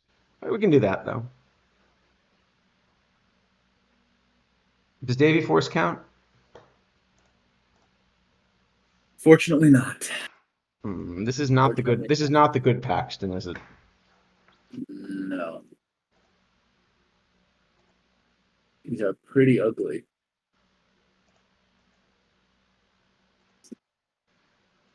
It's probably Paxton anyway. It's probably Paxton and Awful. Collins, or just no, maybe just take two pitchers. I mean, they're bad, but just Just take take two yeah, I of would say them. take two. Probably it's Conley Probably, and hope he strikes a probably. couple of guys out. Yeah. Hope things happen. Okay, Tresh actually fits a lot of things for Yeah, us. Tresh is nice. That I think that Xavier Hernandez is like not offensive, if I Yeah, recall. I mean, well, he has no control Oh, at I think all. of a different card. Oh, it's a different card. That was not the card I was thinking of. Never mind. Oh, it's Danny Patterson. Danny Patterson's fine, yeah. Yeah, that's the card I was thinking of. Okay, this looks flat. Looks bad, but probably better than the other one. It's flat. I mean, all right. And then we need one more pitcher and probably an outfielder if we can find one. Actually, Rasty Wright's a decent utility option then. Yeah, Steve Yeager is also, and Eaton is okay. All He's not right, great, we, but we did it. we It's a have no draft. defense. But who needs defense anyway? Well, we got plenty of pitching for game one. Yes. We got all these lefties. That'll clearly be worth something. Now the question is, did it play any of our? Okay, it put Klesko in left. So let's see. We want Klesko in So what did it do right. with Hargrove then? Hargrove goes in left. What did it do with Hargrove? It just It kicked just him. benched him. Yeah. That makes sense. I mean, I sort of understand that because like it. Yeah. It probably should just play Garver. Yeah. I think it's a platoon. I think Salto Maki Two. is a little better VR, and then Garver VL. Definitely Garver BL. Yeah, still Hargrove, but now maybe Klesko sits VL. Yeah, and Phillips goes play Wait, center and goes to yeah, left. Yeah, makes sense. We probably should try to sit Floyd this way too, but there's no good no, reason we, to. we didn't take Floyd because we took Klesko. Oh, we took Cliff instead of Floyd. All right, I think we suck. We have 26 cards on our roster. Like 3 of them are good. Yeah, Maybe Frank Thomas will that's just hit better than usual. a million home runs. That's right. As long as we got Frank Thomas, we got ourselves a chance to just draw out on people, basically. Yeah. Right? Yep. Watch. This will be our deep run for the year. You'd think just by chance we'll have one, right? All right. I think, are we about ready? Let's see how we do. Is everyone good on lineups? All right. If anyone has not set their lineup, please let us know now. Otherwise, we'll get started. Should we do double elimination or triple again? What do you think? 2 or 3 app? I think double is fine. Double's good. All right. Yeah, that Going works. double elimination. Oh, hold on. We're waiting for Cage Wisdom. Kate hasn't. Okay. Okay, we shall. All right. wait. Can you try to go ahead and try to do that, and then we'll get going. Clearly, I need to start timing here. Oh, this would be a disaster on stream. I could do we could do a speed PD. All right, we'll do a speed one, and then we'll start. Right. Sound good? This will totally work. Was it modern era? So very light home run park, slightly Okay. right-handed. All right, ready? Yep. We can do this in 5 minutes, right? Yep. Streeter? I was gonna say Jeter. I mean, you're probably right. It's one of the two. So. All right, it's not Saito because he's too cheap. Right. Yeah. Oh, that's interesting. I mean, we're given the chance to have Jeter Ortiz. We got to do it, right? I think so. And then probably Hoskins, but they're Hoskins is actually really good. He's Yeah. a real two-way too. He's Yeah. not like he's not amazing, but it's not. Okay, it's better than always Ron. Batista, and then it's a little trickier. Maybe it's Sutcliffe just to get out of the way, but Spire Could be Montgomery. Could be Spire. could be Nolan. I mean, he's I think flat. Nolan's worse than Montgomery if I remember, but I could be misremembering. Lives are a bit fuzzy. Yeah, actually, I forgot how good. All right, let's go Montgomery.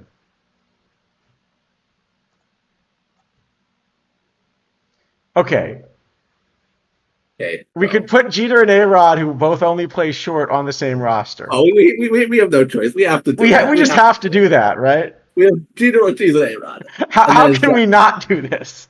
Jack Powell, right, for the pitcher Oh yeah, for a real card. for a real card. But one of you two guys is going to have to move to third. Yeah, you understand? Yeah.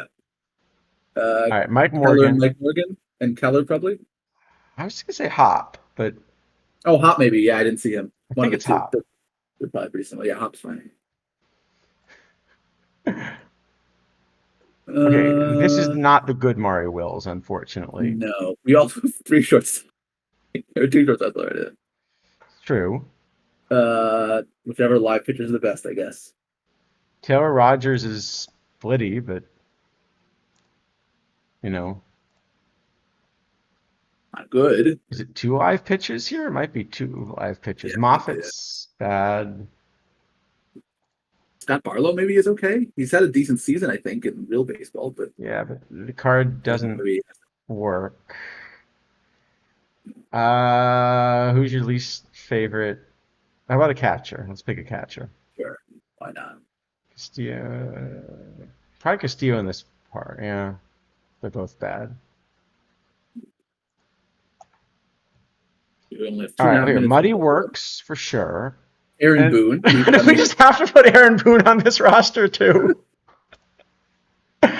We have no choice. I mean, I'm supposed to take McTammany, but no, we have to put Aaron we Boone have on to this take Aaron roster, Boone. don't We we? have to take Aaron Boone. We have to take Aaron Boone. We're gonna have a crazy chemistry, by the way. So Waldrep, I guess. Waldrop, maybe is it Roby? It's probably Roby. Maybe Roby too. Yeah, maybe Roby too. It would be Mayberry, but we get stuck for Yeah. because we already have too many DHs. Well, Hop is an outfielder. Okay, Cole Hamels He doesn't overlap with any of the best, but yeah, he's okay. and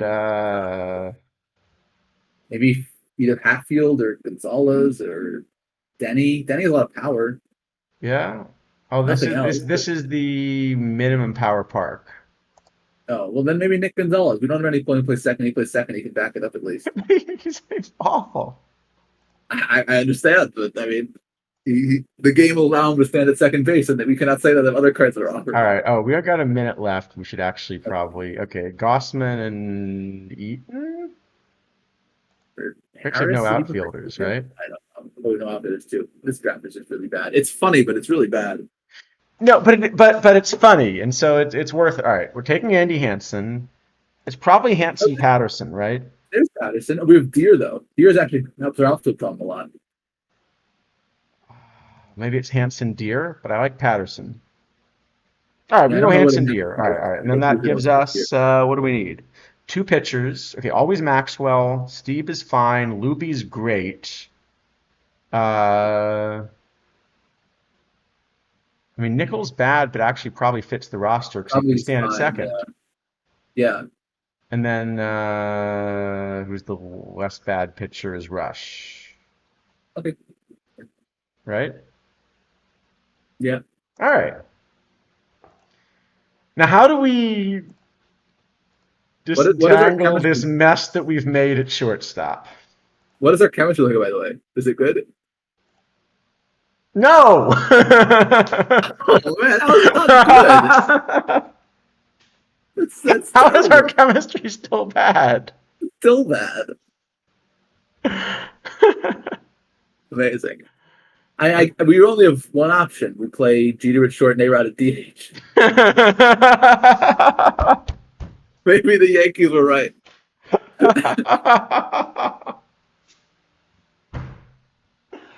It's actually we have to do, isn't it? Yeah, Ortiz has to go play first. Bautista's at third. Oh boy. Our stream our stream actually But Bautista probably isn't right, so we can play Aaron Boone at third. So we can play Hoskins. all right, hold on. Let's Let's figure this out here. So Batista in right's fine. Hoskins can play left and Hop can play Hoskins center. can technically play. Okay, Hop can technically play center. One of them has to play center. Okay, Hop has 78 range. That's not Great. a disaster. Sounds like a center fielder to me. Yeah.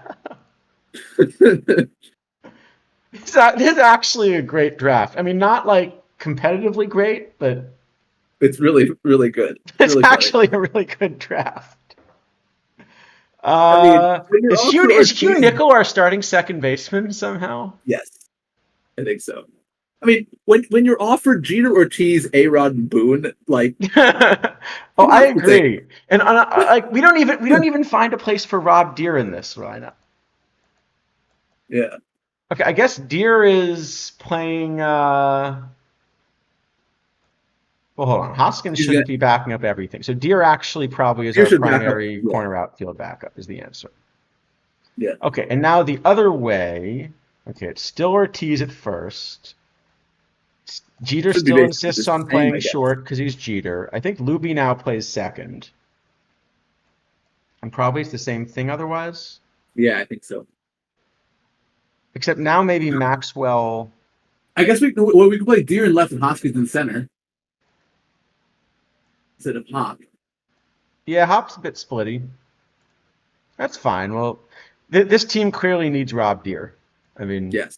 just it does, right? Yeah, obviously. All right, and finally, what lineup does this thing think we should go with? That's well, okay. As these things go, it's not the worst lineup I've seen them make, but it's not a good lineup. Yeah, it's not saying much. Not the worst lineup we've seen the A manager make is like, did it put all the hitters into the lineup? Because yes, I have had it not do that before.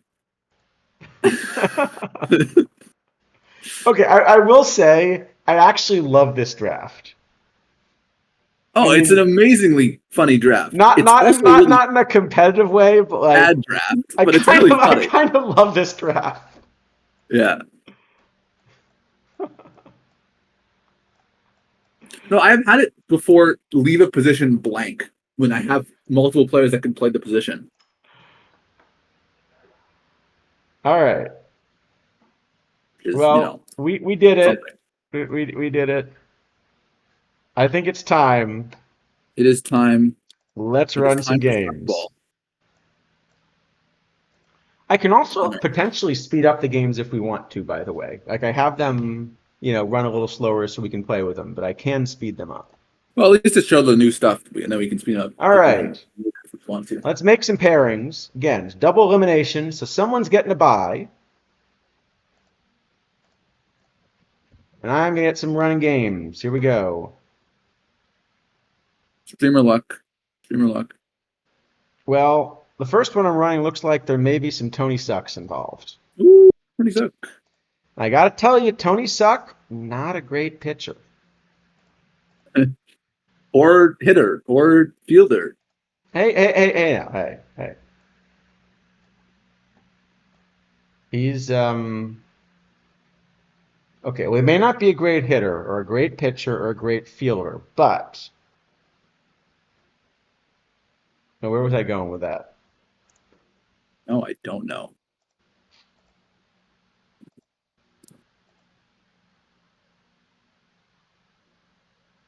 Neither do I. He may not be good at anything to do with the game of baseball, but he's This there. lineup seems to have broken in a couple ways. I'm trying to figure out what they did. I think we seem to be having a couple issues with lineups. Mm-hmm.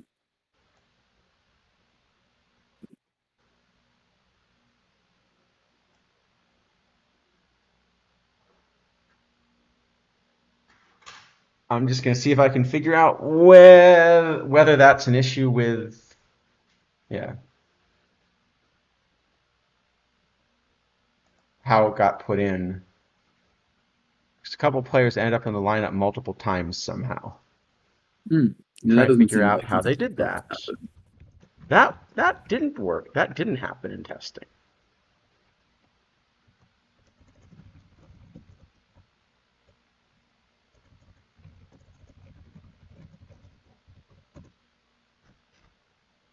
Let me see if I can figure out why that happened before I run the next game.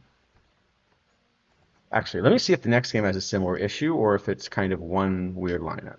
No, the next game was fine. So okay, so I think somebody managed to do Just something weird in filling out the depth chart is what happened.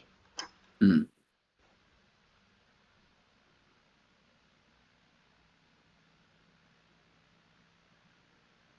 And I'll figure out why later. Anyway, game should be running other than that. Hmm. In the meantime, I'll see if I can figure out what weird thing happened. So the White Sox pulled Garrett Crochet after 2 innings tonight. Is that a trade or an injury, do we think? Oh, resting him for the All-Star game. No, wait. Just trying to cost me PT Live points. That's what it is. Yeah, exactly. Hmm. I wonder which is more likely. The PT Live points. That's my theory. Yeah, probably. No? I don't know. I PT Live. I need to get off like the Freddie Peralta like wild ride. Every time I start him, he seems to do badly. Never I don't start him, he seems to do well. Very frustrating. He strikes out a lot of people, so it's weird because like the distribution of PT Live starting pitching points is so strange. Like most of the time they score well below their average, and then occasionally they strike out 10 guys and they score 1,000,000 points or 100, whatever. That makes sense, yeah. Like it's really weird looking distribution. Let me see how we're doing. We are playing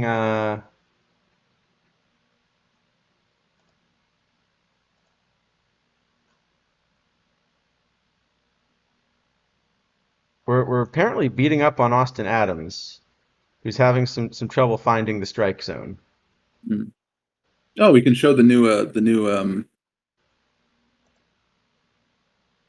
viewer thing. Oh, it seems like there's some floating point funniness. That's an easy fix. Ah, yeah, I was just playing around with this. Yeah, we've got the pitch map going now. So Yeah. How many has he walked to this point? Let's see. Only 3 in 2 innings. three and Or 2 in. Yeah, there is some floating point funniness. Yeah, I need to. that's That's an easy fix. easy fix that I will deal with later. Yeah. Yeah.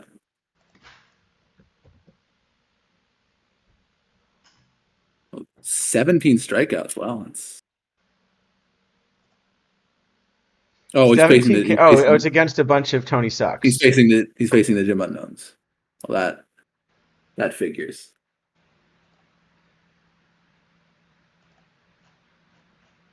That's indeed figures. Yeah, so something's wrong with Taxonix's lineup as well. I should figure out why though. 14 Ks and 16 walks. Is that what happened? I think we may have overdone stuff. Is the answer. Maybe. So to remind everyone, this is simply a double elimination thing. So, but I haven't done all of the validation. I'll look you up your comment. No, I don't think that's the problem. But if you look at your depth chart, it just something. It only loaded 4 or 5 of your players, and then it loaded them twice. Is what I was trying to figure. So But somehow something broke there. Yeah. what is Austin Adams's? I guess it depends 14 on what Ks and 16. Well, yeah, I think that's I mean, I guess that's about right. It just, we basically did rate him as having about the worst location, but close to the best stuff, like with major league sliders, right? I mean, wow, it is amazing. He averaged. He had like. I mean, many full seasons of 5 walks per 9 innings, which is amazing that he's still a major league pitcher at that point. I guess there's also the hit by pitches, but I don't know how we're taking those. I mean, that is really just amazing. 24 hit by pitches in 52 innings. That's Like you really have to be almost be trying to do that. No, The game log, what are you? Which are you saying here? no, this is Which game? Austin Adams' real career. Yeah. In 2021, he hit 24 batters in 52 innings. Like, Oh, I see. I see what London Enjoyer is saying for the game. Oh, did I do something really stupid and break the game log? One sec. One sec. I may have done something stupid and broken the game log on one or two of these.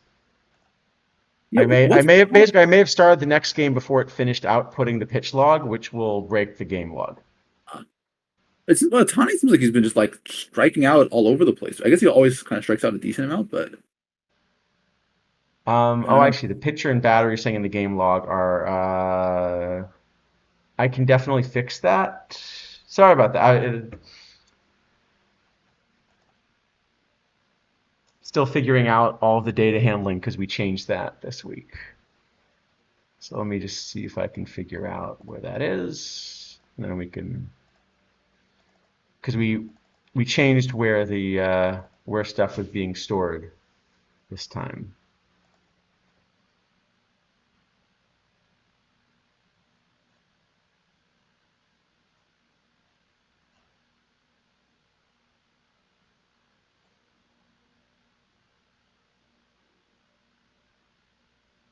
So I just have to figure out where we did that.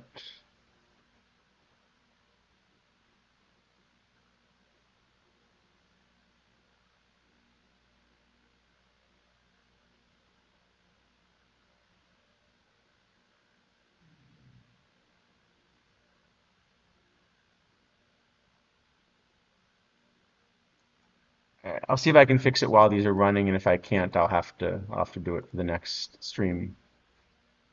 Might be able to fix it while it's running.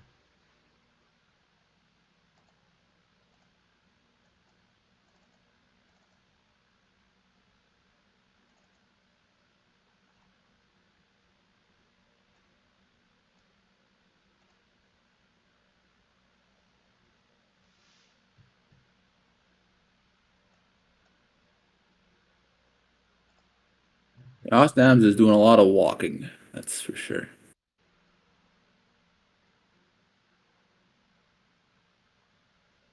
Oh, he had another one. Jeez.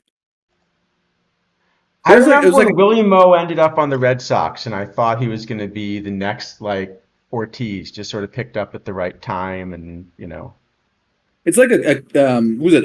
Aquino, I think. Aristides Aquino, right? Was the guy for the Reds like 3 years ago who did the same kind of thing and then was just flamed out and was nothing. yeah, well, because I was at Fenway and saw him hit a ball about as hard as I've seen one hit live. Willie Moe, I mean. And what I didn't realize that was basically like the only time in his career he ever did that in a Sox uniform. Right. It was the only time he made contact, in fact. Yeah. Something like that, yeah. I always sort of imagined he was like Pedro Serrano. I guess yeah, that seems reasonable. Shelly Duncan, yeah, that's a good one. That's old now though, right? That was I remember Shelley Duncan, yeah. and there was who was the oh it was Chris Shelton, of course, for the Yeah, we had a Tigers. Shelton card last year that sort of did the Yes. small sample. Yeah, yeah. Um, Let me see. That's what I was going to see if I could fix the game log name thing, right? Yeah, because we changed how we're passing things, and so it.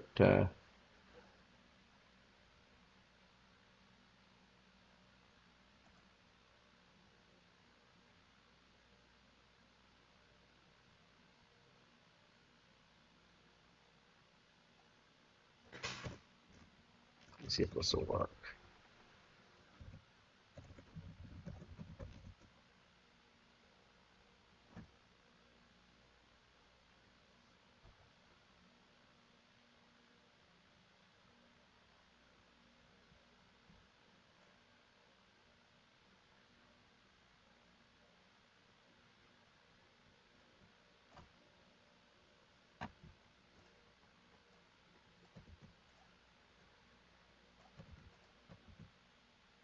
Mhm. Why did I get it? No, never mind. No, these games. Oh, yeah, the first one game is finished. Unless I'm very behind, because actually I'm realizing this game. Maybe I'm behind now because this game is just finished for me, and I guess people have already been saying how many things about the results. Ah, see if I can. So now I'm behind, or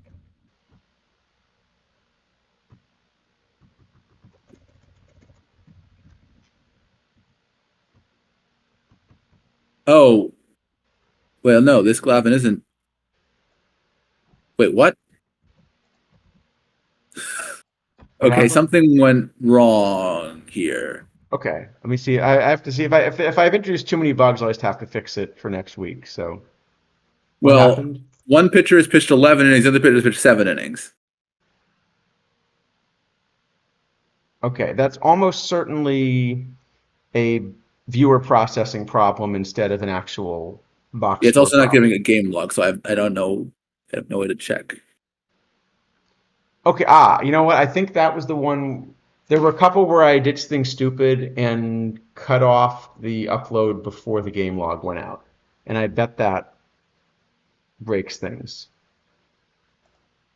Actually, I can see exactly how. Now that I think about it, I'm certain that breaks things.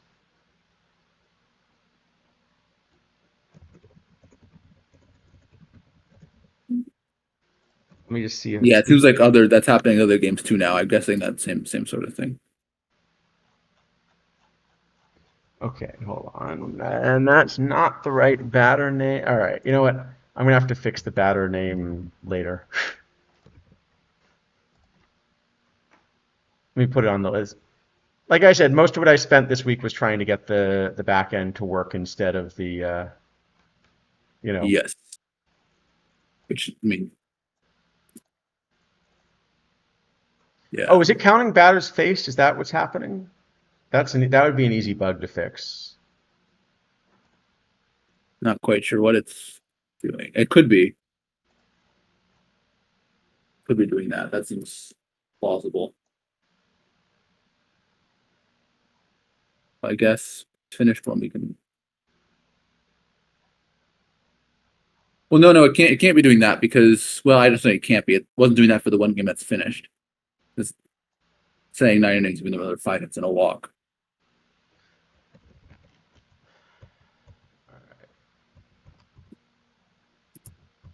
Yeah, let me see if I can. Sorry about that.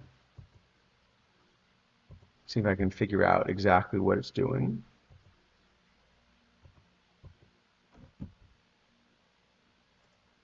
What's probably happening. So the problem is basically I changed the output. Oh yeah, it was just a viewer error. Now that the box score is in, it's fixed No, itself. that's what I'm saying. The box score will be correct. So what happened was the viewer has a different output than the other thing because originally I had the viewer parsing the pitch log, right? Right. And the problem is then it has to go pitch by pitch. Yes. Yes. So then it has to go pitch by pitch. And that's too slow to process.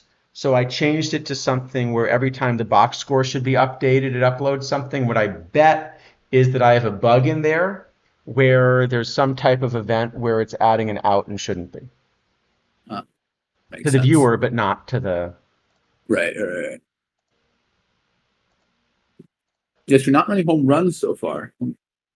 Yes, we've only had Hmm. two of our games didn't have lineups.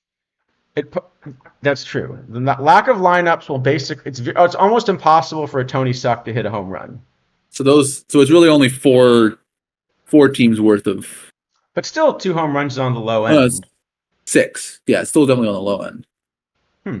I guess we'll see if they're more in the future games. Because in the last tournament we had a decent number, right? I Yeah. thought. Well, so I guess it's also the case that depends who people picked. If you picked people with low power, Well, that's true. you won't hit home runs. But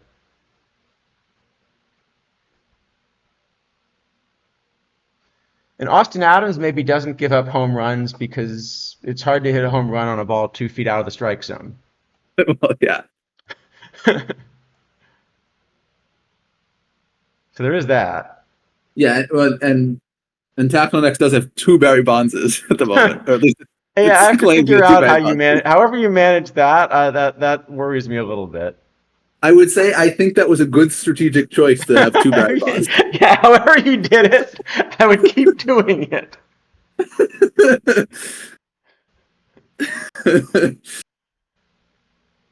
And two, well, Frisch I think is also quite good, but Yes. yeah,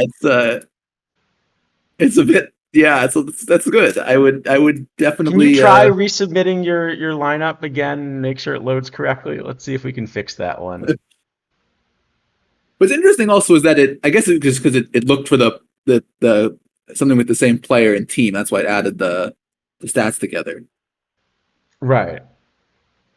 Yeah, I think that's the way it was aggregating. Yeah, that makes sense. I'm just So looking at so the event probably logs and trying to figure out. There's going to be was basically something where there's some kind of event that it's adding it out and it's not supposed to. I'm just trying to find what it is. actually next. What was your lineup order? Was it Juice blank Bonds blank Frisch blank Siri blank Dunstan? Because maybe it just like somehow took two of them at once or something.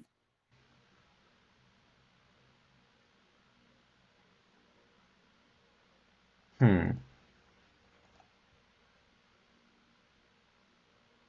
Oh, Yeah. it was those five at the start. Okay, so it somehow I guess it knows that it can't have more than nine. So that's why it didn't keep going. That makes sense.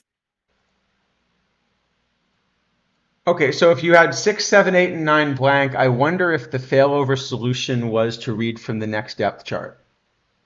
That's probably what happened. Why would it put the two juiced in a row then? Why wouldn't that be then juiced Bonds Frisch Siri Duncan juiced Bonds Frisch Siri? Yeah, it should. Okay, then I have no idea.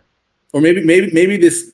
Well, I guess we could look at the game log. Maybe that order is actually correct, but So Taxonex, if you go to my lineup, I mean, I don't want to debug it live. Like let's sort of play around and see what happens. But if you were to go to your lineup, like just click set lineup again, is everything filled in?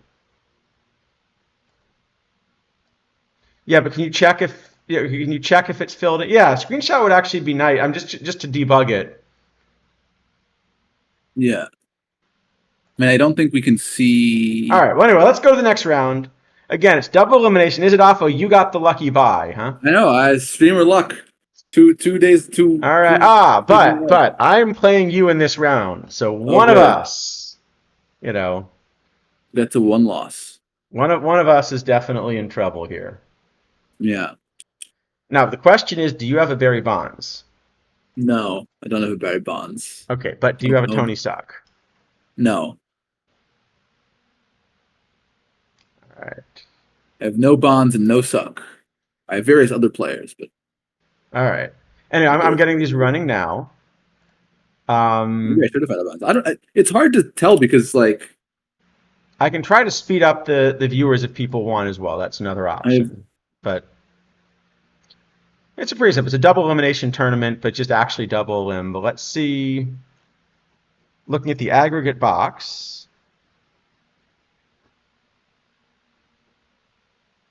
Tom Glavine gave up 18 hits. He Yeah, I must think have just been completely BABIP to death, right? that was the game Cage Wisdom played against Sporer. 18 hits, though. Yeah, 13 Ks for Glav. Well, I guess the thing is that you picked a lot of players who have like very Huh. little like they strike out a lot, like Zunino and Baez, and Yeah, I they're guess, going to strike out a yeah. ton. No, but I guess 18 hits, because remember, there's no sort confusion of is version of odd. a BABIP rating in this, right? What it's doing is it's picking from just sort of actual data, right?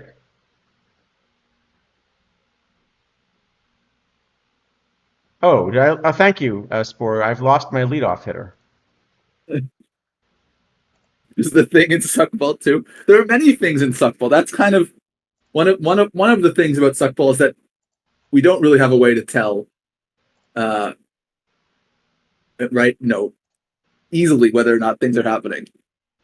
then it takes a lot of Well, so testing. tactile necks. It's not that there's the thing. I'll explain what I mean. The problem is basically what we're doing. As I try explaining, is we're kind of picking from actual pitches and things like that. And so the good news is this means that we can actually hopefully do a better job of using, some of the more recent advances in measuring things to be able to rate players and simulate a game. That's what we're hoping to build. And obviously a lot of the testing is, at this stage still discovering just some of the bugs in the IO in addition to everything else. But that's what we're hoping to build, right? Yeah. The problem is can we duplicate the submit lineup from the upper right button across and try and line up be right? Oh, that's a good point, Spore. Let me just quickly see how hard that would be.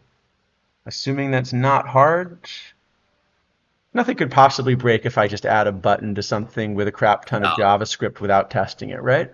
nothing could go wrong. Who's ever had issues with JavaScript before? It's a great language.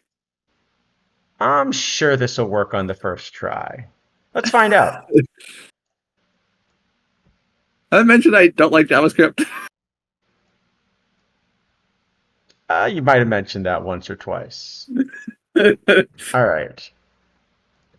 No, Java, I'm okay with All right. Java. I don't mind Java, but JavaScript, not a fan. Well, okay. Hold on. Well, okay. The answer is yes, I can add a button. However, I assume when you said could you add a button, you also meant could you add a button and have clicking it do something. For SankaScript. I'm not sure. What? SankaScript. I'm not sure I understand that. I don't get that one.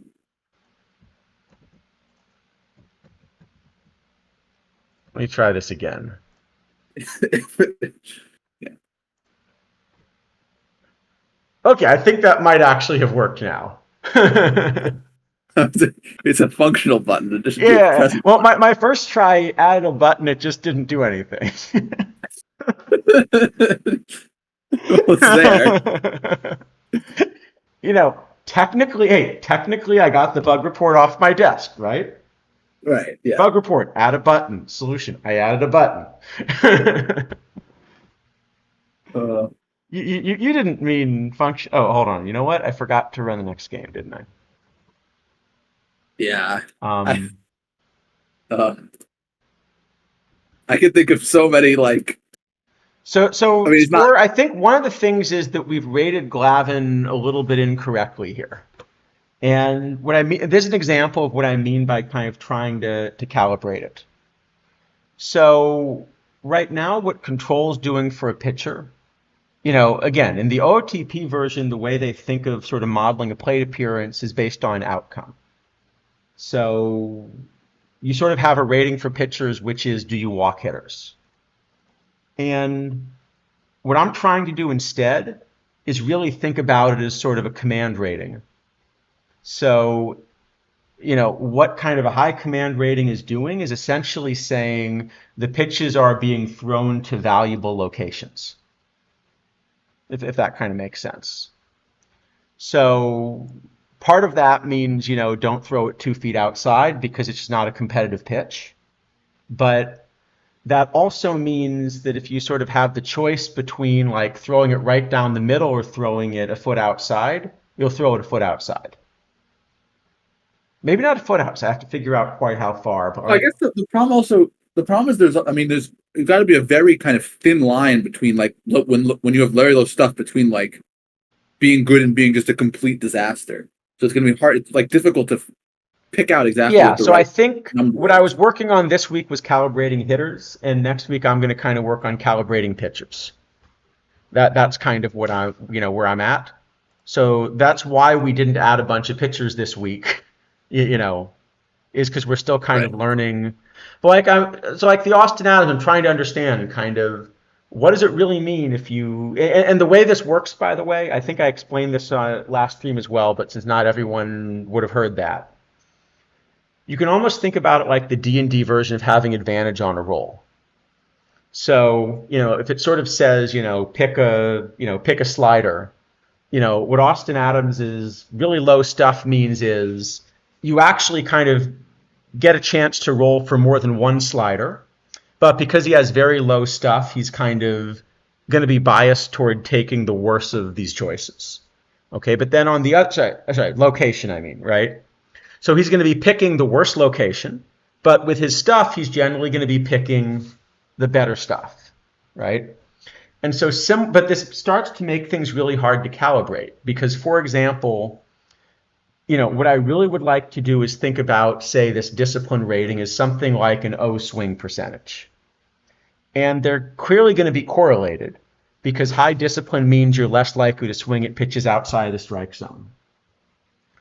But actually getting it to match sort of is not going to happen without understanding the pitcher, because what we do is we kind of look at, here's a specific pitch outside the strike zone. Okay. Let's say, if you roll it once, just pick from a bunch of similar pitches, did the batter swing? Okay. If the batter has sort of exactly 50 ratings, like exactly MLB average, that's basically what they're doing.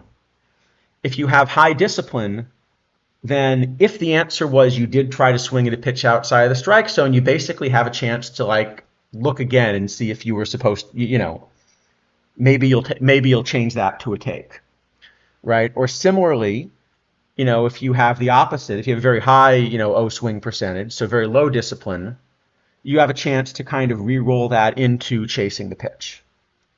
But now it depends on the pitch because there have to be some real examples. So if Austin Adams ended up picking a pitch that's 2 feet outside, even if you get a chance to re-roll it multiple times, you're just almost certainly not going to swing at the pitch. And so where we're struggling, but actually it's kind of a fun thing to struggle with, where we're struggling at the moment is trying to figure out how to calibrate this, because ultimately what we want to be able to do is take ratings basically take historical stats and make a set of ratings that will behave approximately that way, but in a modern context.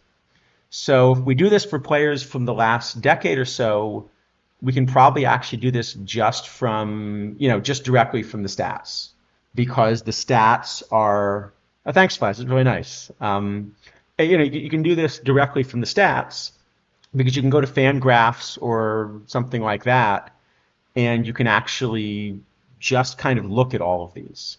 But the thing that we're sort of working on this week was trying to figure out how to, how do I put it? We're trying to figure out how to take historical stats and kind of make up a version of, okay, I want to put 1970 Yaz in the game. I have no idea what his O and Z swing percentages are. I do know something about his actual outcomes.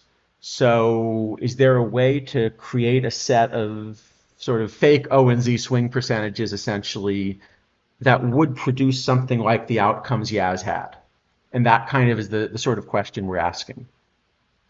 But it makes it really tricky to calibrate, because now you have to figure out how all of these things interact. And, what this is basically saying is that Austin Adams is capable of walking like, Vlad Guerrero type hitters. But it's not, so I think we're still learning how all of these interact and kind of experimenting with it. So London Juror, I think what's happening is the bug is in the viewer and the way the viewer is adding up the pictures. I'm pretty sure what's happening is that somewhere in the viewer version of the log, which is kind of a stripped down version to make that scale, there's an event which should not be triggering an out, which is, or alternatively, maybe there's an event that's actually triggering an out twice. Like say on a strikeout or something, I'm logging the strikeout and adding it out, and then I'm logging the end of the at bat and adding it out, or doing something stupid like that. But I probably have to go through and chase it. But the overall box score line at the end of it should be correct. Yeah, it looks like other things besides that are correct. It's just really that Yeah. one thing. But All right, you know what? Why don't I'm going to speed up the game logs actually a little bit, maybe. Instead of giving him 2 seconds per, why don't I give him 1 second per pitch? okay, Does that sound like a plan? yeah, it seems reasonable. Just because otherwise we're gonna. Uh, Mr. Black is again. This is a kind of a is he crazy just game. clobbering us? This was 6-5 game. 4 home runs, 4-run comeback. Kind of a crazy game. But Mr. Black is continually winning. He's at the All right, moment I'm by going to change far to the 1 second steadiest. just because we're a little later on the stream than we were going for. Uh, so after this set, we'll shorten it a bit. How am I doing against you, isidafo? Let me see. Two. All It's a right, 2-1 Rivera up in the ninth. Rivera showdown here. And Rivera, yeah, I mean, he's got impeccable control with just a fastball. I probably have enough examples of cutters to add a cutter, right? I tried to only use pitches that we had a lot of, but yeah, he just isn't walking anybody. Yeah. We can probably figure out actually from how far the innings pitch totals are off which event is triggering it, right? I mean, they're not off by an obvious amount, like Yeah. a strikeout or something. Or All right, there you go. Top nine. Mo against Archie C and Fracco. We should be able to do this, right? oh, Yeah, I I think think the I think bottom we're of all of actually these lineups, it's like a cap tournament, right? The bottom of all these yeah, lineups is just very weak. poor. Oh, I think it's finished now. All right. Archie did not do the job. Nope. But most importantly, how did my Tony Suck do? Over 3. 0 for 3 with a strike. But he put the ball in play twice. There you go. I mean, that's pretty good, right? Yeah, for him. Dante got you for one. Yeah. Yeah, we started to get some home runs in this set of All right. games. Well, it's just probably a small sample then. Yeah, probably. Let's see how these others are doing. Bottom 8, Cage Wisdom kind of hanging on, and there's the one that just started running. We have some Jim Unknowns. It's or not Jim Unknowns. I guess Tony Sucks. It seems in that one. Yes. So that will probably be many runs. I mean, I can also process the next round before that one finishes if it's all Tony Sucks. It'll be a spoiler for the winner, of course, though. I don't know how much of But a spoiler it's going to be. It's just a question of how many runs. yeah, okay. Then when the other game There is a finishes, real game still going. I So said when the other game finishes, then so I'll this Rivera has 20 strikeouts. Man, 20. All right, let that's me a lot. remind myself how he's rated, because I think clearly we have overrated Rivera. I think we So gave what have we him done here? we gave him 100. No, we gave him So we gave him 95. 95. We only gave him 60 stuff, but we gave him This isn't like that 95 90. command. I guess the answer is that with 95 command, he's just painting corners, and people are just taking. No, and I guess that makes sense because people are sort of taking. Yeah, people are taking pitches on the corners if they have good plate discipline and not super high aggression early in the count because it's a tough pitch to hit. And they're Right. not realizing that Mo's just not going to throw them anything else. That's a good question. Who's catching? Oh, Mathis is catching for this Rivera. That could also have something to do with it. So Mathis is catching. I see. So, that's even better. So what's happening is Mo is throwing everything right around the corners. And some of these batters with really good eyes are trying to take it, and Mathis is stealing the call. Well, the thing is that on the other side, Nolan Ryan was pitching, and he only had struck out 4 with Mathis catching. But it also could be, yeah, very interesting. But No, but that makes sense. No, that makes sense because Nolan Ryan's got the stuff, but he doesn't have the command. It does seem So by the way the right, viewer right, bug is not just because that's the other thing which I think is realistic is essentially framing is kind of command based now, right? Because if you're around the strike zone, you have a chance to frame it for a strike. And if you're not around the strike zone, even Angel Hernandez isn't going to give you the call. right. Yeah, so I think actually that's actually a good bit of tactics now. So if I wanted like a Mathis build, that's where you should be going for all of your like the Radke, Glavin. Sure. Yeah. Makes sense. Whereas I've got Tony Suck, because I mean, how could I not, right? Yeah. Who doesn't want Tony Suck? Um, all right. Should we assume that this one's yeah? I think it's fairly safe to assume that that one I think will be Lanyard's one right. that Still the not taking your lineup fully, by the way. We should figure out why. It needs an Angel Hernandez expansion pack. All right. I'm gonna process the round and assume that we know the outcome of that one because now the games will run quicker. All right. I think it's safe to say that So we now have two teams eliminated with their two losses.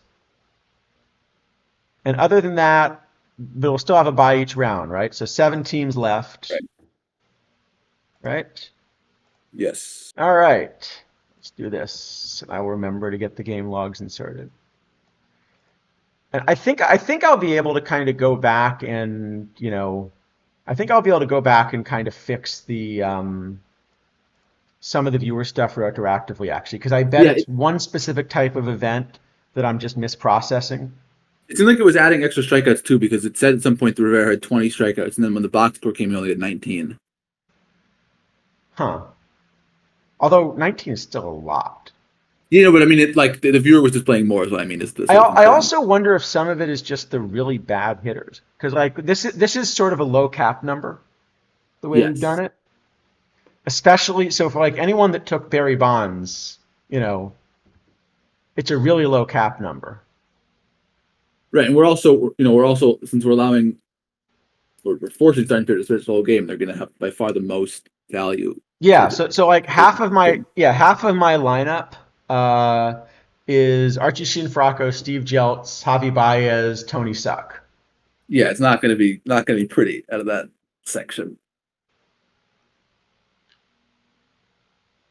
Um, and so I think that like against an average major league pitcher, that's probably striking out what 13 or 14 times a game if those were all 9 of them,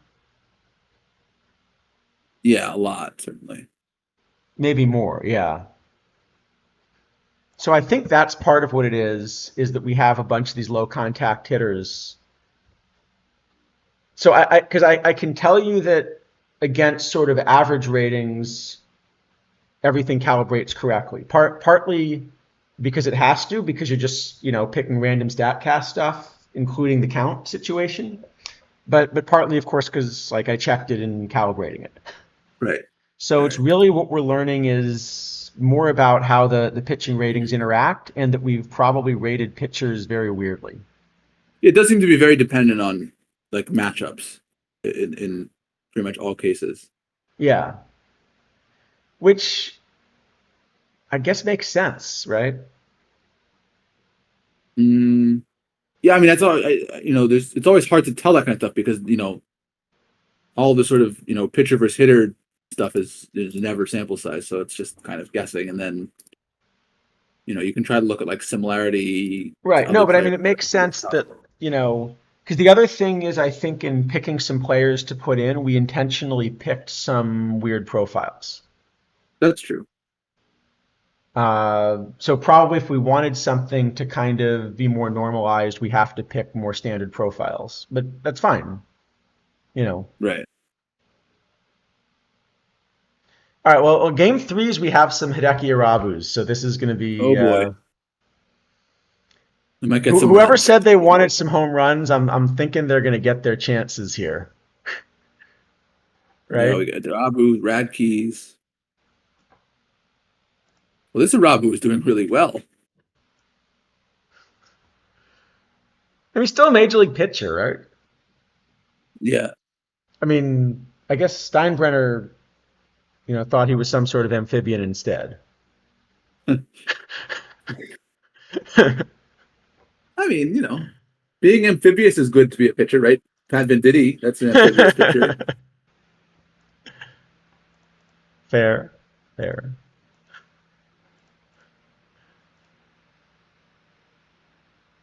There's this prospect. I don't know if he's eligible for this draft. The guy from is it Mississippi State, I think, who's like an actual switch pitcher. Throws like 95 plus from both sides. It's just amazing. I think if you added up what I could throw from both sides, I don't think I'd get to 95. Yeah, that's probably true for most people. It is um, unfortunate though. I don't think OGP supports switch pitchers, so they might have to add it for him. Uh, like it's yeah. huh. I'm just trying to imagine how the AI manager is going to use that. Oh, the AI manager is going to tie itself in knots, but it would be funny.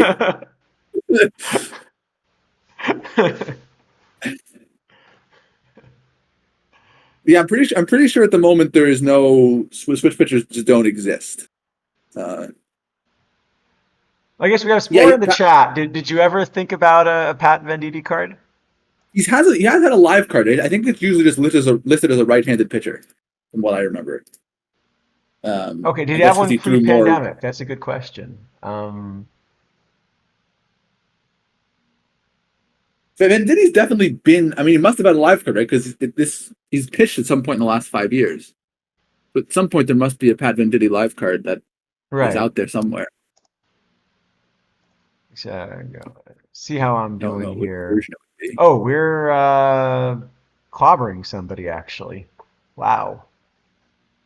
Yeah, he last pitched in 2020, so I guess PT 21. Oh, that exists in that viewer thing. Someone could check it. I'm pretty sure he was just a right-handed pitcher, though. So Hideki Arabu is just striking all of us out, but the couple of times he doesn't. Wait, hold on. That line cannot be right. No, the lines in the viewer are definitely not No, right. no, no, no, no. This says that Javi Baez has 2 home runs for me, 6 ribbies. That cannot be Hmm. right, can it? Hold on. Venditti has 3 cards: 18, 19, 18. 18. Okay. Oh, wait, PT Wait, 19 will how have his okay, okay. that how did that ball get out?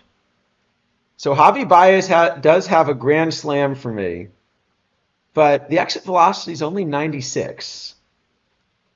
Huh. Launch angle 28.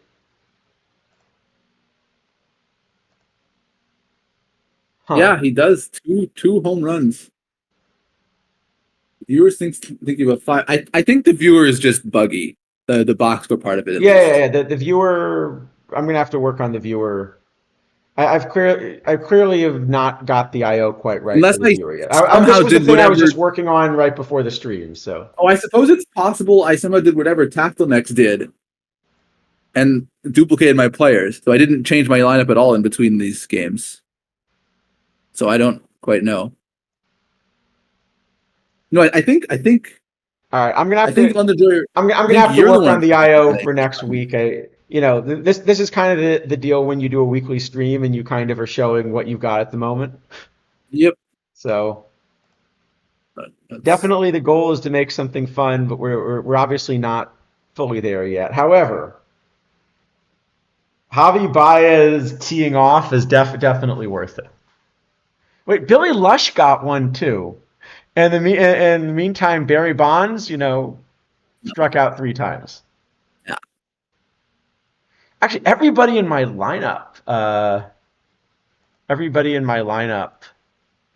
just loved to strike out. Apparently. Oh no, okay, no, it's definitely the viewer. Yeah, the viewer thinks The there are a lot viewers more strikeouts than there are. Okay, the viewer the is viewers just wrong definitely on picked the strikeouts.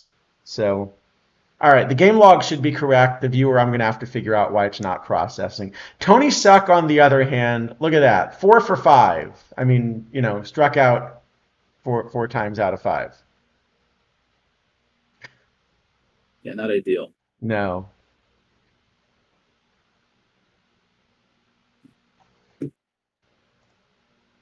What does the aggregate stat looks like so far? Let's see how we're doing. Um,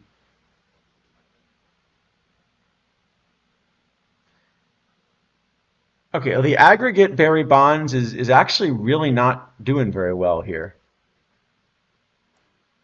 Clearly, we made a mistake with Barry, or either Yeah, that it or just it's a small sample size. wasn't good enough. I mean, it's 100 power and Um, 100 discipline were not sufficient, I guess. Wait, 3 games. Am I the only person that's running Tony Suck? Yes, I'm sure you are. Yes, apparently I am. I am the only person running Tony Suck. So it's a tough existence for you there with the only suck. Yeah. All right, I think some of these control pictures probably we've either overrated the command or something. Oh yes, okay, that's interesting. My game against London Enjoyer, he had no pitcher, and somehow I had the duplicated lineup thing again. All right. This is probably one to work on off stream. Yeah, because I didn't touch anything We'll in just do the between. So best we that's can, except to say I'd recommend going to set lineup and making sure it looks good and hitting submit. But other than that, you see, I didn't change anything, so it must be some kind of your lineup. Do you have lineup set both versus right and versus left? yeah, same exact lineup. Huh. All Oh, I right. wonder. Maybe it's because it's a non. There's no pitcher, so maybe it's just like picking from the VL and the VR and the VL and the VR and the VL and the VR. Oh, is that what? I wonder if that's what it is. Oh, because I'm checking if the pitcher's a righty or a lefty, and the answer is no. Okay, so it doesn't really matter because it only happens in the No, games because it against only the. happens in the Jim Unknown games. But Oh, but it didn't. What sort of happened? Oh, well, it may have. There's maybe a different lineup board. That's probably that's why, a because it good. did But happen that's a only. good. Yeah, Okay, but yeah. that's a good theory. All right. That No, seems to that be what's that happening. completely explains why it wasn't a problem in testing, and then. Right. All right. Anyway, we're on to the next round. See how we're doing here. So what's so? We've lost 4 teams now. Yep, we're down to just 5. So we got an elimination game. Isidafo and Dr. Sticks. Mr. Black gets Caged Wisdom, and I get the streamer buy. You get the buy. Yep. No, but there's Streamer luck. actually a good reason that I'm getting the buy.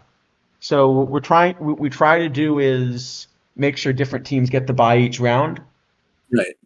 So since Mr. Black already had one, I had to get the buy. Right. No, this looks like the only legitimate pairings for this round. So it seems like it's doing it properly. Right, because Yeah. there's a 2-1 team. That team should play a Ooh, 2-0 well, team. this A will 3 be team should fun. tie. We got the battle of opposites. We have a Rivera against an Austin Adams. Oh boy, that's it's a matchup. All right. I'm not sure I feel so good All about right, that one. all I think right. I You know think what? I think I got to go back for the quick prediction. Worked last I think time. Let's do one more now that we have we the other ones. probably made Rivera a bit too strong. It seems in the end. Here we go. Here's our prediction. Austin Adams. Oh, for number of fishes. Oh, hold on. I made that expire too quickly. Can I? Well, all right. Well, it's fine. We'll get it in quickly. Go fast. 10 seconds. Okay, everyone is betting on over. Everyone's betting over. All right, all right. Let me try that one more time, but I'll make it a longer prediction. How do I expire? You know how to expire that? I can do it. Yeah. This one I think we already have, so I can just make it easily. Total fishes. Submission period. Let's say 2 minutes. Ah, you got it? Okay. Yeah. That's better.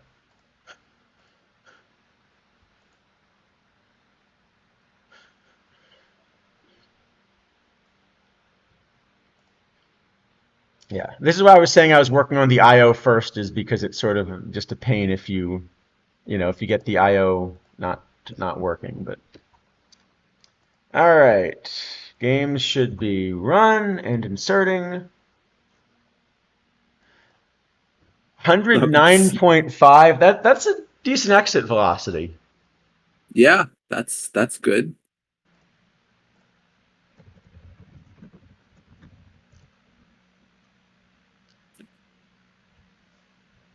So I guess in principle, anything that's in the StatCast database could be achieved in the right location, right?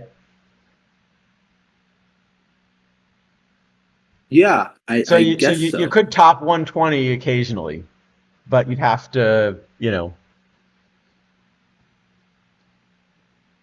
throw a pitch that looked like a pitch that got hit that hard, plus kind of, pick that from the distributions and stuff. Right.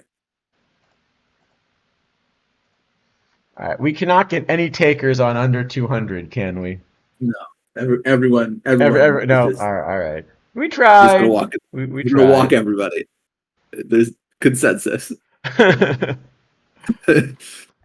We should have gone over 200 apparently. Oh well. Oh, it was worth a try.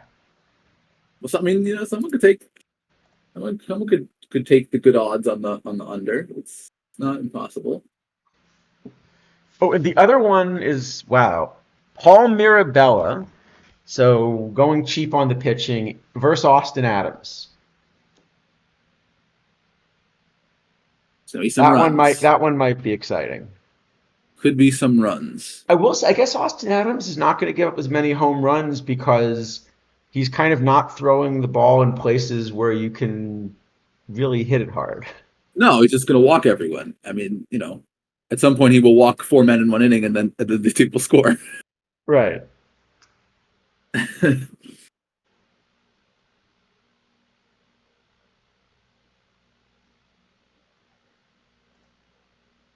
That makes sense. Anyway, game should be running. Let's see how we're doing. So is it off? This is an elimination game. And this is the Mirabella and Adams one, huh? Yeah. I'm thinking take the over in this game. You Oh know? wait, six walks and only one run seems not possible, barring double plays. I'm guessing that's a viewer bug. I think there's a. I think I would ignore the viewer. Yeah, the game log will be Yeah, correct. the game log will be correct. So yeah, the game log's the one that'll be correct. Sorry. The plate appearances log will be right. The bat will be right. The score is right. It appears. Yeah. Just the box score seem a bit odd, but for unknown reasons.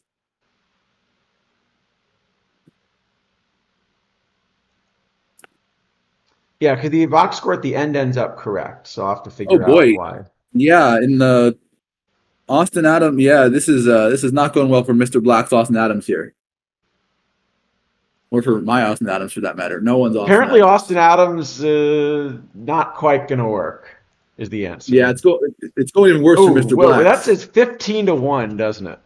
Yeah, that's a lot. I That's a lot think of I runs. think we should have been taking the over and everything here. Yeah.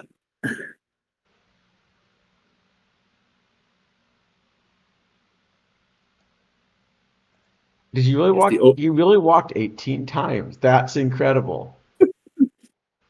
Okay, but only six hit. 18 walks and four runs. What is Neki Arabu doing here? Not pitching well.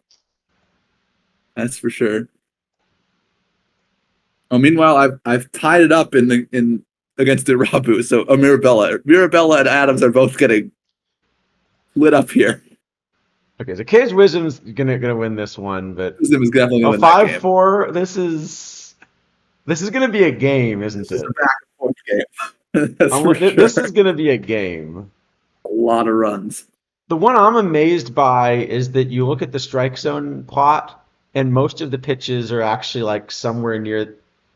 You know what? I wonder if I didn't draw the box big enough. Yeah, I'm guessing there are a lot of pitchers that are just not showing up on the I'm guessing box. there are some pitches that are just, yeah, I think that's probably right. No, hold on. Now it's 6-5 again. Yeah, it's going to be a lot of runs in this game. All right. Well, Wait, any concerns about make that lack of runs seems 10-5. to have Make been that put to 10-5. rest. So Mr. Black's Austin Adams walked 18 and allowed 2 home runs and 15 runs.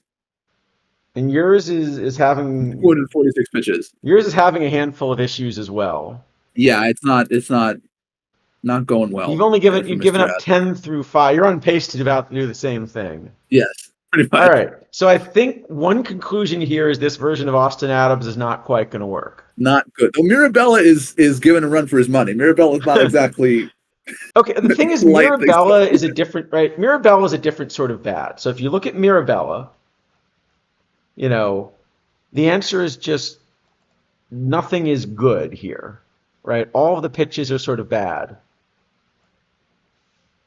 Yep. I think part of the problem is that Austin Adams, it's funny to say it this way, but he needs more stuff.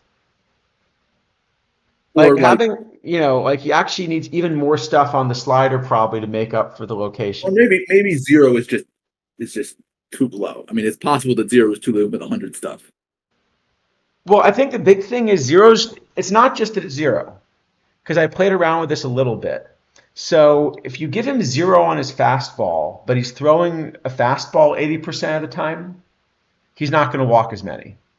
Right, just middle fastball is probably a lot. Because most bad fastballs are at least kind of around the plate. Like people don't tend to miss like a lot by 3 feet on the fastball. It's probably a lot of middle stuff, right? It's just like Probably, yeah, meatballs, that, basically. yeah. And actually, if you miss middle, but with a ton of stuff, you might get away with it. Right. So So I, that's modern pitching, basically, is to throw it in the yeah. middle and hope your stuff wins. But the problem is that he's throwing 80% sliders with zero location. Yeah. And, a breaking ball with zero command, I think just most of those pitches are not competitive. Actually, you can see where they are if you look at the game log too. So if you look at the game log for some of these, so the red here are pitches that would have been out of the zone. Regardless of kind of the outcome, right?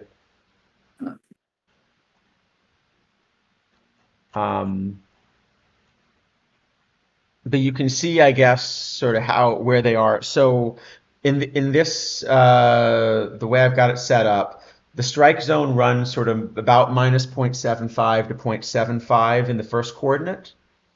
And the second one, sort of the plate height is rescaled so that it runs from 0 to 1, is basically roughly the strike zone. Right. So yeah, I mean, Yeah. he's missing So by like feet. I this mean, plus 1.6 is completely non-competitive. Yeah. yeah, it's a foot outside, foot and a half outside. Um, yeah, and especially, yeah, here you go. Look at this collection of sliders, and see this one he got a strike on because it was like semi-competitive, right? But this is minus 2.44.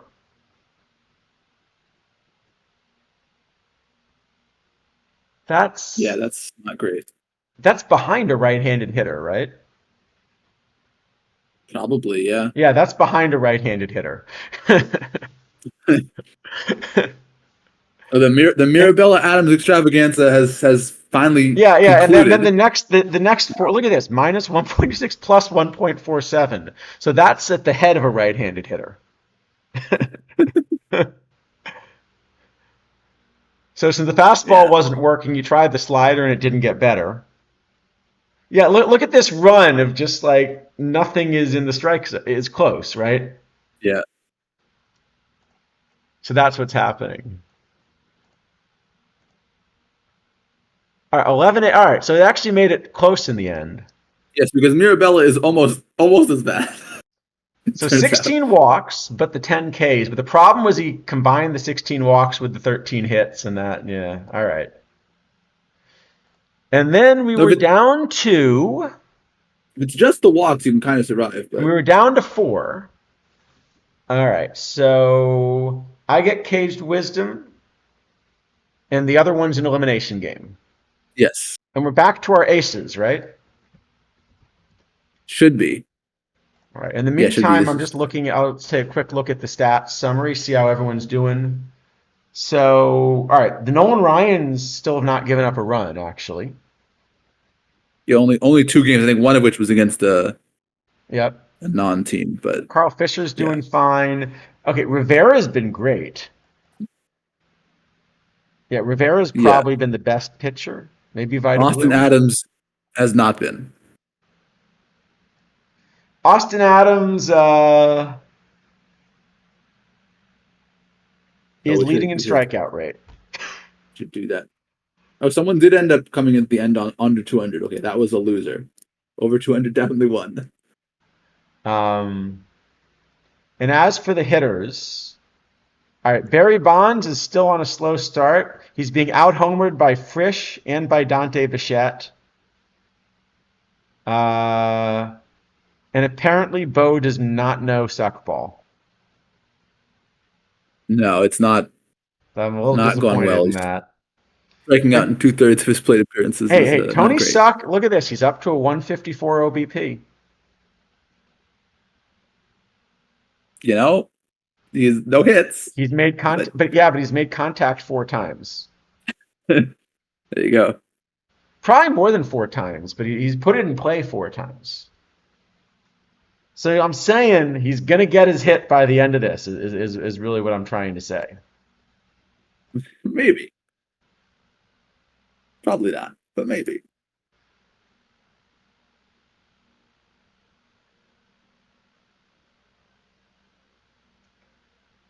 The problem is everybody in my team strikes out, like frequently, right? But I think the biggest Yeah. thing we've learned is that kind of a ton of command will just work. Well, there's a ton of command in the right spots, and we don't know that. It could be different for different pitches, certainly. Yeah, I think that's what we're learning. So Tony Suck is better than Bo Jackson. There you go. I mean, okay, technically that's not quite what these stats show. I mean, but Tony Suck is doing better than Mario Mendoza. Although that might be BABIP luck, right? Yes, certainly could Emmett be. Serio though, that's working. Whoever went Dale Murphy, that's working pretty well. Yeah, first I guess we kind of expected to be really good. Yeah. Um, The other one I want to get some feedback on for next week is, now that we're kind of logging everything, what stats we actually want to put on these pages. yeah, I mean, certainly, putting, slugging and OPS in there would be very easy.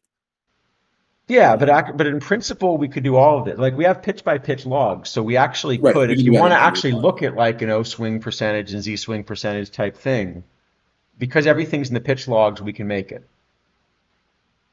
Yeah, we can make whatever. I mean, we can make anything we wanted effectively. Um, okay, Frisch There's certainly Frisch is definitely the top pick here. He's hitting 400 for the tournament. there's certainly. I mean, I've had this question with OHB too. A question of kind of, in an environment where players are being selected more than just like the ones you have, and players can be duplicated. Do any of the kind of modern, advanced baseball numbers sort of start breaking? Yeah, well, I It's like think certainly it's yeah. a different environment than a real, major league environment. Yeah, well, I think OOTP is also a little different setup as we're seeing here. There's a big difference between kind of how you think about calibrating stuff when it's sort of pitch by pitch versus when it's kind of a bat by a bat. Right? Like it's actually, it's easier to calibrate from stats, right? Well, it's not just the calibration, but it's like if you want to calculate a version of WAR in Major League Baseball, it's relatively easy to do it. It makes sense, right? Because there is a replacement player is a real concept, but as soon as you start going into some kind of game where everyone has access to everything, in some sense, the concept of replacement is no longer valid. That's I mean, true. it just doesn't exist. So, it's like I suspect there are So you're things like that. saying, so what you're saying is that at that point, what war is good for is absolutely nothing. Well, I mean, I think the backbone of war is good for something, but some parts of it probably aren't. You see how we're doing, by the way. But I suspect there's other stats like that. I mean, that one's just sort of the obvious one, but I suspect there are other things like that too Oh, we that got. make a lot of I'm going to extras with Cade's wisdom here. ooh. Unfortunately, Steve Jeltz against Tom Glavine. I'm thinking, yeah, this game's going 11. But now I got the bottom of my lineup, right?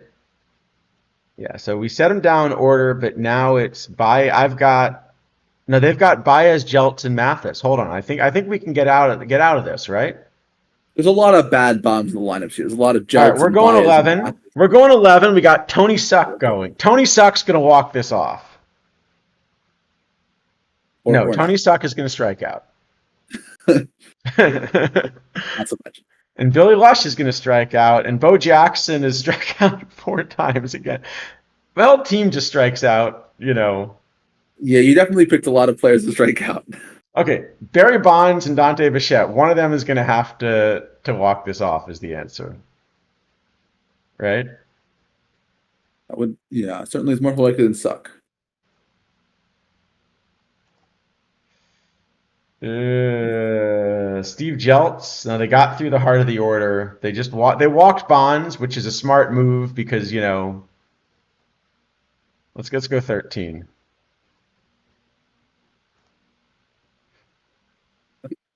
Okay. Oh, that's an interesting.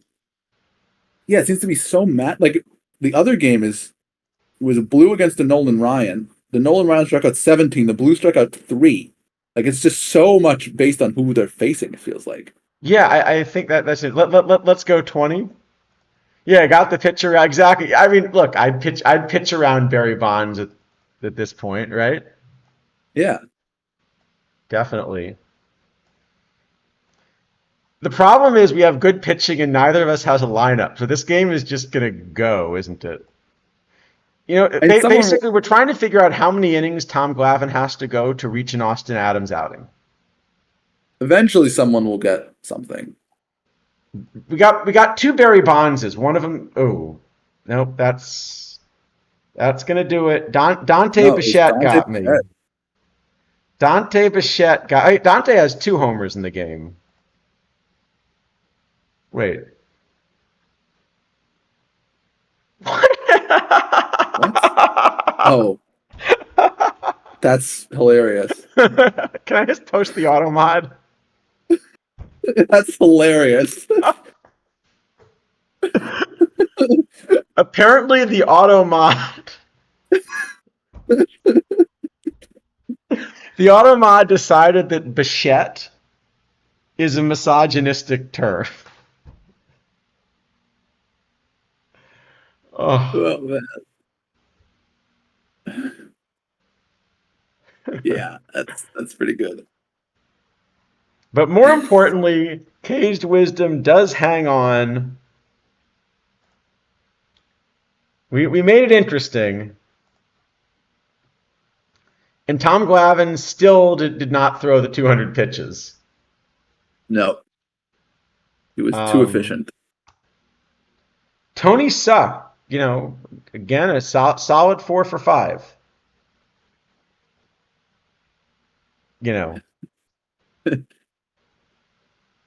He's racking up sombreros, like a laptop stream. Yeah, exactly.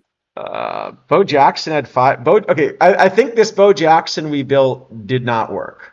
No, it seems like it didn't work. No. But Bo, we're gonna have to go back to the drawing Well, board with that one. All that's right. true. Caged Wisdom didn't have a lineup for the first game, and then since then he's won every game. Yeah, I think the lineup does. All right. And Caged Wisdom has earned the bye. So we are down to 3. We got an elimination game, and then Caged Wisdom is going to get the winner for the title. Yep. So it's Here we go. 2 games to go. Radke and Rivera. So there are not going to be a lot of walks in this one.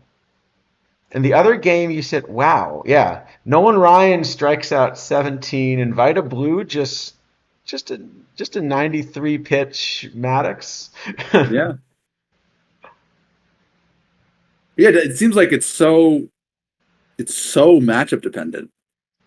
Yeah, I wonder whether that's just the extreme. I suspect that's the extreme profiles we picked, and that we kind of each picked like our own version of an extreme profile. Right. Right.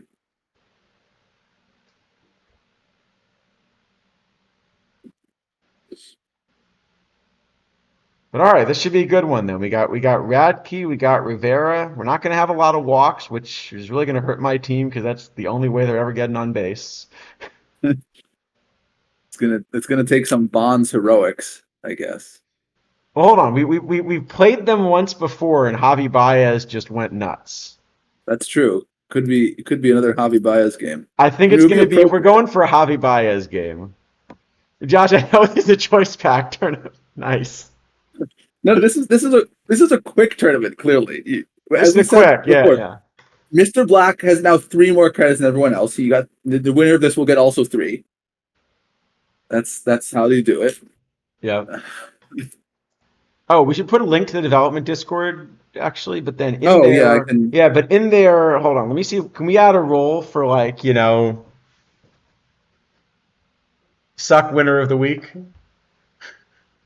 You're asking me to do things which are beyond my knowledge. I assume this way to do it though. Server settings. Yeah, so I think it is server settings. The King of Suck. I like that. King of Suck. Roles. Roles. Create role. There we go. Create role. What do you think? King of Suck? What's a good one?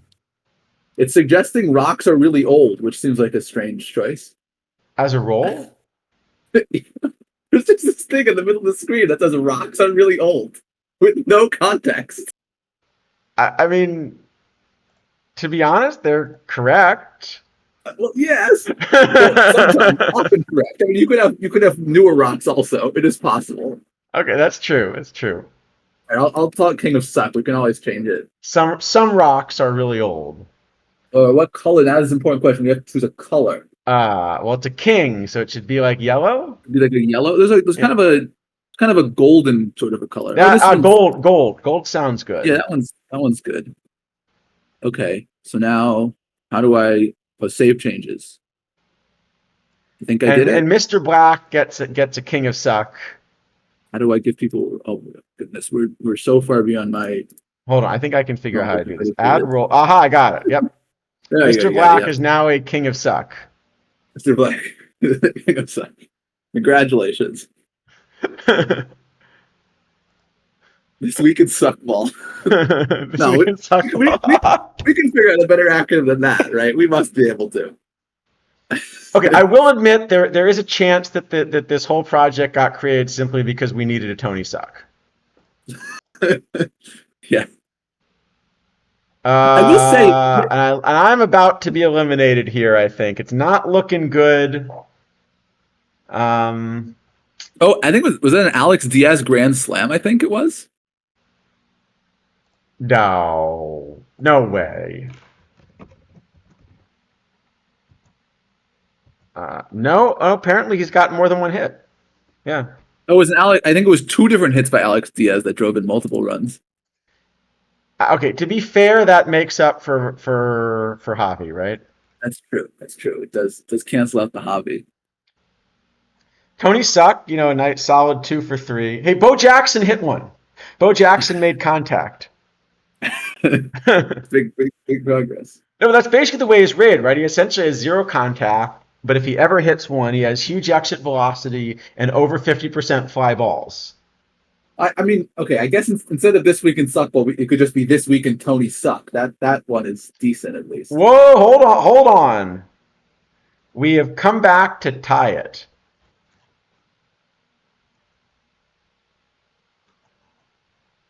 Not done yet here. Can we walk it off? No. Yeah, exactly. All right. This Actually, week in while Tony Spore is suck. here, I do have to ask: are we getting a Tony suck? I will say, I think this idea to make the Tony sucks Jim Unknown is actually a pretty good one. That's actually what Like, I'm doing. No, that's what I'm going to do. I'm making basically yeah, all the Gym unknowns in this game are going to be Tony sucks. Yeah, like it actually makes sense. yeah. There we go. Bo Jackson, the walk-off single. Okay, yeah. See there, yeah. See, there's an extra event that's getting in the. So there's some extra event that's coming in some of these that's breaking it. Okay, but Bo Oh, Bo, Jackson. big game. Uh, Apparently, Bo knows semifinals. 2 hits, a homer. Oh, was it Alex? Alex Diaz had driven all 4 runs. Wow. Yeah. No, no, I stopped playing competitively. That doesn't mean I wouldn't make my Tony Suck theme team. I mean, it is the case that if at some point there is a dead ball set, like an 1800 dead ball set, Tony Suck is actually pretty decent combinator food. I know. Like, there's actually a reason to have that card this year. Like, like you could feed him to Galvin, you could feed him to Bruthers, you could like Yeah. it's actually useful. So Bo is now up to. Well, yeah, okay. Bo is not a lot of hits, but when he hits them, they stay hit. And Tony Stuck is still hitting zero for me. Yeah. 13 Ks. But you know what? My theory is that because we get one more game, it's time for the final. I get Cade's wisdom. My theory is that Tony Suck is just saving it all up for this game. Here we go. Tom Glavine and Brad Radke. So Tony Suck's not walking here. He's going to have to earn his way on base. Yeah. What do you think? Let's put up a prediction. Will Tony Suck get a hit? I don't think we're gonna get a yes to that. I mean, we're you not, could not going to try get a it. yes, are we?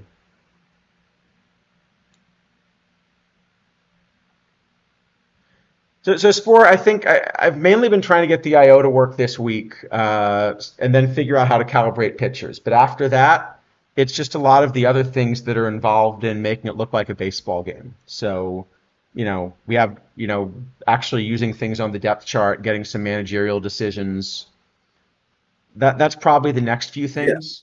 I mean, I Uh, think the immediate thing to do is we'll try to figure out pitching, right? How do we get pitches for pitchers we don't have data on? How do we, yeah. you know, A lot of the stuff that really was needed even this week, most of what I was doing this week was making the game engine, take like 15 seconds instead of 3 minutes to run a game. Because until you do that, you can't actually test its scale, large enough to calibrate anything. right? So I think that, I want to figure out a way to rate pitchers because then you can put anybody in the game.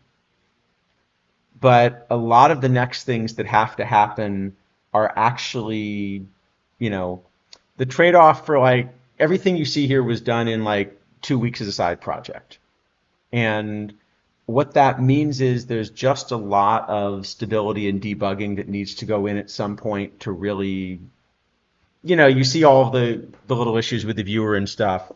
I wanted to get a sense of what a viewer should look like because it's more fun to like do that on stream than the text game log we had last week. But there's a debugging and stability thing that has to be done too. So Yeah. The stamina is certainly one of the things which you definitely need in a game like this, right? You need some notion of players tiring. yeah, So that's yeah. But there are a lot of and different ways actually to do it. that's one of the ones where the way I want to implement stamina is again going to be based on, kind of some of the stuff that's now out there. So actually, let me ask a couple questions while we're waiting for this to run. Let me ask just two questions just to get some feedback from chat. So one, I think I asked last week, but I'm just kind of curious, one of the interesting strategic things you could add. There is research showing that when you see the same reliever multiple times in a series, the batters get an advantage. Would that be an interesting game mechanic? Um, and the other is for a quick tournament like this, baseball, as we know, is just quite stochastic. Short series, the better team only wins, a little bit over 50% of the time. And in something like this, where it's a double elimination thing, even quicker, right? Um, yes, it's where we definitely are going to have bullpens. It's more like that's why I built that in the depth chart.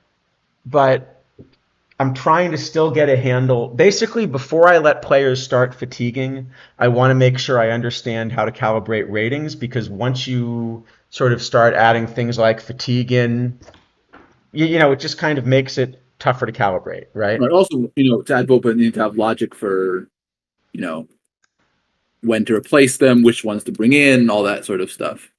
Yeah. So it's a lot of, yeah. Um, but I do want to experiment with the idea of, instead of saying like, here's my closer, basically say based on the leverage, what's your bullpen usage or something like that. Um, but the other question I have is, do we like this randomness? So if you're trying to simulate a 162 game season, this is kind of what you want, because over a 162 game season, you'll kind of get, the gap between better and worse teams to be about right. But in a short tournament like this, is this actually the desired behavior where it's not too much different from kind of a fun way to flip coins? Uh, because there are things that you can do to change it. So I'll give you an example of a mechanic that I think would look very similar to the output, but, give a bigger edge. What I could do is, when two teams are playing, instead of running the game once, I run the game, let's say, 5 times. I figure out which team won the majority of them. And whichever team won the majority of them, the game that actually sort of is shown as the official game is randomly picked from one of the ones that team won.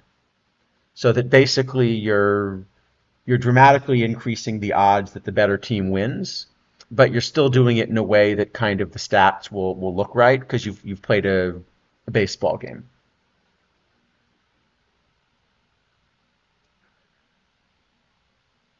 Yeah, Mr. Biden, no, exactly something like that, right? It's like sort of you run the river a bunch of times and take whoever wins the majority of them or something, right? So you're basically skewing the probability distribution so that the stronger team wins more often, uh, but trying to do it in a way that doesn't mess up anything else. So I guess the question is, would you consider that better or worse gameplay? Or maybe a better way to say it is, you know, what do you think a good win rate is for a better team over a worse team in like a quick tournament type format? Because this is a gameplay decision, right? As a matter of simulating baseball, you can always have the option to turn modes like that off or on.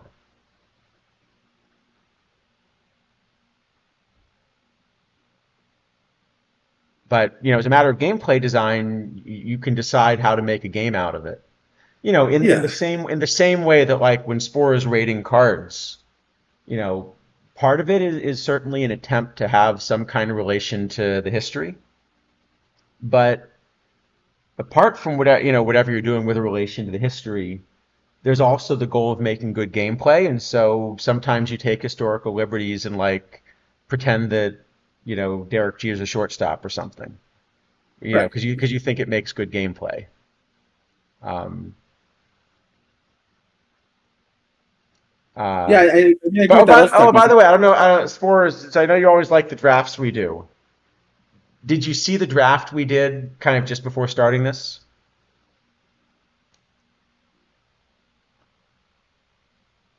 I think this is a good point also, that probably how much randomness you want kind of depends on what the stakes are supposed to be in some sense. Yeah. Like, you know, Yeah, and it also depends on the gaps. So, like in this year's version of OOTP, the combination of combinators and chemistry mean that the gap between good and bad teams is a lot larger than we've been used to. So you wouldn't need to use a mechanism like this to kind of reduce the variance. It's actually already, I think, probably lower variance than ideal. Um, yeah, I mean, at this point, certainly with those kind of tournaments, like a full kind of maxed out commoner team versus a sort of good meta team is, good base meta team is like, there was best of seven, best of nine is not big there, right? It's already getting small. right, but even there, it's the case that for a big combinator team like the do or die gold, they're still not winning it, you know, that often simply because it's still Right. There is enough. Yeah. single game variance, right? But like best of seven or best of nine, when you have that high win rate, at some point it sort of stops mattering how many games you play. Yes, that's There's right. a Then yeah, it's just the best team wins. yeah, With a big gap, with a small gap, it matters a lot. yeah, yes. Um, anyway, let me see. Aha. So the answer is this week I am the one that sucks the most, or something like that. So Tony did not hit the ball at any point in this game. Tony, ooh, It was Tony did not, in fact. four All strikeouts. right. So let's see how this ended up here in total. So Tony did hit zero for the tournament, and he did strike out 17 times. Uh, So we're saying he wasn't great. he was not. He was not, in fact, great. No. Um, and in the end, Dante Bichette led everyone with the 7 homers. Barry just 3. I Frisch had four somehow. Yeah, because it Frisch was seemed, just smacking line drives. and even more walks. Frisch went crazy. That's a lot of 33 walks. walks, Yeah, that's six a lot of strikeouts. walks. I mean, probably there were some games against no pitchers in there, Oh, that's probably what it was. Yeah, that but Dale Murphy also. yeah. That's a So crazy. that's probably the sort of All right, next step for and these on the aggregates. pitching end, um, okay, Nolan Ryan, pretty good. Uh, Glavine just didn't walk anybody. Look at that, 75 Ks, 2 walks. So clearly we need, like I said, this week a big thing I'm trying to learn to do is to calibrate the pitching ratings, and clearly he has too much command. You have a lot of home runs though. He did, yeah. Because I guess the answer is basically that Glavine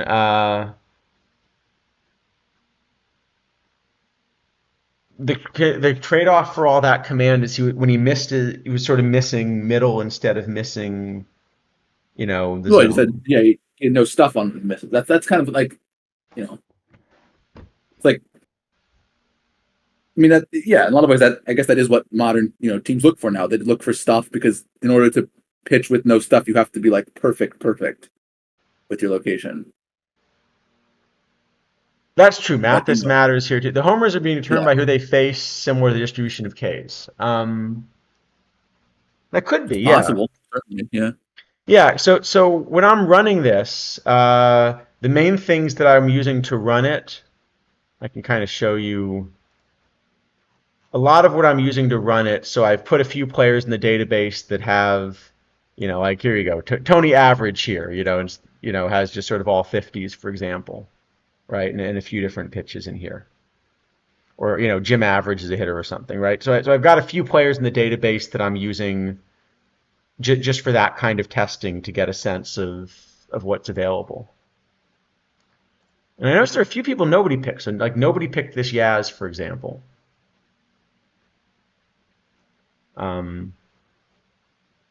No one picked Dwayne Kuiper. So No, anyone there no was one one. picked, we'll have to bring back next week for sure. There was one Yaz and one Kuiper. Oh, was there? Okay. So, Was there but Yaz? I I didn't see the mean, Yaz. minimal. He didn't do very well. He had 11 at bats and got 2 hits. Okay, yeah. So anyone that didn't get picked, we should definitely bring back next week. Yes, we can lower the price. That's kind of the. Yeah, I mean, actually, that's the right way to do this. If you develop the meta, is you change the price. So the price, for whoever everybody picked, the price should go up basically. Yeah, I mean that's even when people So talking about Billy, like okay, sometimes. that's funny. So Billy Lush, I got my walk rate. I really thought that I'd get some home runs from Billy, and that didn't happen. No. Um,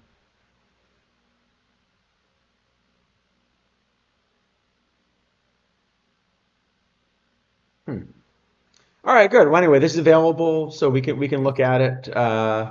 That was fun. Anything else we should do before we wrap up? Okay, one Um, injury picked the Yaz. Okay, so we I did have a don't think Yaz. so. I don't think there's really anything. We did all the cards and news and whatever, and we All did right. this. So yeah, I think So is there anyone obvious to raid into? Because if not, I've actually got a fun one to raid into. Uh, yeah, I've actually got a fun one to raid into if I don't see an OTP one up. Um,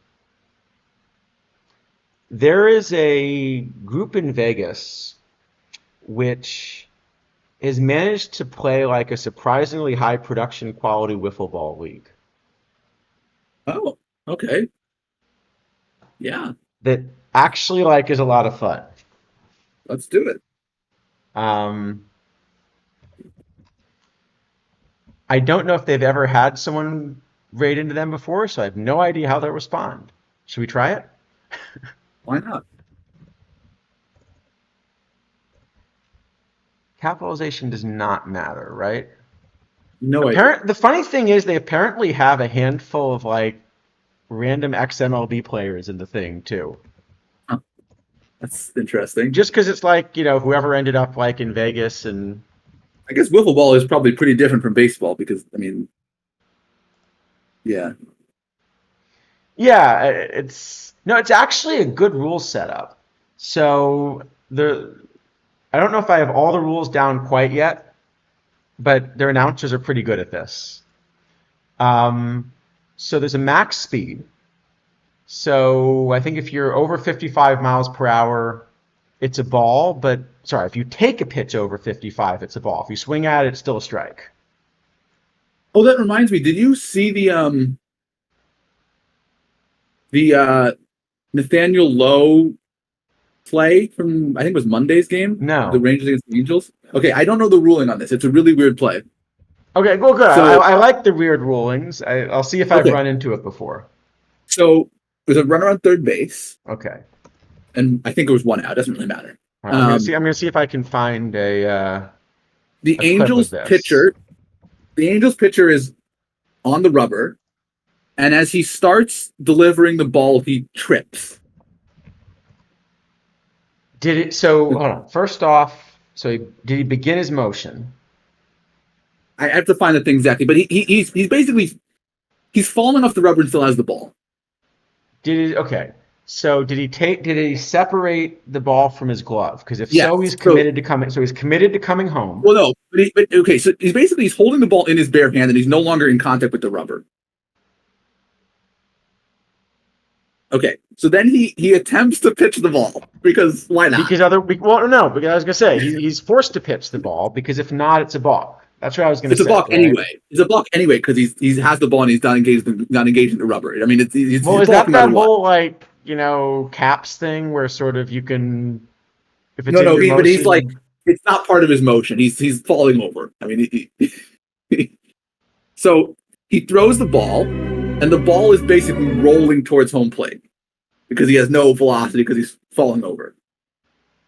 And so the ball is rolling towards home plate Okay. in the left-handed, towards the left-handed batter's box, which is where Lowe is, right? Lowe's a Yes. left-handed hitter. So Lowe, So Lowe is a guessing where this is going now. so If Lowe Lowe, wants to swing at the ball, he can as long as he's within the batter's box. yeah, but hold on, it's more complicated. So Lowe realizes that he can't hit the ball from his current position, so he steps outside the batter's box to attempt to hit this effectively rolling ball. Okay. And Now as if he he's makes doing contact, he's going to be out. well, no, as he's doing that, the catcher runs in and grabs the ball before Lowe can attempt to hit it.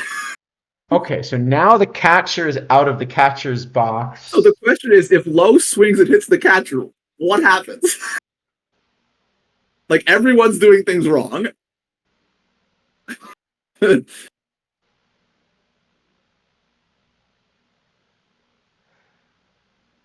That after okay.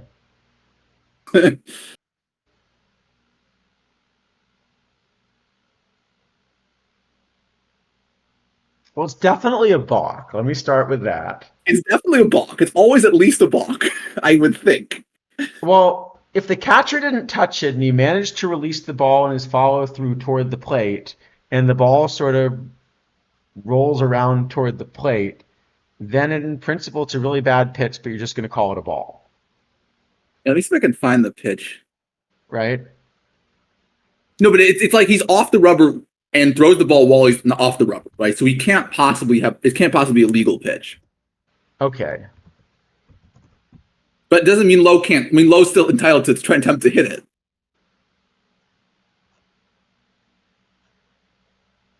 Okay. And I don't know the answer to this, by the way. I have no idea. I mean,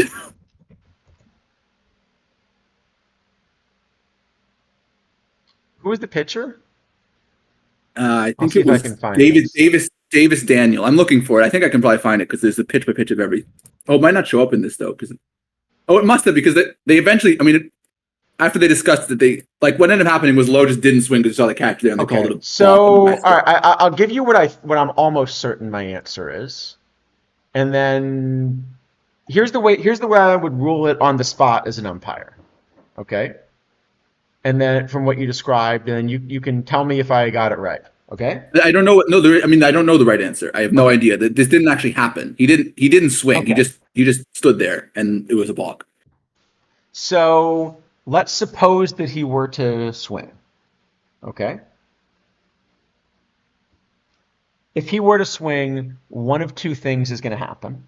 Oh, Either you're going to call catcher interference. Okay, either you're going to call catcher interference, right?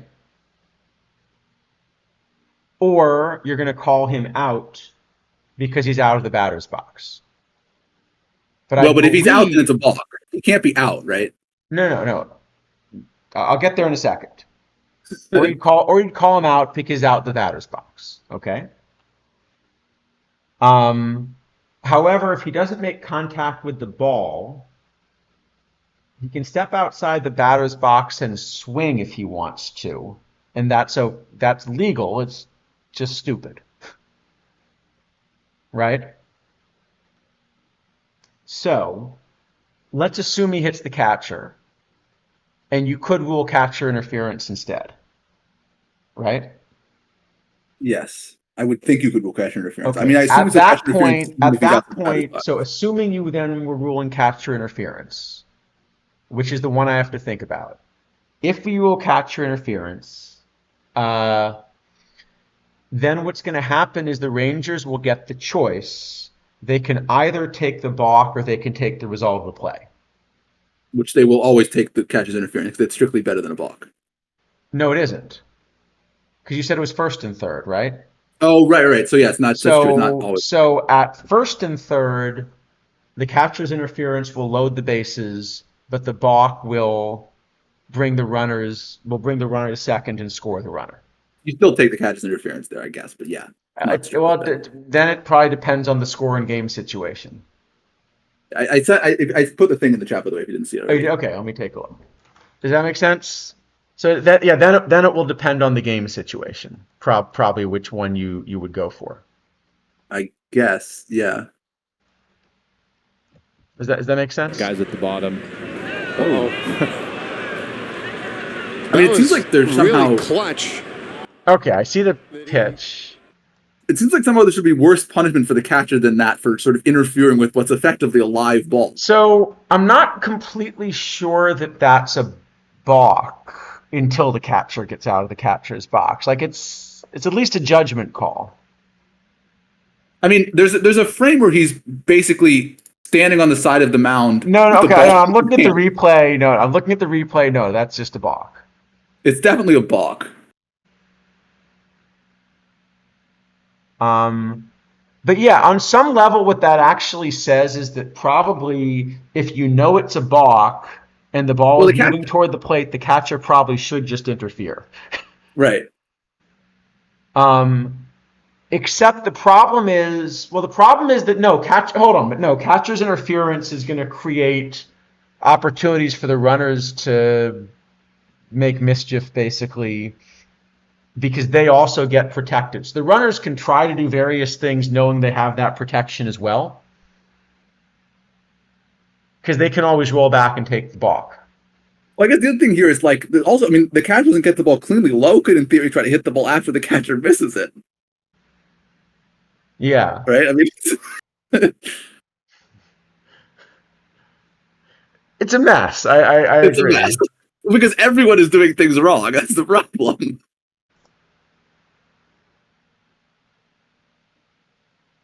All right. I think we should raid into the wiffle ball is the point, though. Yeah. They probably have never had raiders before. It'll be interesting. So say hi to them and tell them about OTP and the lore of Tony Suck. And whatever this play is. Sounds good. All right. See y'all next week.